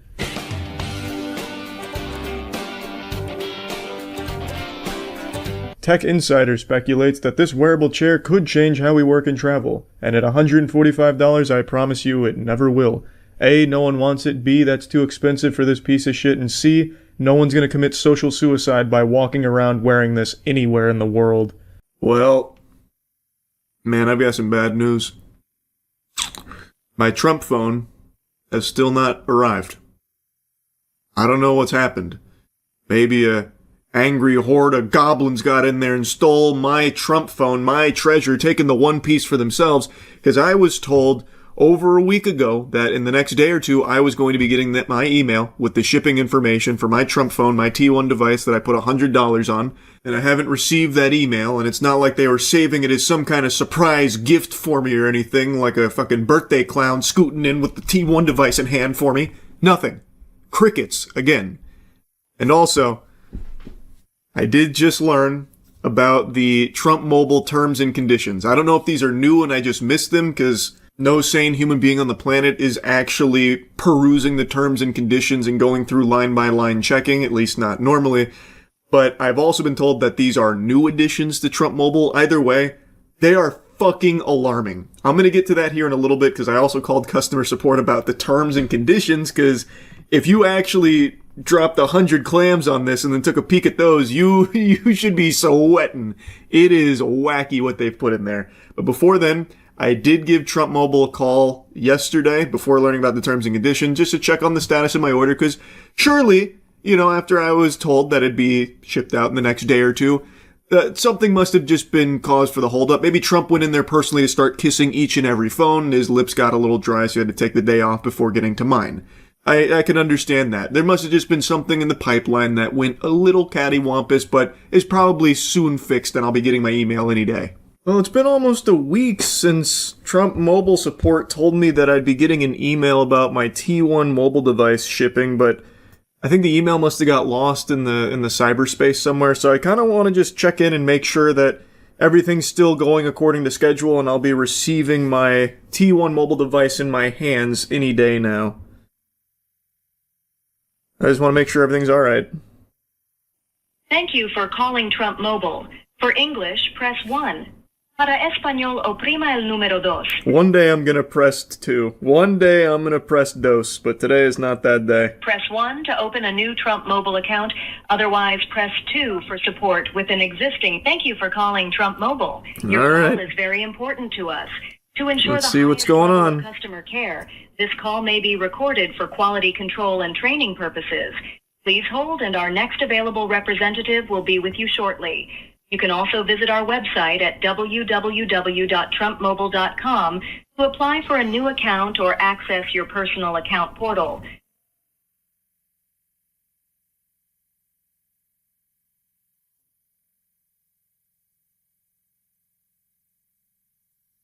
No hold music? What happened? Where's my hold music? Why is it just pure silence, just crickets? Did they not want to pay for licensing rights for just fucking elevator music now? It's absurd. I'm supposed to be a valued customer and you can't even blast me some goddamn tunes? No boner jams while I wait? Jinkies, it must be busy over there at Trump Mobile. What in tarnation? This is taking quite a while. It must be a company-wide issue that the emails didn't go out to all the Trump Mobile customers that are eagerly awaiting their Christmas gifts from Santa.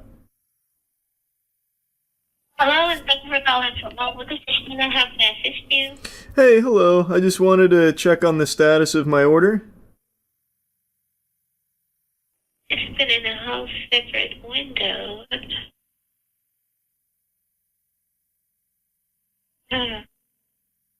Hello? No. Hello? They hung up on me. What the fuck is that? What? Pardon? Wait, what? I'll call back. Must have been a misinput there. Interesting. Thank you for calling Trump Mobile. For English, press Okay, here I Para come. Español, oprima el número dos shortly. Man, I waited so long for that too. www.trumpmobile.com. Apply for a new account or access your personal. Thank you for calling Trump Mobile. I'm happy to assist you today. Hey, hello. I was just hoping to check on the status of my T1 device. I can definitely assist you with that. Can I get your first and last name? Charles White.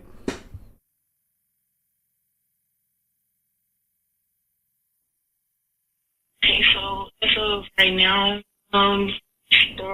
we're still waiting on the phones to be shipped out. We don't have an exact date, but it's still going by first come, first served basis. Oh, okay. I called last week and I was told that I should be receiving an email in the next day or so because they were shipping out at the end of April. Did something happen?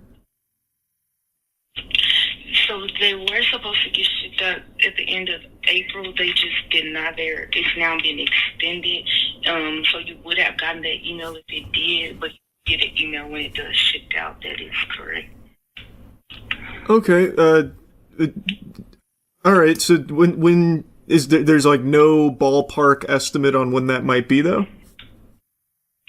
No, sir. We have no exact date. Okay. Well, do you guys have the T1 though, right? Like it's there, right? Like here in office, we have one here in office.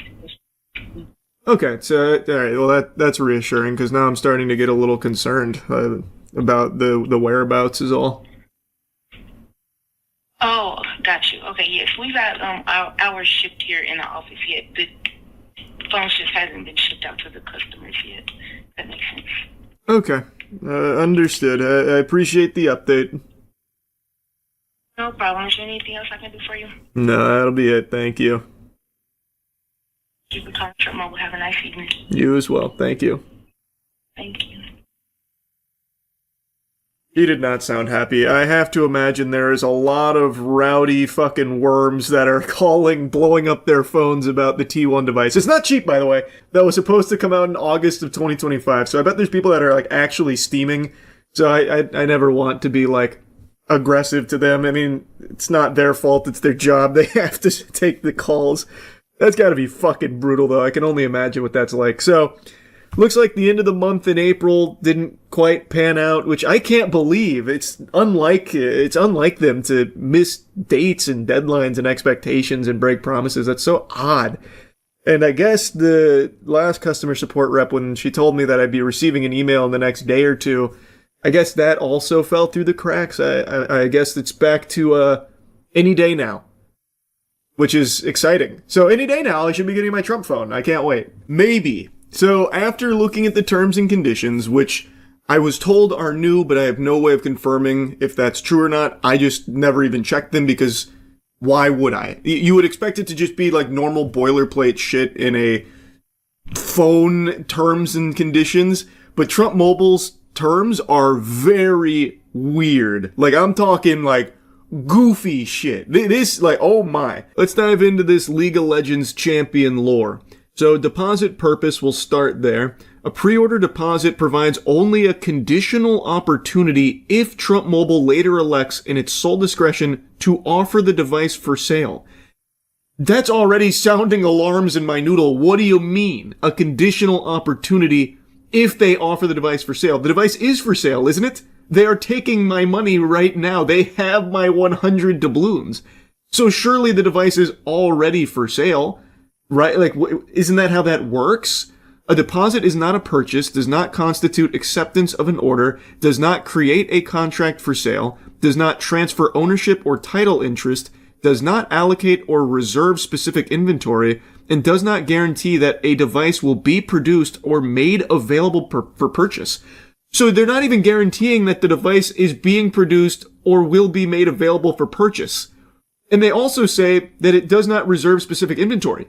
That's the whole idea of pre-ordering something, that you are reserving that specific thing that you are putting money into. You are putting $100 into this phone that they are selling, and they are telling you the price of the phone is like $500, but $100 is supposed to grant you access to purchasing that device when it's available. Like, it is supposed to hold it for you. That's the entire idea behind a pre-order. And it's, again, not cheap. Thousands of people put $100 down. They allegedly made millions upon millions of dollars off the T1 device. And then here in their own terms, they're saying that, well, it doesn't actually do anything at all. And then there's also a section about no binding sale, which goes through about how until you satisfy these 4 conditions, the 4 commandments of Trump Mobile, then you don't actually have anything that's enforceable. And then this one is super eyebrow raising, where it says no price lock or promotion guarantee. The deposit does not lock in pricing, promotions, service plans, taxes, fees, shipping cost, or other commercial terms. Final pricing and offers will be disclosed at the time of purchase, and you will have the opportunity to accept or reject the final terms before completing your purchase. Pricing and promotional terms may change any time prior to purchase. Any applicable taxes will be calculated at the time of final sale and may vary based on shipping location and then current tax laws. Any prior advertising, marketing materials, product renderings, feature descriptions, or estimated timelines are informational only, and do not constitute binding representations, warranties, or guarantees. So if I'm understanding that correctly, one of the big things there is that the price is not fixed. It is subject to change, which is something I talked about in the last video, how it's looking like it's going to be more expensive, but there was the idea that you were grandfathered in once you put down this deposit at the $500 they were saying that it is, and have been saying that it is for almost a year. This phone was supposed to come out in August of 2025. And when it missed that deadline, it said at the end of 2025. Still, it hasn't come out now, May of 2026. So they're also saying that, well, you can't hold it against us, the estimated timelines, it's all hooey, we're pulling it out of our ass. But the price lock is very interesting. It's saying explicitly it does not price lock. So when you pre-order, you put the $100 down, you are not price locked. But if you look at the top of the page on the website itself, as I'm looking at the terms and conditions, look at the top left.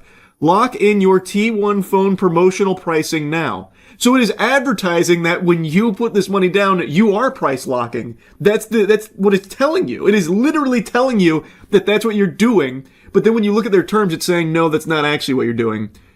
How is that not fraudulent? That's just a fucking lie then. Also, it says all of the information that they've been providing for a year now about what the T1 is and its specs and all of the renderings and all of that aren't actually representative of the device. It's saying that, nope, all of that could just be a bunch of hoo-ha, a bunch of mumbo-jumbo, and that's okay. So then, you are advertising something, knowingly advertising something that may not be representative of what is actually getting sold to the customer. Again, how is that not fraud? You are blatantly misleading them on purpose. And then in your own terms, they're saying, like, yeah, we might be doing that. Can't hold it against us. What the fuck? It continues, no guarantee of release, delivery, or timing. That should make you feel much more comfortable about the $100 you spent on the pre-order when there's not even a guarantee of release in their own terms and conditions. They're selling you something and also letting you know, like, it might not ever come out. We haven't actually decided. Estimated ship dates, launch timelines, or anticipated production schedule are non-binding estimates only. Trump Mobile does not guarantee that the device will be commercially released. Well, you see, they are actually just selling you an idea of something that they might release, potentially, but will take $100 just for even providing you the idea and the website for the idea.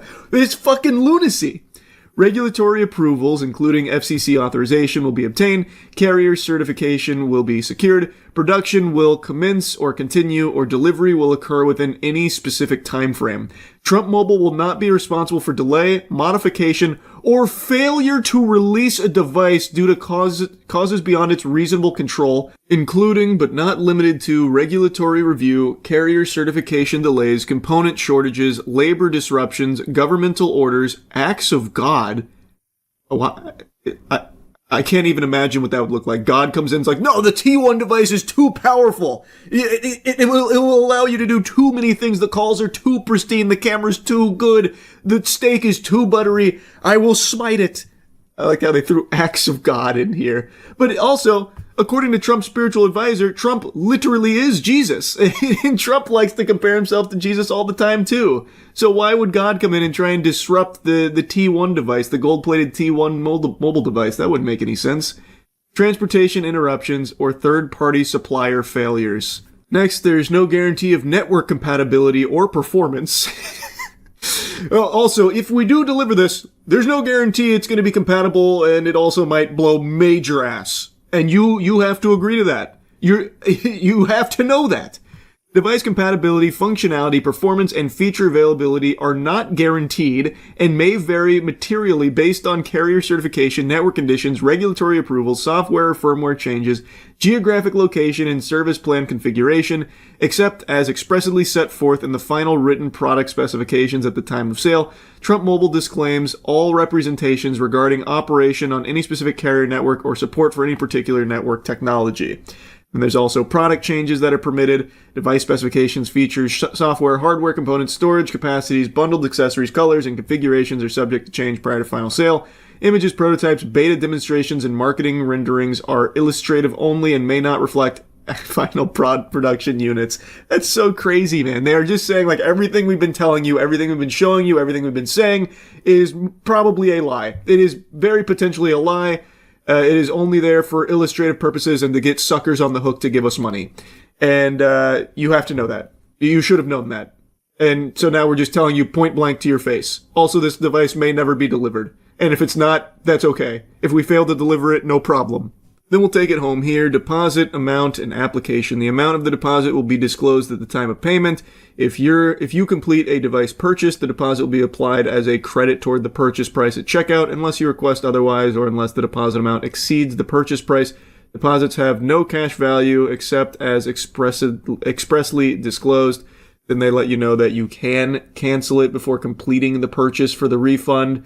So, if Trump Mobile cancels or discontinues the device prior to sale, they'll issue a full refund of the deposit amount paid, which, that's nice. Very cool. If we decide not to release it, we'll give your money back, we think. And then, if Trump Mobile cancels, delays, or does not release the device, I love how this is a core component in the terms and conditions. Like, listen guys, we really might not release it. This really might have all been a lie. They keep driving that point home. Your sole and exclusive remedy is a full refund of the deposit amount actually paid, and you waive any claim to equitable, injunctive, or specific performance relief relating to pre-order priority or device allocation. Trump Mobile shall not be liable for indirect, incidental, special, consequential, exemplary, or punitive damages, including loss of opportunity, loss of anticipated savings, loss of priority status, or loss of profits. Now, like I said, I don't typically take a peek at the terms and conditions of products that I buy or pre-order, but I have to imagine it's not entirely standard to constantly reiterate if the device doesn't come out. Also, all of the material you've seen about it might be a lie and not indicative of the actual product if the product ever releases, if they decide they want to release the product for sale, if the product ever gets made. They keep saying if there is a product here. Constantly saying if the product comes out, if this, if that, in regards to the production of it.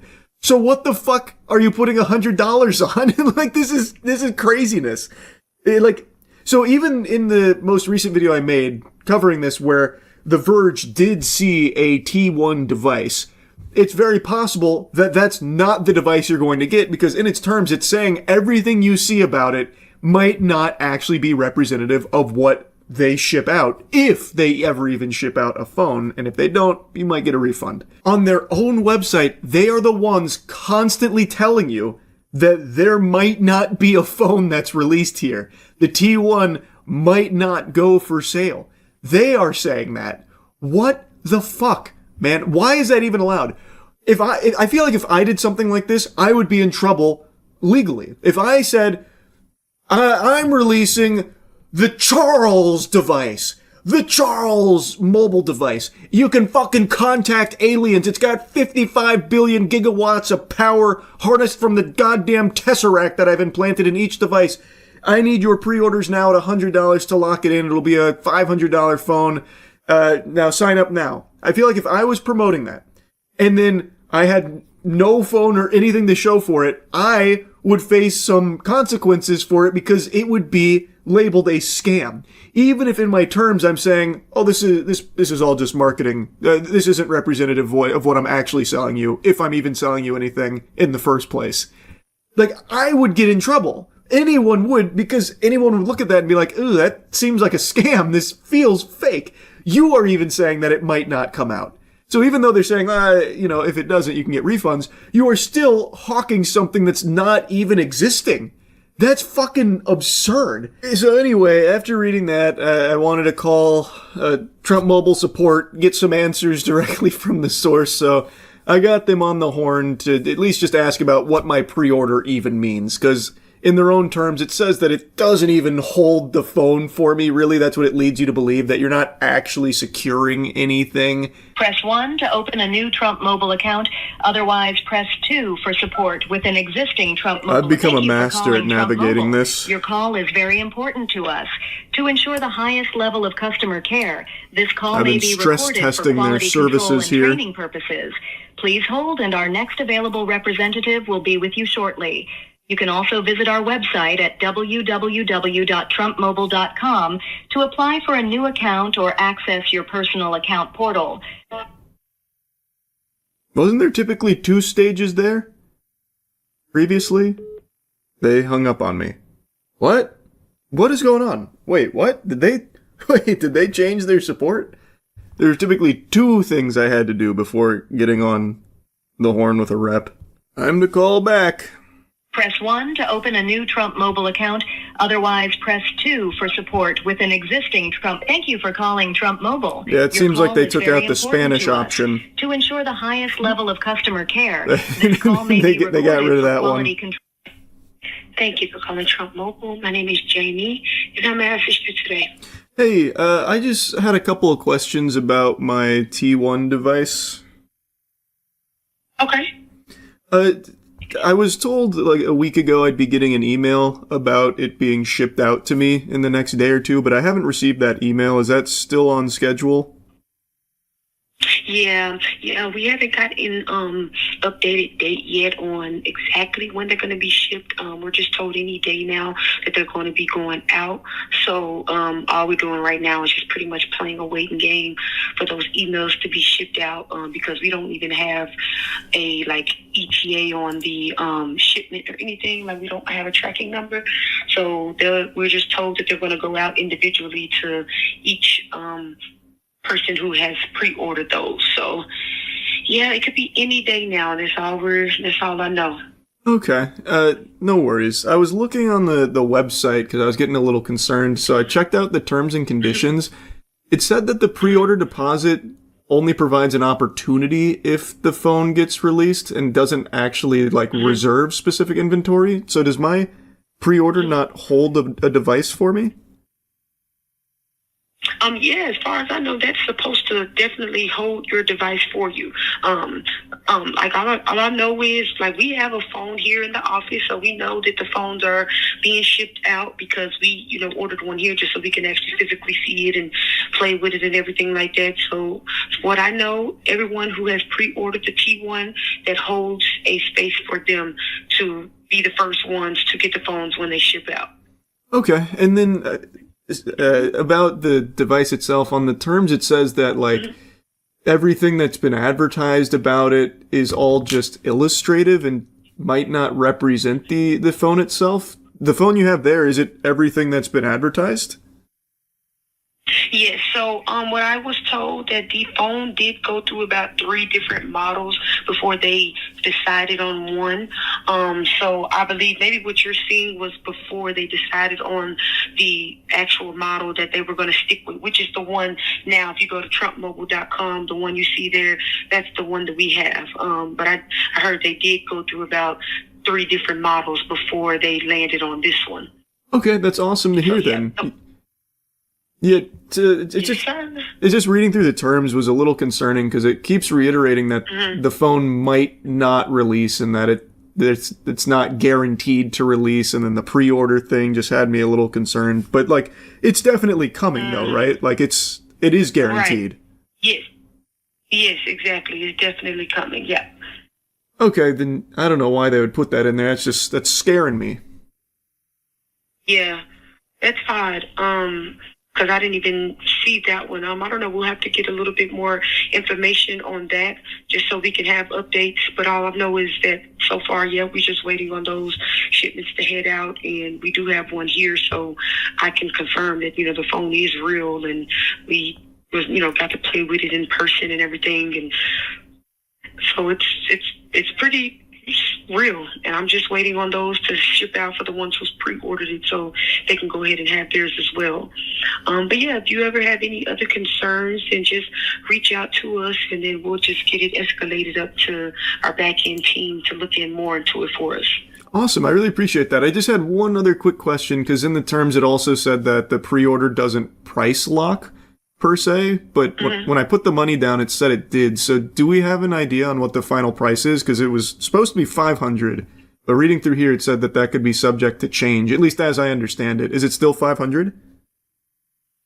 So the phones are, $499, and then of course you did the $100 deposit, and we don't charge the remaining $399 until the phone has shipped to you.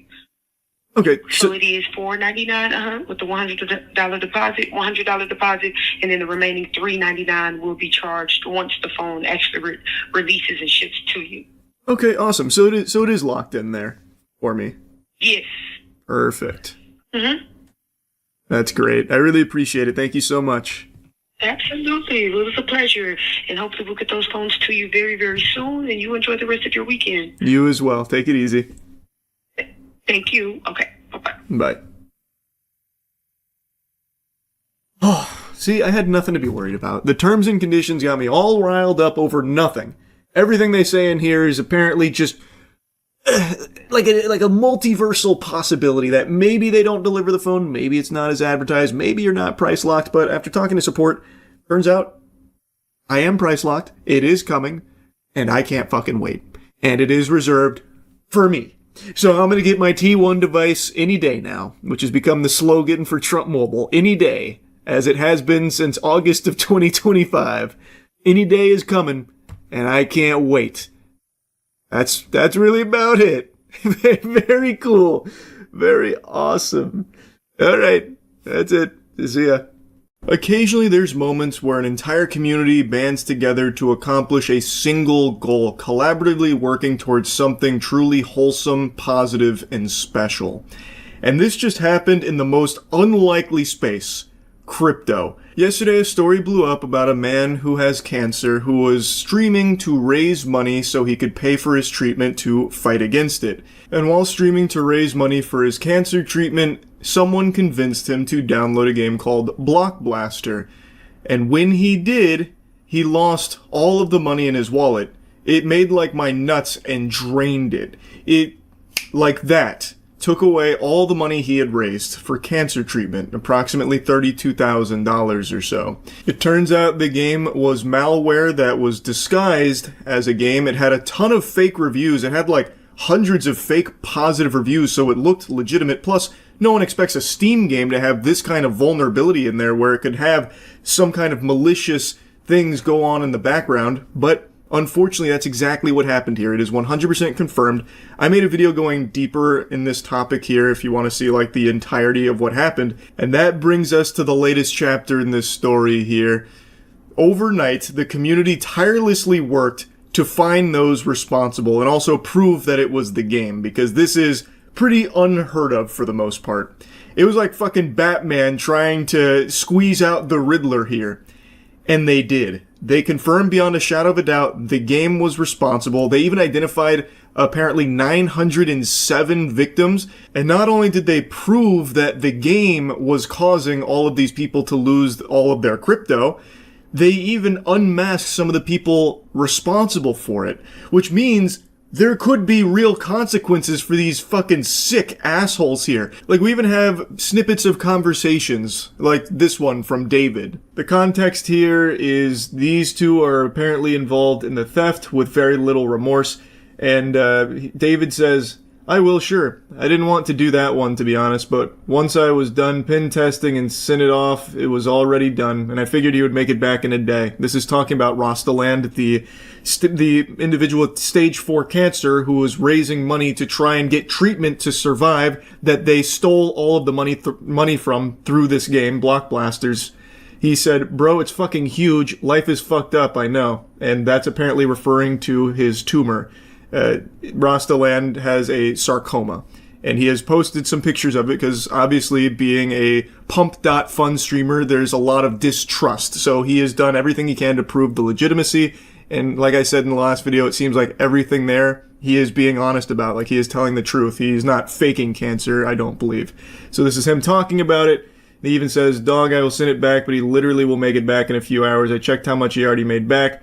And then the other guy said he already made it back, to be honest. This is one of a few suspects. Now, Zach XBT actually reached out to me to give me even more information about this case because it is crazy.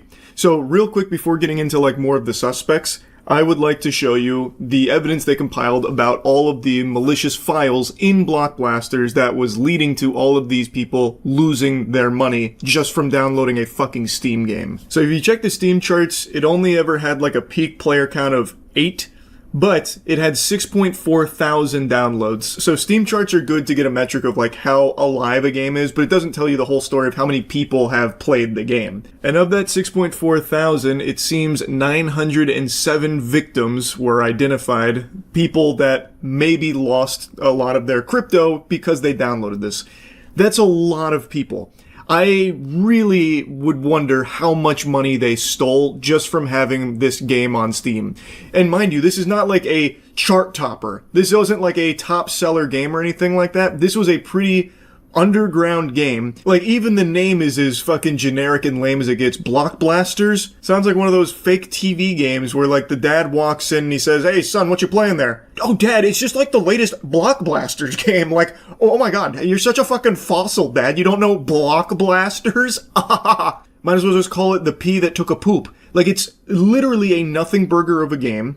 Yet because of the fake reviews, and because they were like spreading it around, I even saw evidence that they had like compromised Twitter accounts trying to do paid promotions to people to stream Block Blasters to get more people to download it. I'm unsure if anyone ever actually like took that bait or not, but they even tried to like get it exposed to more people like that, so that way more people would download it, they could steal more people's wallets. It is a crazy scheme that still had 6.4 thousand downloads. Imagine this on a bigger scale if this becomes a more widespread problem. They got 907 people, and we know in one case they got $32,000 from just one of those victims. This is a frightening prospect for like the future of Steam games if this is something that people have now identified an exploit for that they can use. It makes it very scary. This is a really insightful thread that kind of goes over all of the main stuff. So there was a batch-based stealer with a fizz install backdoor, steal C binary, various VBS scripts and zip archives, which had the password 121. Now, keep in mind, I am a fucking troglodyte when it comes to this kind of deep-level shit. I am a homunculus, so a lot of this falls on deaf ears for me, but it seems pretty irrefutable. Like, this evidence here seems pretty watertight. They also have the file paths, the files themselves. They literally have everything. It feels dead to rights, like this is a case closed. And if you want to see like a full breakdown of the files and how it works, there's a website called G-Data Software that posted a full write-up on everything. And actually, according to this site, there's been some other notable games that have had similar things happen. So, perhaps the most notable case is that of PirateFi, a free-to-play game that comes with an information-stealing malware. The most recent malware infection in a game was Kimia, an early access title on Steam which was compromised by a threat actor known as EncryptHub through the injection of malicious binaries. These threat actors bypassed initial security screenings from Valve, which allowed the deployment of malicious patches and infected multiple users of the platform. And then they talk about how they observed it with block blasters. So this was reported by G-Data Software, and I didn't know about the previous cases here. So it seems like this isn't an isolated incident. This just happens to be probably the biggest one so far. And this one, they actually did apparently unmask some of the main suspects. They stole from a person with cancer. It actually doesn't get lower to that. They are going straight to hell. 100%. And people were so outraged that they all worked together so they could try and bring justice and try and help him get his money back, which, as I reported in the last video, Rostaland did get reimbursed the money that was stolen from him, which I think is amazing. Someone named Alex Becker reached out and sent him the $32,000 back, which is great. It's really nice to see something positive happen in a community that's become synonymous with like dog shit and terrible things happening. But job's not finished here. We still haven't gotten the good ending here, the happily ever after. The people behind it aren't behind bars. They aren't sucking farts out of assholes or anything yet. But it looks like that might happen. It looks as though the people that have stolen from 907 victims, including someone with cancer, have been unmasked. Apparently, in their Telegram, which Telegram might even be worse than Pump.Fun when it comes to like nefarious activities. I have never heard Telegram in a sentence that wasn't preceded by some of the most foul shit you've ever heard of. It feels like that platform is exclusively used by criminals. But real quick, here's a nice TLDR from VX Underground, who directly was involved in reporting on this, and it's been quite an adventure. So here's like a lore recap in case you got lost here. So Rostaland had his crypto wallet drained because he downloaded block blasters. He has stage 4 cancer, and he was targeted specifically for the cancer treatment money. He lost $32,000. Alex Becker donated $30,000 to him. People came together. They found the drainer infrastructure, pulled all the victim data from it. They will be notifying the victims. The malware has been flagged.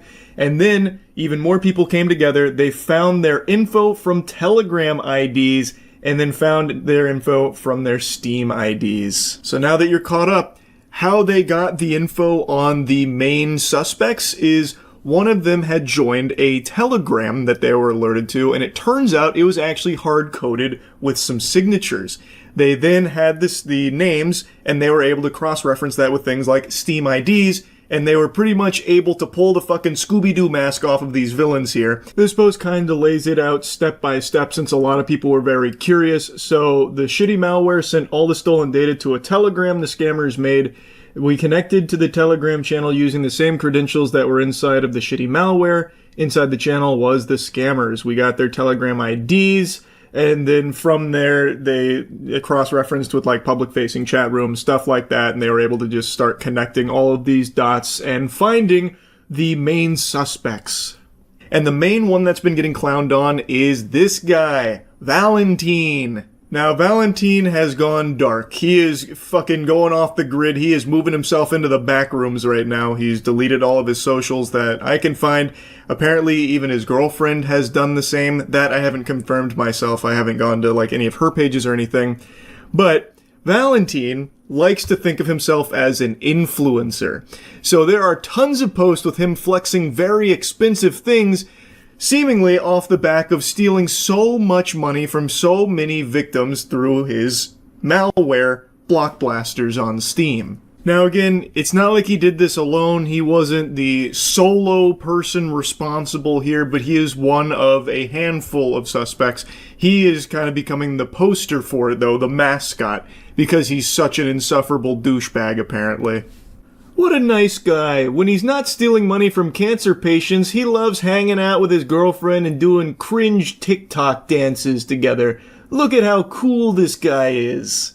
This really was an extremely thorough and just crazy investigation the community banded together to conduct here, all for the sake of bringing down these fucking vile worms responsible for stealing money from over 900 people, including, of course, Rostaland. That was really the spark that ignited this. And VX Underground gave a list of like the most notable people who worked this, so you can see like the credits here. Huge hats off to all of them for their work on this, because if there can actually be like some justice here, not only with, of course, Rostaland getting the money back, that's amazing, but also the people that did this being held responsible and facing real punishment for it, that would be amazing. Now, apparently a lot more information was uncovered about the individuals seemingly behind this, but this is all I'll share publicly here. Apparently the people that conducted this investigation have already turned over all of their findings to authorities. So, there is a very real chance that these people will not get away with this. That's amazing. That's fucking incredible, because in crypto, there's a rug pull every minute. There's a scam every second. There's always someone losing their money in tragic ways in the crypto space, and very rarely does that go punished. And in this case, I thought for sure that was going to be the same song and dance here where they just delist the game and vanish. But the community did not let that happen. This is the result of a community motivated by a single goal of getting justice for someone that was wronged. They stooped to a level lower than you'll normally see. Stealing from someone with cancer. It ignited a spark in the community where they worked together to catch these evil people. And I think that is great. I can only now hope that the authorities will do their job and actually deliver some consequences to those responsible for this attack. And hopefully all of the other victims will get their money back as well somehow. I don't exactly know what that'll look like, but I'm really hoping the other 906 people that downloaded this game and perhaps lost a lot of money because of it will be made whole again too. Anyway, I had to give you the follow-up here. This has just been nuts.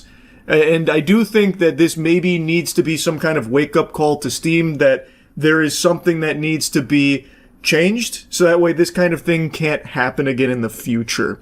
They need to like revamp their like screening protocols or something, and I understand that it's like just a complete open market where people can just dump their bowels on there willy-nilly, but having this kind of possibility on the table is very scary to anyone on the platform that might see a game from a small indie dev that looks interesting. They download it, all of a sudden they have some really harmful shit on their computer.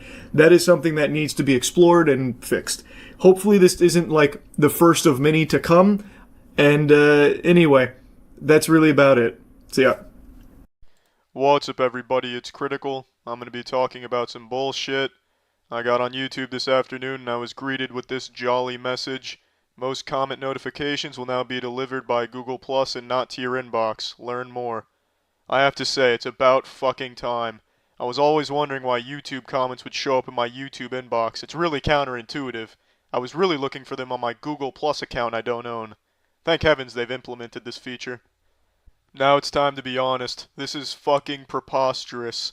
Obviously, Google is aware that Google Plus is biting the asshole right now. It has about 40 users, and that's just abysmal for Google standards. So what they're trying to do is kickstart Google Plus using YouTube, which is already a successful platform. So they're making you sign into Google Plus to view the comments on YouTube. But not only just to view the comments, you have to sign into Google Plus to make a comment. Look at this. I want to comment on my own video. I have to fucking sign into Google Plus, despite already being signed in on YouTube. I don't have Google Plus. I don't want Google Plus. I don't even want to know Google Plus exists. I don't use Facebook. I don't use any of that shit. Why do I need Google Plus to comment on an entirely different website? Now, I know I don't comment often, really not at all. I'm certainly not about to start, not now. I don't want to sign up with Google nuts. but I know a lot of people do like to comment, and this is just an unnecessary obstacle. Here's a video YouTube put out to justify their new system. YouTube comments just got better. That's a rather subjective claim. Is there supposed to be no audio for this? Start a conversation on YouTube. You couldn't do that before, so I'm glad that's here now. Well, there's still no audio. That's terrific. I guess it really doesn't matter. The audio for this is probably just the sound of a fork twirling around in spaghetti, because this new commenting system is some soggy dog shit. I couldn't think of a more adequate soundtrack for it than that.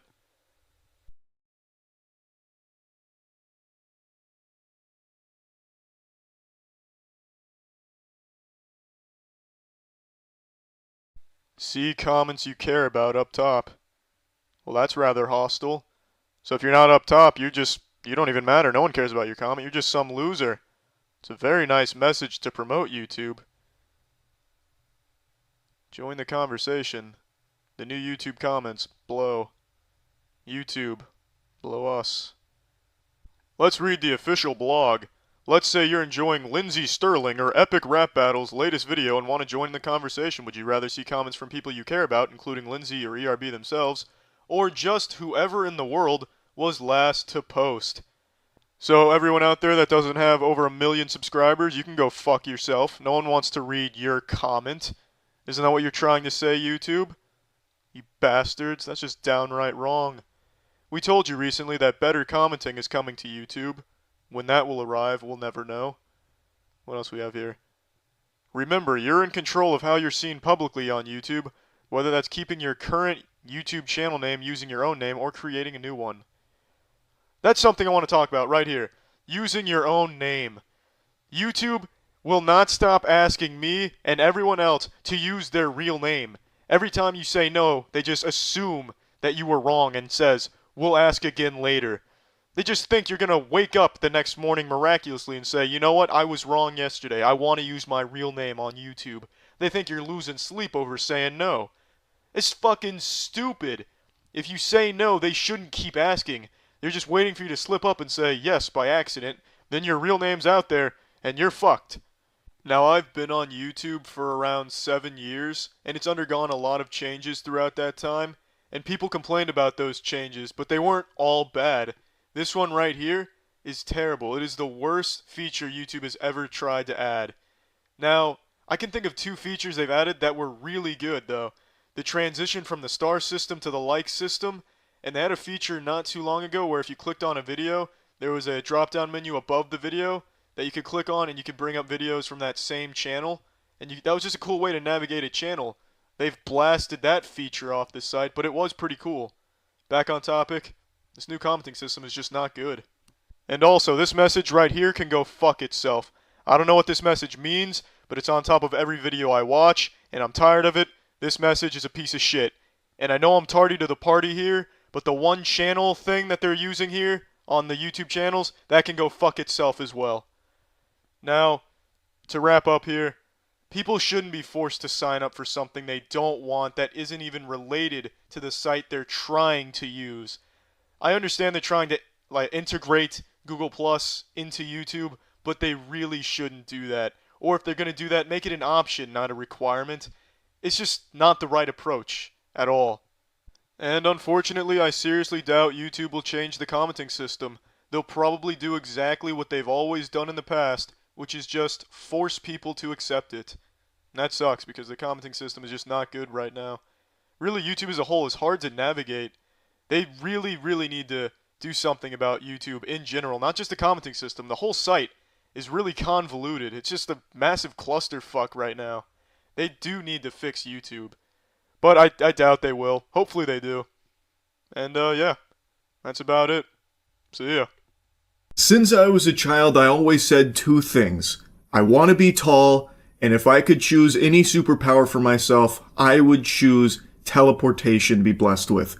I failed on both fronts, but teleportation, I believe, is probably like the most useful superpower. The possibilities are endless. And can you imagine my surprise today when I found out that it's not just fiction and make-believe where you gotta play pretend and it only exists in comic books and anime?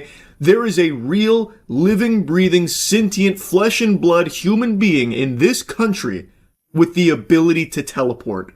His name is Greg Phillips, and he is a top official at FEMA. The very first time you were teleported, it was scary in a way. I mean, you don't really know. Okay, is this evil? Is this good? What is this? Let me stop you right there. Teleportation could never be evil. That is a divine gift right there.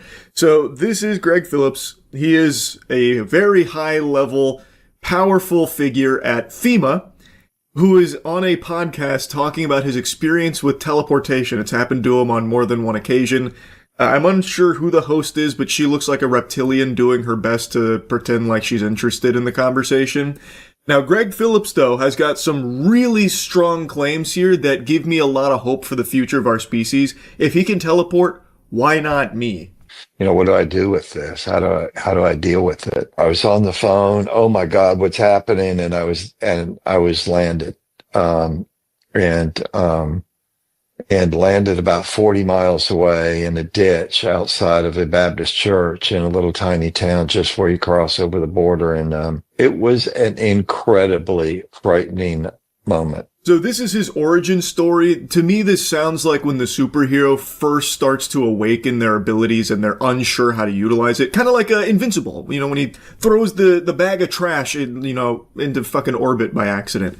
This is Greg Phillips starting to master his gifts here of teleportation. So he's talking about how he was driving, then his car got lifted and teleported into a ditch 40 miles away, and it was frightening him. As it would for anyone. The way he's describing it makes it sound like he's lagging in fucking Grand Theft Auto Online. He didn't know what was happening, but he knew he was teleporting around.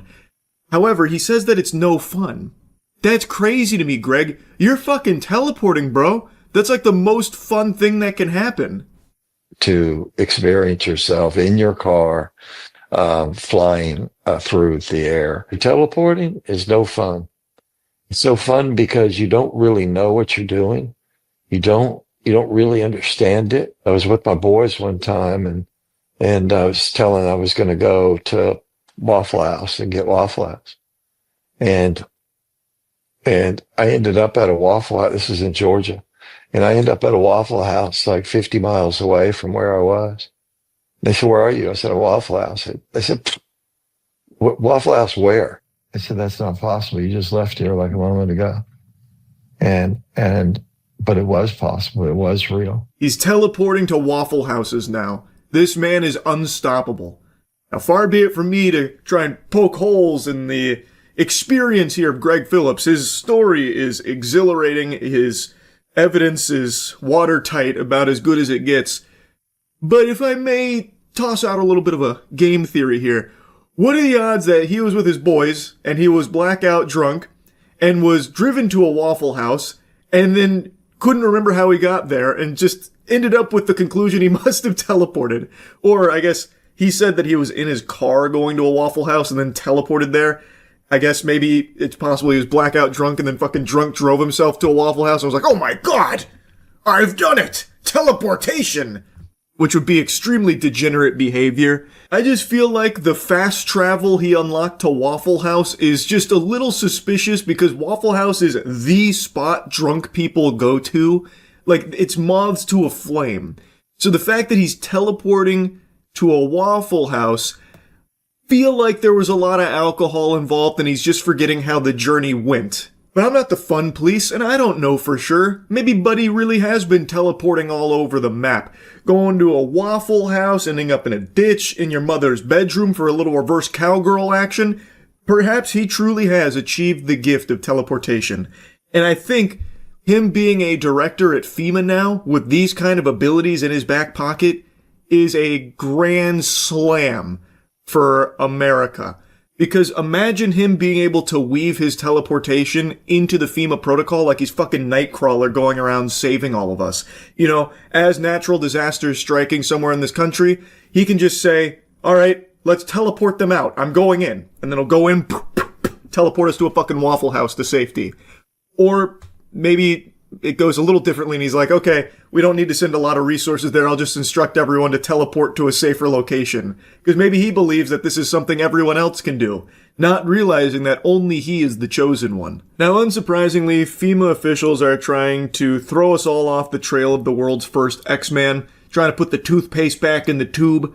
This is so silly, it's barely worth acknowledging. DHS, FEMA, and Mr. Phillips are focused on the critical mission of emergency management and ensuring the safety of the American people. Many of the comments cited are taken out of context or represent personal, informal, jovial, or somewhat spiritual discussions made in the context of barely surviving cancer in a private capacity prior to his current role. I'm a little confused on this statement here as it pertains to his teleportation conversation. Now, there were other things that he's been facing hot water for like other claims and stuff that they're probably referring to for like context and all that. But some of them are directly about teleportation, which he was just, from what I can tell, talking about on its own as like an experience that he's had on multiple occasions of teleporting.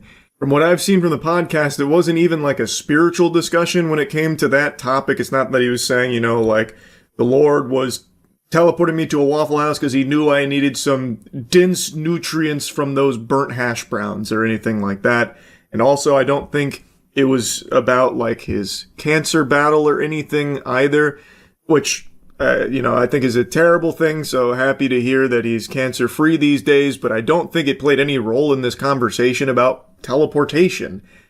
So I think that that's them just trying to rely on people not watching the segment for themselves. I also agree that it is very silly, but I think it should be worth discussing because this guy has a very powerful role at FEMA, which is an organization whose work is life or death for a lot of people in this country. And now you have this guy going on about teleporting. Like, who's to say, you know, as disaster strikes, he doesn't just get whisked away to a fucking Waffle House again. And he starts stomping his feet. Oh, dagnabbit, not again. Back at Waffle House. I keep getting fucking spirited away over here. I think it's a very important conversation to have because he has admitted to not mastering these abilities. He can't control them.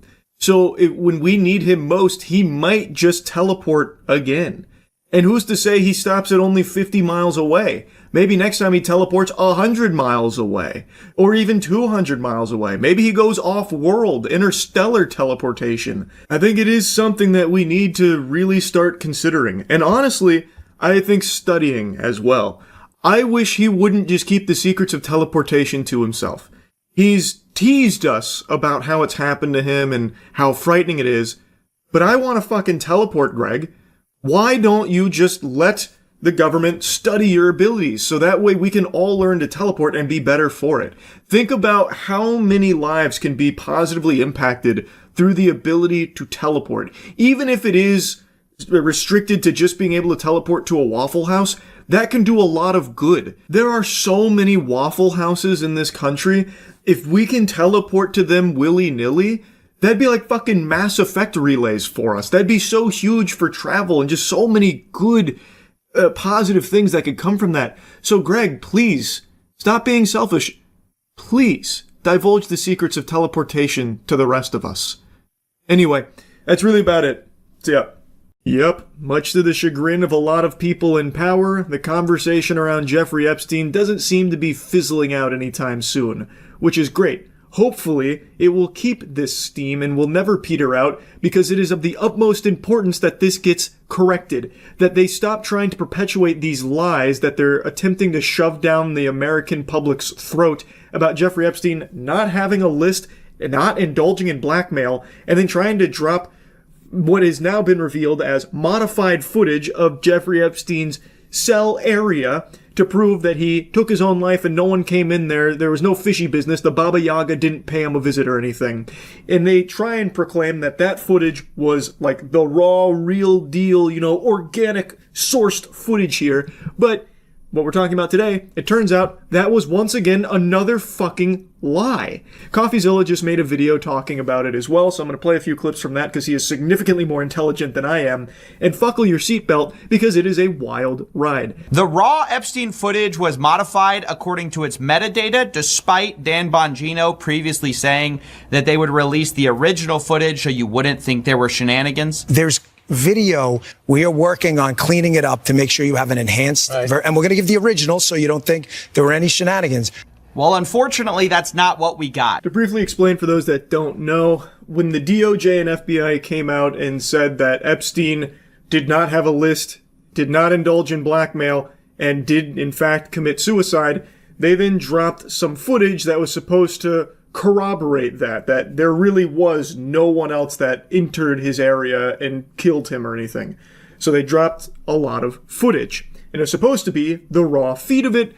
Turns out that doesn't seem to be the case. It was very likely modified, and you're about to see the metadata that indicates that it most likely was, as well as a forensic expert that weighs in that also thinks that it was not done properly here. And basically they pulled the metadata and showed that the footage appears to be assembled from at least 2 source clips, saved multiple times, exported, and then uploaded to the DOJ's website, where it was presented as raw footage, which technically it is not. Now, I pulled the EXIF data myself. This is what it looks like. You can see that there's these ingredients file path here, where you can see 4 different files. 2 of them are just identical. So 2 unique files here that have been basically stitched together is the most charitable interpretation. So they went into Adobe Premiere and edited the footage, saving it multiple times. I cannot believe that they would even leave the metadata intact. You would think that these 3-letter organizations would be better at hiding their dirty work.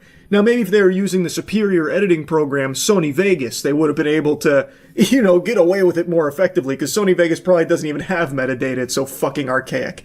But they went into Adobe Premiere, spliced this together, and then sent it as raw when it is not raw. It is edited. That is, legitimately, by all possible definitions, a lie.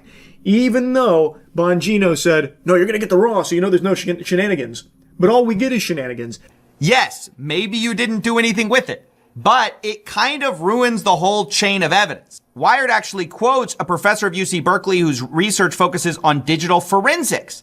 He has testified in numerous court cases, and he says, if a lawyer brought me this file and asks if it was suitable for court, I'd say no. Go back to the source. Do it right. Do a direct export from the original system. No monkey business. It's actually scary just how blatant this corruption is. For years, they have talked about the Epstein list and the blackmail. It is something that everybody knows exists. There is endless amounts of evidence to suggest its legitimacy. Yet now, all of a sudden, they're like, nah, it's not real. No, that's just fictitious. That's like fucking Santa Claus's list right there. That's not real. No naughty and nice list. No Jeffrey Epstein list. There's no such thing. Jeffrey Epstein's not even a real person. That's just a made-up fairy tale. They haven't gone that far with that claim, but like I said last time, I feel like we're not far off from them just trying to deny Jeffrey Epstein ever even existed, trying to scrub him from the history books here. But they are actively just not even trying to make this believable. They are so confident that they will not be held accountable that they don't even bother to do even the slightest amount of elbow grease to convince anyone to believe them. And they're right, nothing's happening to them. They are covering up for one of the biggest pedophiles in history that implicates some of the most powerful people across the globe. And they are sweeping it under the rug. There have been no arrests made, and it doesn't seem like they're pursuing it at all. Caroline even just recently said that they're not, releasing anything in regards to it because of, how graphic and gross all of it is. What do you tell MAGA supporters who say they want anyone involved in Jeffrey Epstein's alleged crimes to be held accountable? This administration wants anyone who has ever committed a crime to be held accountable, and they put out a memo in conclusion of that review. There was material they did not release because, frankly, it was incredibly graphic and it contained child pornography, which is not something that's appropriate for public consumption. But they committed to an exhaustive investigation. That's what they did, and they provided the results of that. That's transparency. Oh, they provided the results of that? How many people went to jail, Caroline? I must have missed that update. Were there a lot of bad guys that got locked up here? Oh man, that's huge. I feel like more people should know that. Can you share who all got arrested from all of the Epstein investigations? This vile worm tries to say that nothing's going to get released, and I guess nothing's going to happen to anyone that was incriminated here because a lot of it was not fit for public consumption. fucking weirdo. No one's asking you to, like, share the videos or anything like that. But you are saying that you have this evidence and you're doing nothing with it. And we know there is a list of clients and a lot of people that engaged with it. Fucking arrest them. What the public deserves is that you will follow through with your duty of arresting these evil people that you have unbelievable amounts of evidence on, which is not happening. This is the furthest thing from transparency, unless she's trying to argue that this cover-up is so blatant, obvious, and terrible that everyone can see through it, so you can immediately know how guilty some of the most powerful people are. Then I guess that makes sense, because this is such a poorly done attempt at burying this that everyone can see through it. Is that the point she was trying to make? Perhaps, I guess. Every step of the way here, they are lying and trying to cover up everything related to Jeffrey Epstein, including this footage that was supposed to be raw footage. The video aspect ratio suddenly shifts as the tape changes over, or whatever they claim. You can see that right here. There's like a sudden shift in the video. I have not changed this video in any way. I have it in the Premiere Pro timeline, which I guess they had as well. So this is as intended. So there's this just weird shifts in the footage. I mean, this was done in actually a very sloppy way after they explicitly talked about needing to do it in the right way so the American public could rely on it. Now, as CoffeeZilla says, it could be all just incompetence, like actually just fucking troglodytes here in charge of all of this. So even though they called attention to needing to do it the right way, they're just so fucking brain dead, like actual lobotomites, and just couldn't even do it the right way, so then they just farted this out. Like, it could be, like, no manipulation here, like, this is just how it's done, like, for some reason it dumps a minute, like, as it's switching over, and they had to put it into editing software and fuck up the aspect ratio. I guess it could be incompetence, but I would not be that charitable with this. They are doing so much lying. Again, we already know about the list existing, and we know about the blackmail. That is all real stuff, and now they're denying it. And now they're doing this modifying of footage while trying to fight back against the conspiracy that Jeffrey Epstein didn't kill himself. It's just insanity. They are so confident that the public will do nothing about it. They'll get upset, but they'll just swallow it and be done with it and move on. And some people are, but I'm happy that most aren't. They are desperately doing everything in their power to try and bury this whole conversation about Jeffrey Epstein. Like a couple days ago where Trump interrupted a question about it in order to try and shift to something else. Like, are you still talking about Jeffrey Epstein, that creep? How can you be talking about him when there's floods going on in Texas? It's such a bad look. Why there was a minute missing from the jailhouse tape on the news set? Yeah, sure. If Hey, could I just interrupt for 1 second? Are you still talking about Jeffrey Epstein? This guy's been talked about for years. You're asking, we have Texas, we have this, we have all of the things. And are people still talking about this guy, this creep? That is unbelievable. Do you want to waste the time, and do you feel like answering? I don't mind answering. I mean, I can't believe you're asking a question on Epstein at a time like this where we're having some of the greatest success and also tragedy with what happened in Texas. Yeah, people are still talking about Epstein. It's one of the biggest, most in-your-face cover-ups most people have ever seen. This is one of the biggest pedophiles in history that implicates so many extremely powerful people. Yeah, people are still talking about it, understandably, because the people deserve answers, and there needs to be justice for all of the people that engaged in this. This desperation from those in power to move on from the Jeffrey Epstein conversation is extremely scary, and they are doing it with reckless abandon, feeling completely immune to consequences for all of this. And so far, they're right. Like, there's not anything that's coming from it. There's still no arrest being made. There's still no new information coming out. The only information we get is more information about how they are lying, like modifying the footage and shit. It's craziness. I just wanted to give you a little update here with everything that's unfolding in the Jeffrey Epstein case. And, yeah, that's really about it. See ya. I was going to turn on the desk light here to illuminate it a bit better, so it doesn't look like I'm telling scary ghost stories, but I decided I kind of like this vibe for the topic, because this is a scary topic. Too many people are sleeping on an incredible show. I'm not seeing enough glaze. I'm not seeing enough movement. I'm going to be honest. There is a show that I just finally finished, that only just recently ended, that I am just not seeing get proper nut care. Like, I'm not seeing enough people fondling those balls. It's To Be Hero X. So far, it is my favorite anime of 2025. I do still have a couple others to catch up on, but I can't really imagine any of them somehow surpassing this in my eyes. I think the show is extraordinary. The first, 3 or 4 episodes had me under a very different impression for what kind of show this was going to be. Immediately, it's pretty clear that the animation is beautiful, and it's a show that uses multiple styles. So it'll flip-flop between an arcane vibe and then a traditional 2D anime style. And it does it with the snap of a finger. The best hero, the strongest character, X, you will sometimes hear snap his finger, and that's when it flips from arcane to some of the most breathtaking 2D animation you'll find in a show. It's not to, Demon Slayer Infinity Castle level, but it's really not far behind either. It excels in its visuals. So it is majority 2D, but for the first arc, the first character you follow, Nice, it's mainly arcane-ish. And I think it is so cool when it flips back and forth. It is so creative. It doesn't feel like a gimmick or anything, because it doesn't need to rely on it. Like I said, it's mostly 2D, but it does go between them occasionally.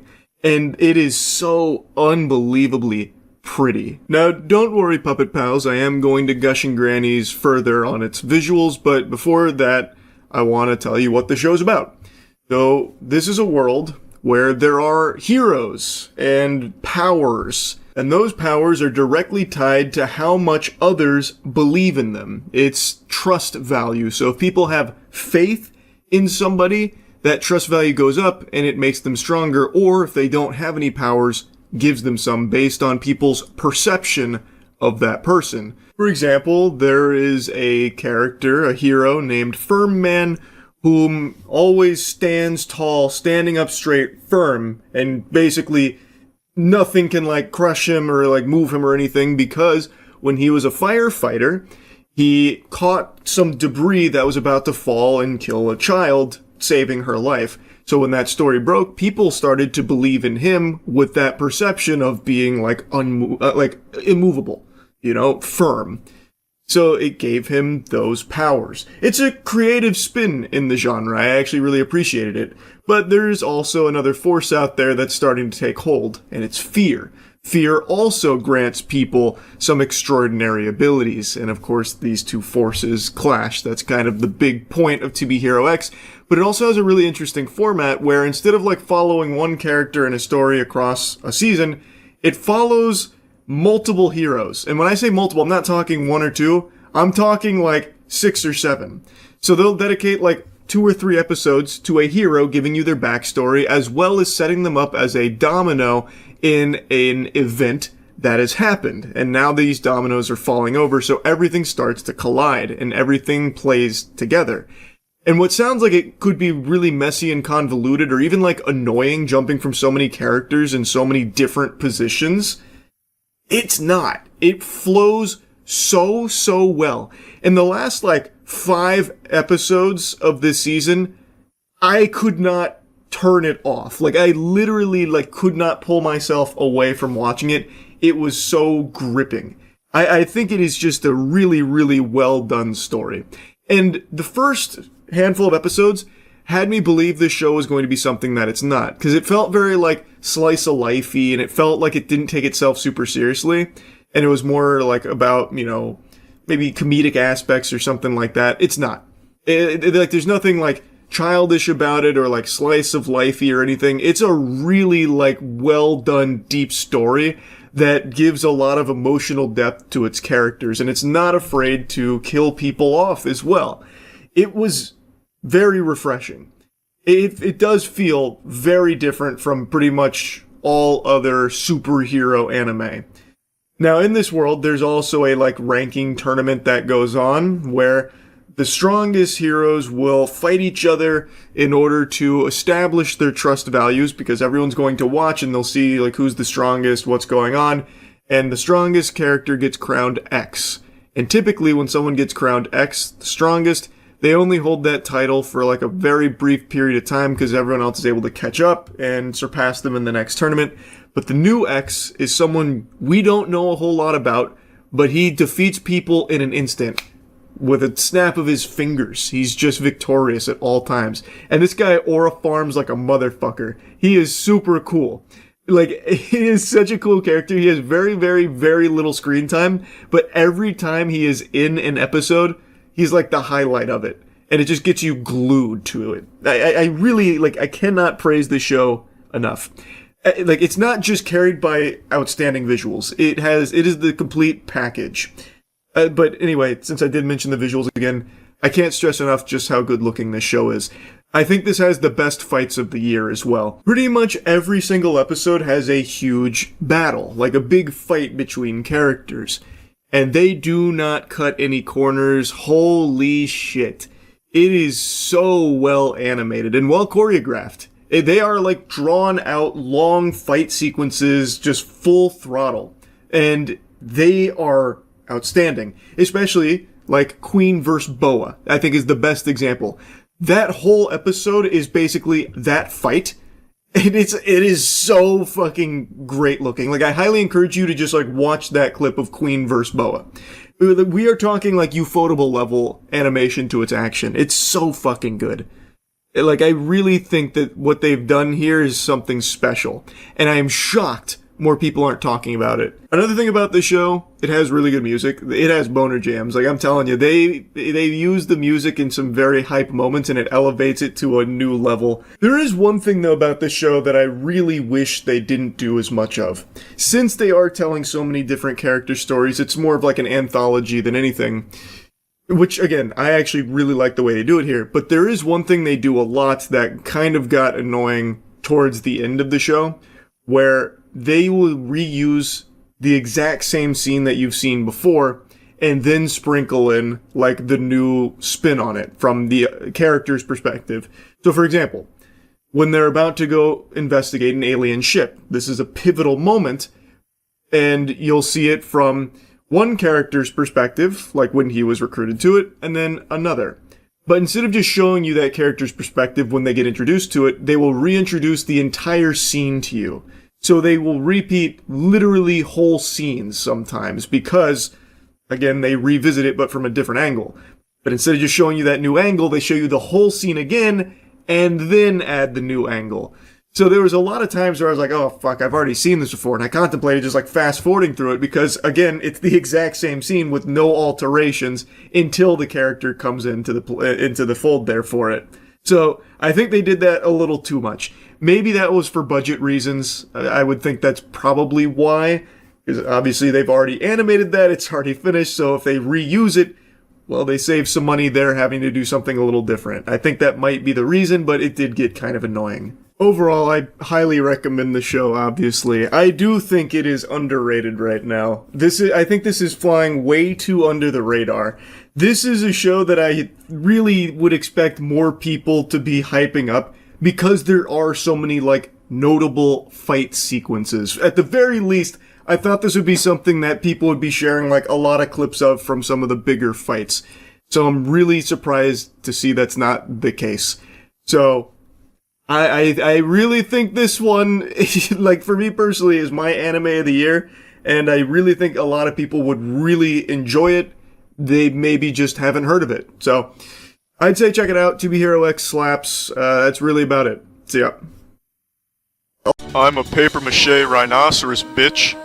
You humans better keep your head on a swivel, cause I'm looking for friends in all the wrong places. A standard rhinoceros only has 4 legs. I have 8, all of which I can shove up your asshole. I even have Shrek's ears on my forehead. I am the ultimate weapon. Are you working under the assumption that this ping-pong net can stop me, you insolent bastards? Oh no, not the sticks. Shit, they've got the sticks. Fuck, it's the sticks. Son of a bitch, they have the sticks. The sound of bamboo sticks hitting the ground is too much for me. The power is overwhelming. The gloves are coming off now, gentlemen. Oh, I'm sorry about that. Nearly impaled your friend with my horn. It was an accident. No, stop. Get those sticks away from me. It was an accident. It's just an accident. I'm sorry. I didn't mean to do that. Fuck you. I did it on purpose. I tricked you. I'm coming through. I've spotted an opening in their defense, coach. I'm going through. Damn it. The construction workers are back with their sticks. I can't go any further.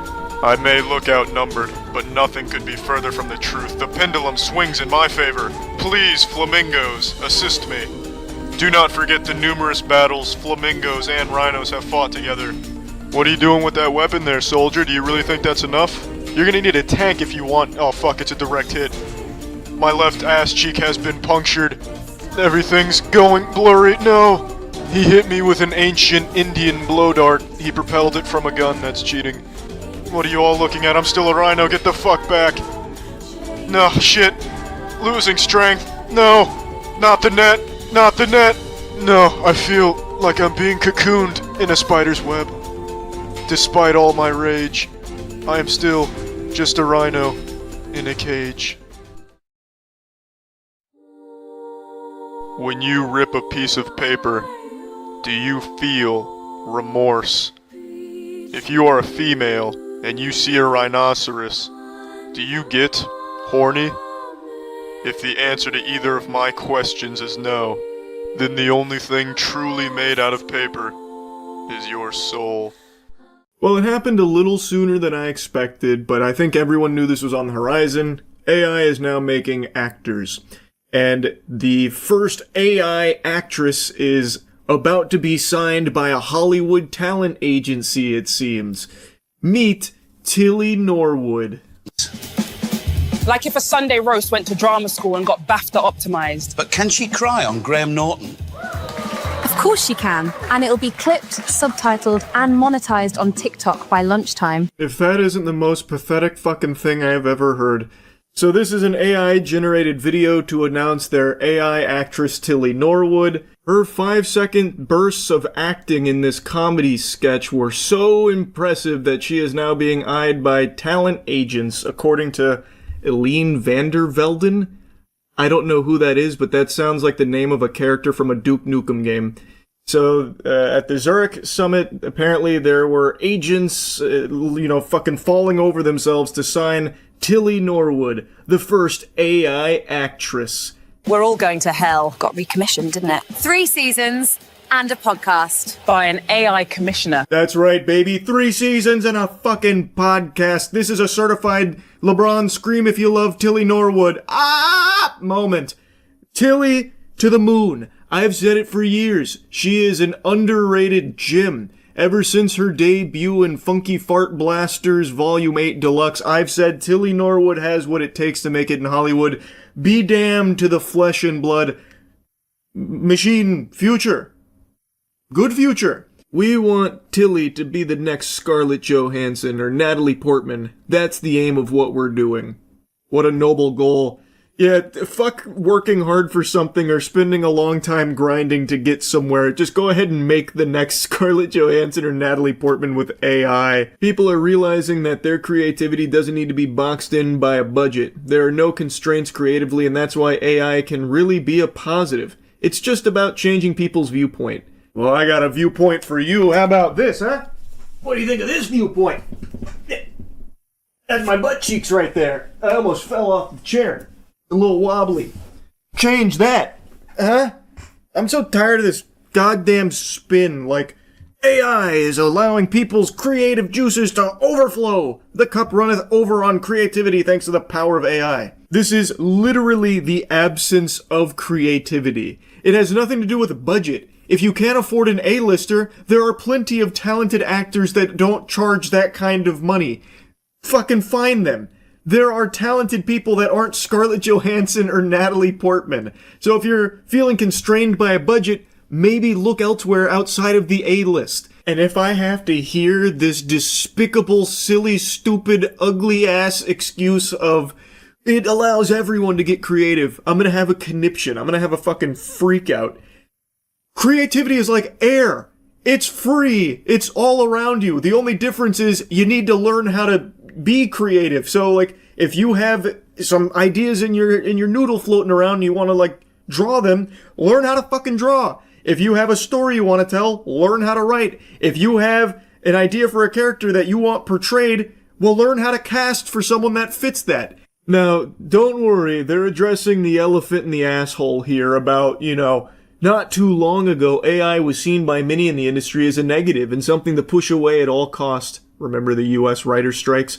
Yet today it is being embraced by an increasingly large swath of industry, partly because it offers a way around the seriously tough economic conditions that producers in particular are operating in. I like how they start this by saying not too long ago, as if this viewpoint has passed. This is still the prevalent viewpoint. People don't like everything being replaced by fucking AI slop. But I will say I appreciate their honesty, the going full mask off there about the whole goal of it, to just save money on the bottom line and nothing else, to cut corners and save cash. They just right in your face say that. So I at least appreciate they didn't try and sugarcoat it or anything there. It's the whole purpose behind it is because it saves the top of the food chain a lot of money. Oh yeah, this next section's super fun. It's a little sneak peek of what I imagine the Hollywood writing process is going to look like for all the big budget blockbusters in the next couple of years, because you can save a lot of money on writers because you can just have ChatGPT be your writing partner, I guess. She describes it as sort of a writing partner. It would come back to me with ideas and I would be an exec producer effectively. We worked together. I then got feedback from lots of people and we adapted constantly. There were so many iterations. I mean, it took a long time, I'm not gonna lie. And it's also about performance, right? Because every one of these characters will say the lines differently and you need to instruct them differently. If this comedy sketch is anything to go off of, boy howdy is the future bright for blockbuster productions. High quality material being shit out here, no doubt. I hate that they're trying to coin a new term here, by the way, AI directing. At first the line was pronounced as, "But can she cry on Graham Norton?" with the wrong emphasis, and we needed the voice to be more doubtful, so you're really trying to find the words to describe the emotion. It's like instructing an actor, really, and for me it was very much about getting the right performance out of the AI actors, because if they say it in a wooden way, it wouldn't have worked at all. It is so pathetic how many terms people desperately try and put onto just using AI, like prompt engineer and now AI directing. Holy shit, it's so cringe. As you can imagine, with normal people that aren't brainwashed fucking vampire weirdos in Hollywood, this didn't go over well. So they did make a response. To those who have expressed anger over the creation of my AI character Tilly Norwood, she is not a replacement for a human being, but a creative work, a piece of art. Like many forms of art before her, she sparks conversation, and that in itself shows the power of creativity. She keeps using that word, but I don't think she knows what it means. How in the fuck is this in any way, shape, or form creativity? Like, what? What are you talking about? People got mad at you because of this, and all of a sudden it's like, thank you for being creative. Like what? Like maybe creative insults? I don't even understand, really. Just because you made people mad doesn't mean that it was, the power of creativity that had done it. I see AI not as a replacement for people, but as a new tool, a new paintbrush. Just as animation, puppetry, or CGI open fresh possibilities without taking away from live acting, AI offers another way to imagine and build stories. I'm an actor myself, and nothing, certainly not an AI character, can take away the craft or joy of human performance. Creating Tilly has been for me an act of imagination and craftsmanship, not unlike drawing a character, writing a role, or shaping a performance. If I have to hear this absurd cope one more time, I'm gonna have a conniption. This is just fundamentally no wrinkles in the brain type comparison here to say that AI is a tool like, CGI or animation. How it didn't take away from live actors, it's just in addition to.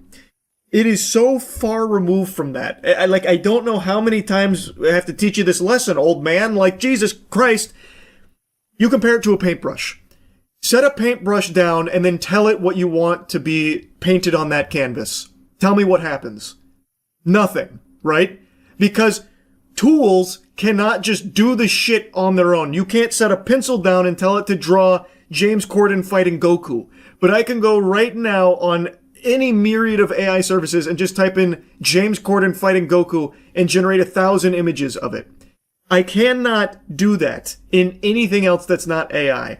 It is not like animation. It is not like CGI. It just does shit for you based on whatever sentences you feed it. You are not special, you're not a fucking prompt engineer or an AI director because you changed some sentences around to generate a new video. It is not a tool. Animation, puppetry, CGI, that is a totally separate art form and expression that takes immense talent. AI doesn't. There's no training required, there's nothing. You just type in sentences. So as long as you are literate, it'll just spit out something that loosely resembles whatever you fucking cooked up in your noodle and typed on the keyboard. It is a dog shit comparison. It is the absence of creativity, and it is not a tool. It is a replacement. As you said on your own little press release for this, its goal is to save producers money because it's cheaper. They will choose an AI actor for a role over a human being because they don't need to pay the AI actor a fucking salary. You said it yourself, it is to cut cost. Holy shit. Anyway though, enough yapping about that. Tilly Norwood, she's got a bright future ahead of her, no doubt. I'm very excited to see what Hollywood agency swoops in and signs her. They're gonna have a real breakout star. Shit sucks. That's really about it. So yeah. No one told me about this, by the way. I had to learn this on my own. There is another Concord level failure in the AAA gaming space. Unknown 9. I'm assuming you guys just didn't hear about this? Because I didn't either, and I keep my finger on the pulse of these massive flopperooskies. So Unknown 9 was a game that came out to crickets. An all-time peak of 285. That means Gollum basically 5x'd this game's player count. And that's not, the biggest surprise in the world. There's all kinds of flops born every minute. But this one had so many trailers and shit, and so much money behind it, and before this game even released, they had planned an entire franchise around it, which they have now announced is cancelled.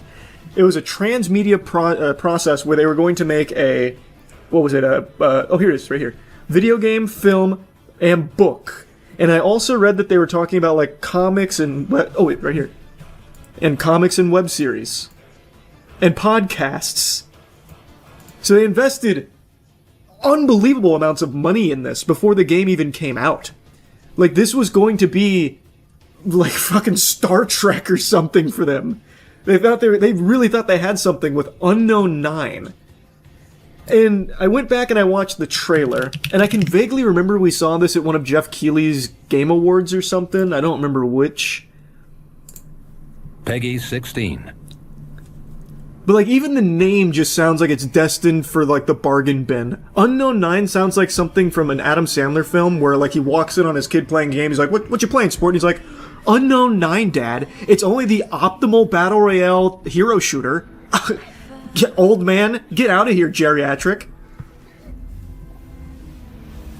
They had a trailer in pretty much every game show for the past 2 years. But yeah, this was like their cinematic trailer.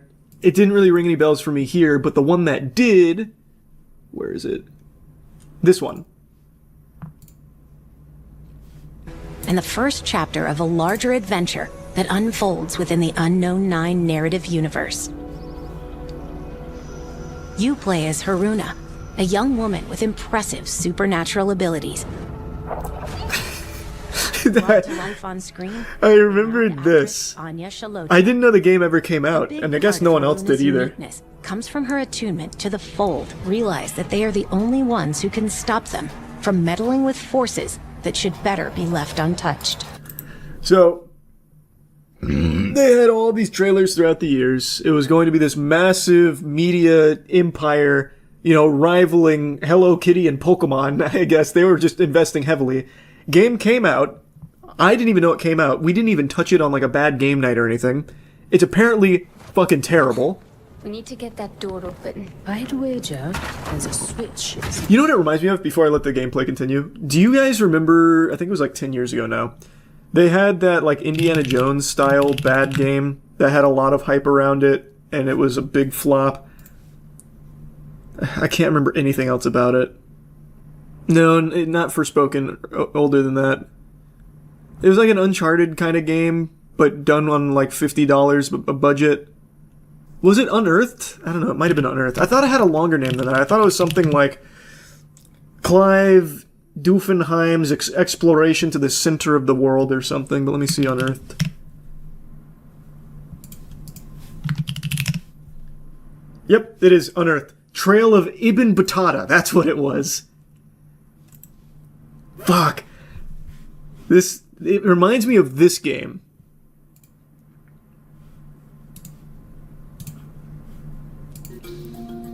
Welcome to Morocco, my friends. I'm glad you could make it. The adventure of one of the world's greatest explorers. Of course, I see the Chainsaw Man movie. Ibn Juzay wrote an account of Ibn And I did not Battuta's see that, adventures Ray. in a book called Al-Rila. Was passed to us through generations. The book. Man, I need to replay Unearthed Trail of Ibn Battuta. But yeah, this was episode 1 of what was supposed to be like this long-spanning epic. But it's very clear this game was made off of, you know, a pretty small budget. This, allegedly, from some of the numbers I was reading, was over $100 million. Because they had so many things in the can already outside of just games. And this is what the game looks like. I see you, Quester! Give up! Find that crate! She's there! She just I found It's crazy just how out of touch gaming companies can be these days. Where'd she go?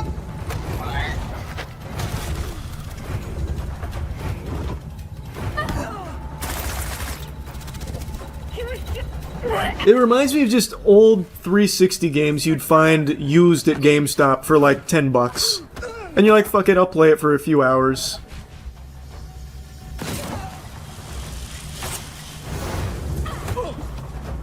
What was it? Also, I didn't look at the reviews. I want to see what IGN gave this game. It only took 10 minutes of playing Unknown 9 Awakening for me to feel a keen sense of deja vu, taking out enemies in small And a keen smell of dog shit, because this game is trash. Story of personal growth, might also just Watch them give it an like 8. this.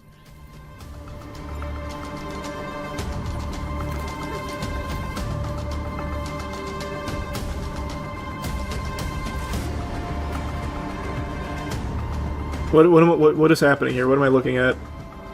Oh. That's a pretty cool find. An infinite Dormammu loop. Unknown 9 Awakening, the wholly underwhelming adventure. Nice. So yep, apparently this whole franchise cost tons and tons of money. I had an unbelievable amount of faith in it, and it is now canned. Because it only ever had 285 players. Which is absolutely incredible. So, I will definitely be playing this after the World Championship. So, after this weekend, I'll probably start playing it on Monday, like next Monday. We're going to give it a whirl. Before they take it off Steam, inevitably. It looks like it was a new studio founded by a guy who was a writer on 3 Assassin's Creed games. That just sounds so par for the course. Let's see. Actually, let me finish reading the rest of this article. I haven't seen this article. I was looking at other ones. I just love this statement. Posted on LinkedIn, informed the community the studio would not be greenlighting any further projects related to the Unknown 9 development. What community? You had 285 people. You could have gotten them in a Discord call. There's no one to even address. Listen, guys, I know you've been feverishly waiting for more Unknown 9 development news, and boy howdy do we have some bad stuff for you today. I'm sure none of you saw this coming, but they pumped the brakes on us. Explained the decision was made following the failure of the studio's ambitious and courageous first project, a new IP with a rich transmedia universe, and acknowledged the game didn't come near the company expectations because the debut title massively underperformed. He confirmed the IP didn't warrant any further exploration. Before its release, gamers thought Unknown 9 Awakening was a mix of Banishers, Ghosts of New Eden, and Forspoken. Who thought that? Shortly after the franchise announcement, Bandai Namco Entertainment acquired Unknown 9 Studio to undertake the ambitious project. Unfortunately, part of Hort's statement confirmed several staff members would be made redundant, including back-office employees, and given severance packages further health benefits, access to counseling services, and proactive career planning support. CEO added that the affected staff would be assigned to one of Bandai Namco's IP projects where possible, stating the work was shaping up very well. Unfortunately, this is Reflector's second round of redundancies after a wave in November 2024. Jesus. Even though Unknown 9 Awakening flaunted amazing stepping powers... What is that? Amazing stepping powers? What is that? Shows awesome stepping powers. Can I see? Are these the stepping powers? Battling high blood sugar, here's a piece of avoid drinking cold water. Oh, here. Stepping is the ability to project one's mind into the consciousness of another by way of the fold. While stepping, one has access to the weaponry, strength, and intellect of a given vessel and may fully control their actions. Man, they're really trying to make it sound cooler than it is. She stepped! Holy shit!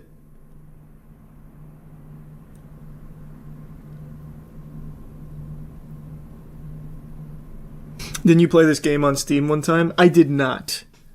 I've never played this game. I will, though, because I want to be able to experience before it's lost media. Every day we inch closer and closer to the bleak future where nobody owns anything. Even the idea of ownership is looking like a foreign concept of a long-forgotten age, as every corporate vampire zombie husk worm person is scrambling to try and shove this idea down your throat that you will be happier owning nothing. You will own nothing and be happy. I know I've yapped about this a lot over the last 2 or 3 years, but that's because it's been accelerating at such an alarming pace. Look at this newest development here. You can now lease a PlayStation 5. Zoinks! Certified turbo zoinks moment if I've ever seen one. This is all fart, no poop. This shit is fucking foul. You have a plethora of really enticing options here to choose from €10 a month up to 17 depending on the model and I guess the duration of the lease. This is fucking outlandish. This is some hogwash. I cannot believe that we are just seeing this now just out in the open, out in the wild, unashamedly. Now, I was reading through things and it seems like 36-month contract is what you would sign for this agreement here. And you don't ever own it. It doesn't seem like you pay for X amount of time, X amount of dollars, in this case like 10 clams, until eventually you pay it off and it's yours. That doesn't seem to happen. I don't know this company, but I was looking into them and it seems like they do this for a lot of tech. And what happens is, when you're done with the contract, you send it back. So you end up just paying significantly more overtime. It also doesn't even make a mention of PS Plus being included. So presumably if you want to have the PS Plus service, which I imagine most people would want if they're buying a console in the first place, you're then paying even more on top of that over a long period of time and never actually even own the motherfucker in the first place. And then they just ask you to like send it back politely. What an incredible deal. If you've been hit in the head with a sledgehammer, I suppose. But I think a lot of people might just see, oh, as low as 10 a month. Jiminy Christmas, that's a great deal. That's very cheap. That's better than just, saving up and buying it. And I haven't seen too many people defending it, but I have seen a few brainless goob-zoomers that are always latching on to terrible fucking business practices and defending them as if it's their fucking job to do so, fighting PR battles for these billion-dollar megacorps for no reason, no gain, aside from just being treated like a fleshlight by these companies. So there definitely has been some chirping here from these addicts that must consume the goob at all times, no matter what, so they're defending this to a certain extent, but most people are rightfully pushing back on this, calling out how outrageous it is. It's a bunch of horseradish. This is not good. And it's a symptom of the direction most of the world is going, where the weasels at the top of the food chain are trying to get you comfy with the idea that you don't own shit. You will own nothing and be happy. You don't question it. Just endlessly subscribe. Rent, lease, subscribe. You have nothing. Just suckling on their teat forever. And the beauty in the case of the PS5 here, once you're done suckling, you've had your fill of milk, you have to spit it all back up. You no longer even get to keep the console you've been paying for 36 fucking months. You have to send it back. And like, imagine that you're late on sending it back, by the way, and fucking Raylo sicks the Pinkertons on you to repo your PS5 from the lease. It's so ridiculous, man. And the fact that there's anyone that thinks that this is a good idea really shocks me. I understand that renting consoles, renting TVs, renting from all kinds of different places has been a thing for a while, and a variety of different things. It's just that now every company is up in your face and just blatantly obvious about their new push to get everyone comfortable switching to the lease everything model, you will own nothing and be happy model. And in the case of Raylo, with the very limited research I've done on them, it seems like they primarily target low-income households. And in the case of the PlayStation 5, it seems like the goal is to get these families spending money that they ordinarily wouldn't be on a PlayStation 5. A low-income household probably isn't super gung-ho and comfortable dropping hundreds of dollars on a PlayStation 5. But Raylo having an offering as low as 10 doubloons a month, well, now all of a sudden, maybe that family does start spending, and they're spending it on something that they ordinarily wouldn't be purchasing, and Raylo's getting a piece of that pie now. So Raylo's getting paid $10 a month from this family, and at the end of the 36-month contract, that family is paid pretty close to what the normal retail cost is for the device, except now they have nothing to show for it because they have to send the device back to Raylo, who then gets to repeat this process, rinse and repeat. Meanwhile, the family that is now paid $10 a month over the course of this contract gets fucking squat. It's a terrible deal. And it's a smart business move from Raylo because what they are doing is they are incentivizing the low-income households that they're, what I believe, targeting on purpose to start spending on things that ordinarily they wouldn't be purchasing, and Raylo gets to facilitate that and make money off of that. And then that family gets nothing. They end up with nothing. They're just out a bunch of money over the course of those months. And now another thing I saw a lot of people bringing up, I guess, is part of like a strategy is like, you know, you rent the PlayStation 5 right before GTA 6 drops and you only rent it for like a month at $10 and then cancel the lease there and send it back. So you get to play through the game that you're interested in on a PlayStation 5 for $10. I don't know if that's permissible by the Raylo contract. Maybe it is, maybe it's not. It seems like you can cancel it at any time, so I'm guessing it is. So I guess if you're someone that wants to just play a PlayStation 5 for like a day, a month, 2 months, 3 months, and then instantly cancel it, so I guess in that case you do end up saving a lot of money if you're someone who only wants to play the PlayStation 5 for a very brief period of time. You could do that strategy if it's allowed in their contract. I don't know if it is or not. Maybe they'll get the Pinkertons back on the horn for you or something. Couldn't tell you. But I feel like the norm with consoles is you get a console under the idea that you will own it long term because presumably there's more games coming out over time that you might have an interest in. Thus you would need the console to play them. So it'd be pretty silly to keep renting the PlayStation 5 every time a new game comes out. Then it would end up costing you money in the long term. But if you're someone that just wants to play a PlayStation for like a month or two, then I guess that strategy would make sense. I just don't think that's the typical procedure. Most people, when they move to get a console, they're probably looking to have it very long term and actually own it, which this does not allow you to do. I'm not just going to regurgitate everything I've said across countless videos now about this whole subscription-based economy and this whole you will own nothing and be happy territory we've entered across the board. I think as it's beaten time and time again by these corporations, people will just come to accept it, and something like leasing a PlayStation 5 will no longer be like a weird, wacky, wild thing that's outrageous. People will just accept it as totally standard business practice. Like, 'cause think, not too long ago, Klarna was advertising how you can put fucking burritos on Klarna. You can lease burritos, and now you can lease your goddamn PlayStation 5, soon to be everything else in your life. The idea of ownership dying. Not just dying, being murdered, executed in cold blood, defiled, the corpse being dragged through the streets, paraded, mutilated, and taking the place of ownership becomes the idea, imagination of having something that's yours, when it's not. and never will be. And I shudder to picture that future where you're the weirdo for not wanting to lease your fucking Five Guys burger. People will look at you like some kind of circus freak because you want to actually, like, own something. Get a load of this guy. This geriatric fossil tried to buy a PlayStation 7 instead of just putting it on fucking Klarna. And this push that the whole world has made to everything going subscription based and like lease instead of own, rent instead of buy, it's trash.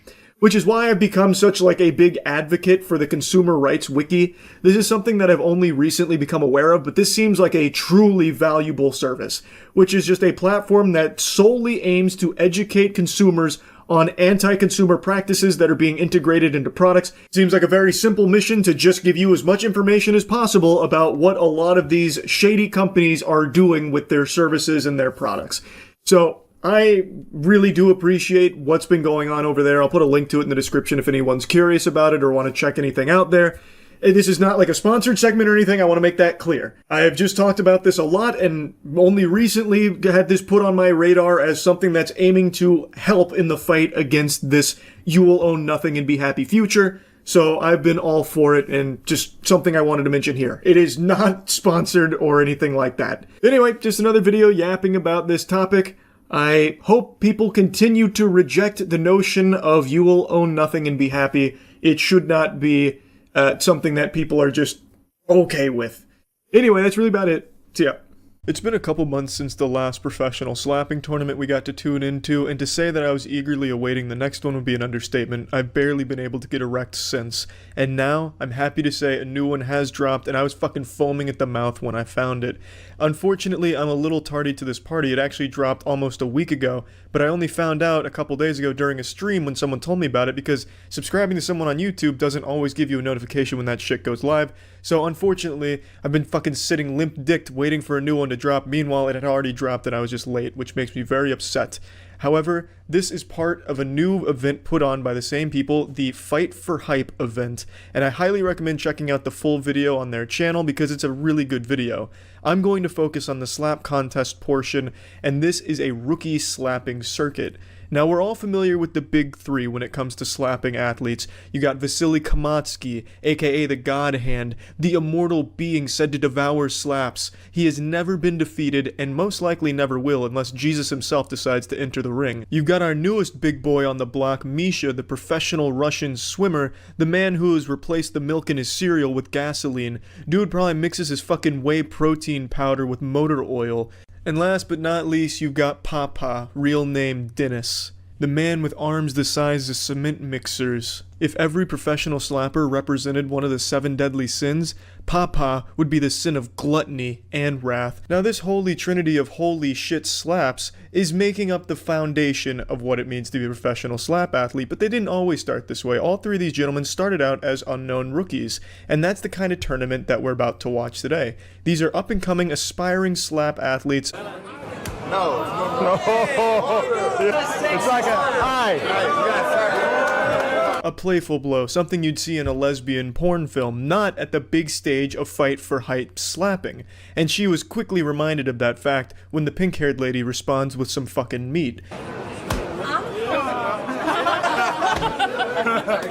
You can see in her face, that slap had bad intentions and she felt them on the cheek. This really marked the turning point in the battle because beforehand you saw how she reacted. She even covered her mouth like she was guilty, like, oh, I didn't mean to slap you, I'm sorry, this was kind of barbaric. But then when the pink-haired lady asks her what the 5 fingers say to the face, that's when it hits her, it's time to get aggressive, and she does.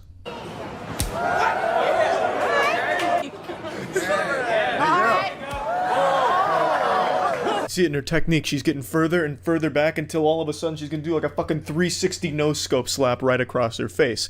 And that's exactly what happens once she gets set off by one of the pink-haired lady's pretty powerful slaps. Ну хорошо. Just look at this slap on the way to the face, it's like steam popping out of a train en route.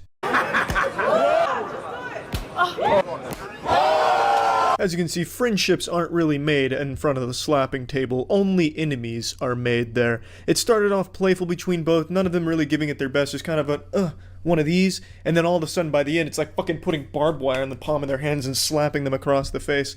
There's really no clear winner. I'll let the last two slaps play out for you, but I wasn't really sure who won because they didn't say, and I couldn't tell by how much money they were given, so I'm gonna just go ahead and say everyone wins in that one. That was a pretty even match. Давай, девчонка, в тебе есть эта злость. Moving on to round 2, this man right here is about to have his entire existence put into question with the power of just one slap.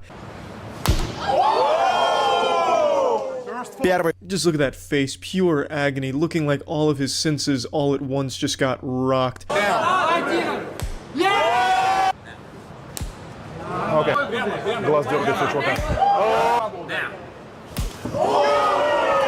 Another fuck your mother kind of shot right there. The man does pack some serious heat with those slaps. Now, unfortunately, that one was a foul because he got a little bit of the ear, and that's illegal. You can't be hitting, you know, above the cheek, on the ear, on the neck, jerking him off. You can't do any of that kind of foul play. They want this by the rules, and I respect that very much. That being said, the other guy swings back with a foul of his own. It's full. Now this is actually a pretty intense foul because he hits him right in the eye, and it wasn't like a love tap or anything. He was really putting some speed on it, and he spun himself around like a fucking Looney Tunes character in a baseball game that just swung and missed. So he was really swinging for the fences here, and it gets him right in the eye. I'm actually surprised his eye didn't just fucking pop out like some type of scene in a 1980s action movie. Now they both have a foul in this match, and the entire round ends up in a draw. Let's move on to round 3. Now in round 3 we're actually introduced to the characters by name. This is the first time that I noticed in this slapping contest that they actually gave us the characters' lore. On the right we have Story, 27-year-old man following his dreams to be a professional slap athlete, and his name and lights the whole nine, just like the greats like Vasily Kamatsky. And interestingly enough, he is the boyfriend to the pink-haired girl we saw compete in the first round. On the left is Oleg, a man who's only here for the fun of it. Kinda reminds you of Saitama, right? Just a slapper for fun. And this turns into a damn near grudge match.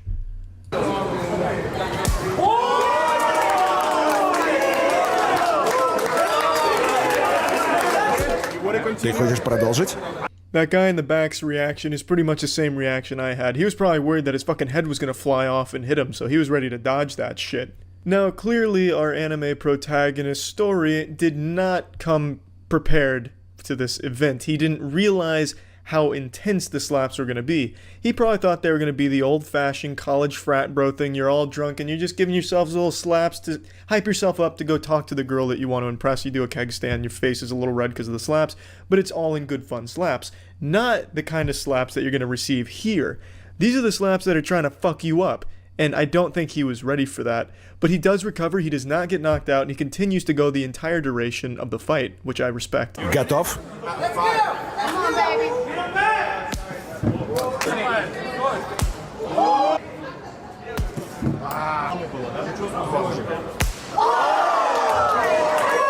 Yeah, in front of his girlfriend too, unfortunately. But he takes it. That was a foul because he got him in the eye again, and not really right in the eye. It was more of like a glancing upper into the eye, which is still a foul, and I agree with the call from the referee there. You don't want any of this kind of dirty play or anything like that. But he's not really returning the slaps with the same intensity that he's receiving. If this was Full Metal Alchemist, there is no law of equivalent exchange right now. He's just getting fucking bludgeoned by Oleg. Out. Okay. This was supposed to be the final round, and you can really see the fear set in on his face right now. Story just knows it's going to hurt. He's been trained now to realize when that slap's coming, the pain's coming with it. Unfortunately for Story, the crowd voted for an extra round. I skipped quite a few slaps in between, and he did a good job taking those on the chin, but I think by this point, he was just ready to call it a fucking day. Еще! Yeah, his face here really says it all. He doesn't really want this bonus round. Again, his face tells the whole story. He's in pain, there's some clear boo-boos on his cheek, it's red, it's swollen, and he honestly looks like he's getting choked up from the pain. I probably would be too. I probably would have already erupted into tears by now, and I honestly think he performed really well in that bonus round. Now we're moving on to the final match of this Fight for Hype Championship, and I have to say, I think we may have seen the birth of another great with this last match. This man is massive, and trust me, you're gonna need like a blanket or something to snuggle with, because you're gonna be afraid of this man crawling in your fucking window and slapping you when you're trying to go to sleep. Because this guy is intimidating, and his slaps are furious. So get ready for this shit.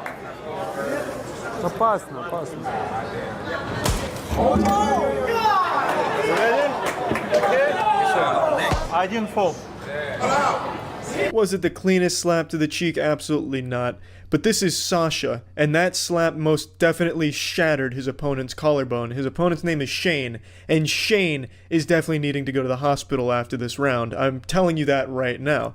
Sasha is a fucking madman. Are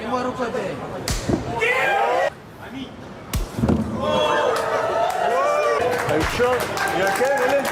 You're going to notice a common theme in all three of these rounds. Every single one of them puts Shane to sleep. These slaps are absolutely rocking him very fucking hard. The force knocks him off his feet all three times. I'm sorry to spoil the third round here for you, but those slaps are nuts. He is 100% with near knockouts in his slaps. That is an unheard of statistic in this league. Even Vasily Kamatsky doesn't nearly KO his opponents in every single slap. In fact, he's beaten opponents without KOing them at all. He wins by points in judge's decision. However, Sasha, I mean, good lord. Shane, I cannot believe even lasted 3 rounds, but hats off to Shane, because he was no pushover. His slap was pretty good too, but he just went up against an absolute monster.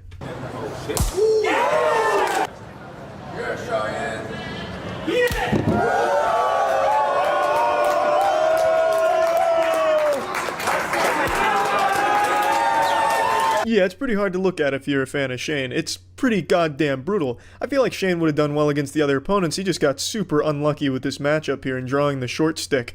I mean, Jesus Christ, you're trying to slap a brick wall against Sasha, and you're also getting slapped by something that has more power to it than a goddamn jackhammer. Recipe for disaster. I respect you, Shane, for getting in there and even going 3 rounds with him. But yeah, I think Sasha is the biggest takeaway from this tournament. I honestly feel like we'll be seeing more of him. And not to discredit all of the other rookies, I think they all performed very well. It takes a lot of courage to even get up there for these competitions, so I respect the fuck out of that. I certainly wouldn't do it, but I do love watching it. This is honestly, unironically, my favorite sport right now. I fucking love slapping, and I love the guy's channel. So I really would recommend going to check it out and watching the whole video, because the whole thing's fucking great. But I mean, that's it for now. So yeah.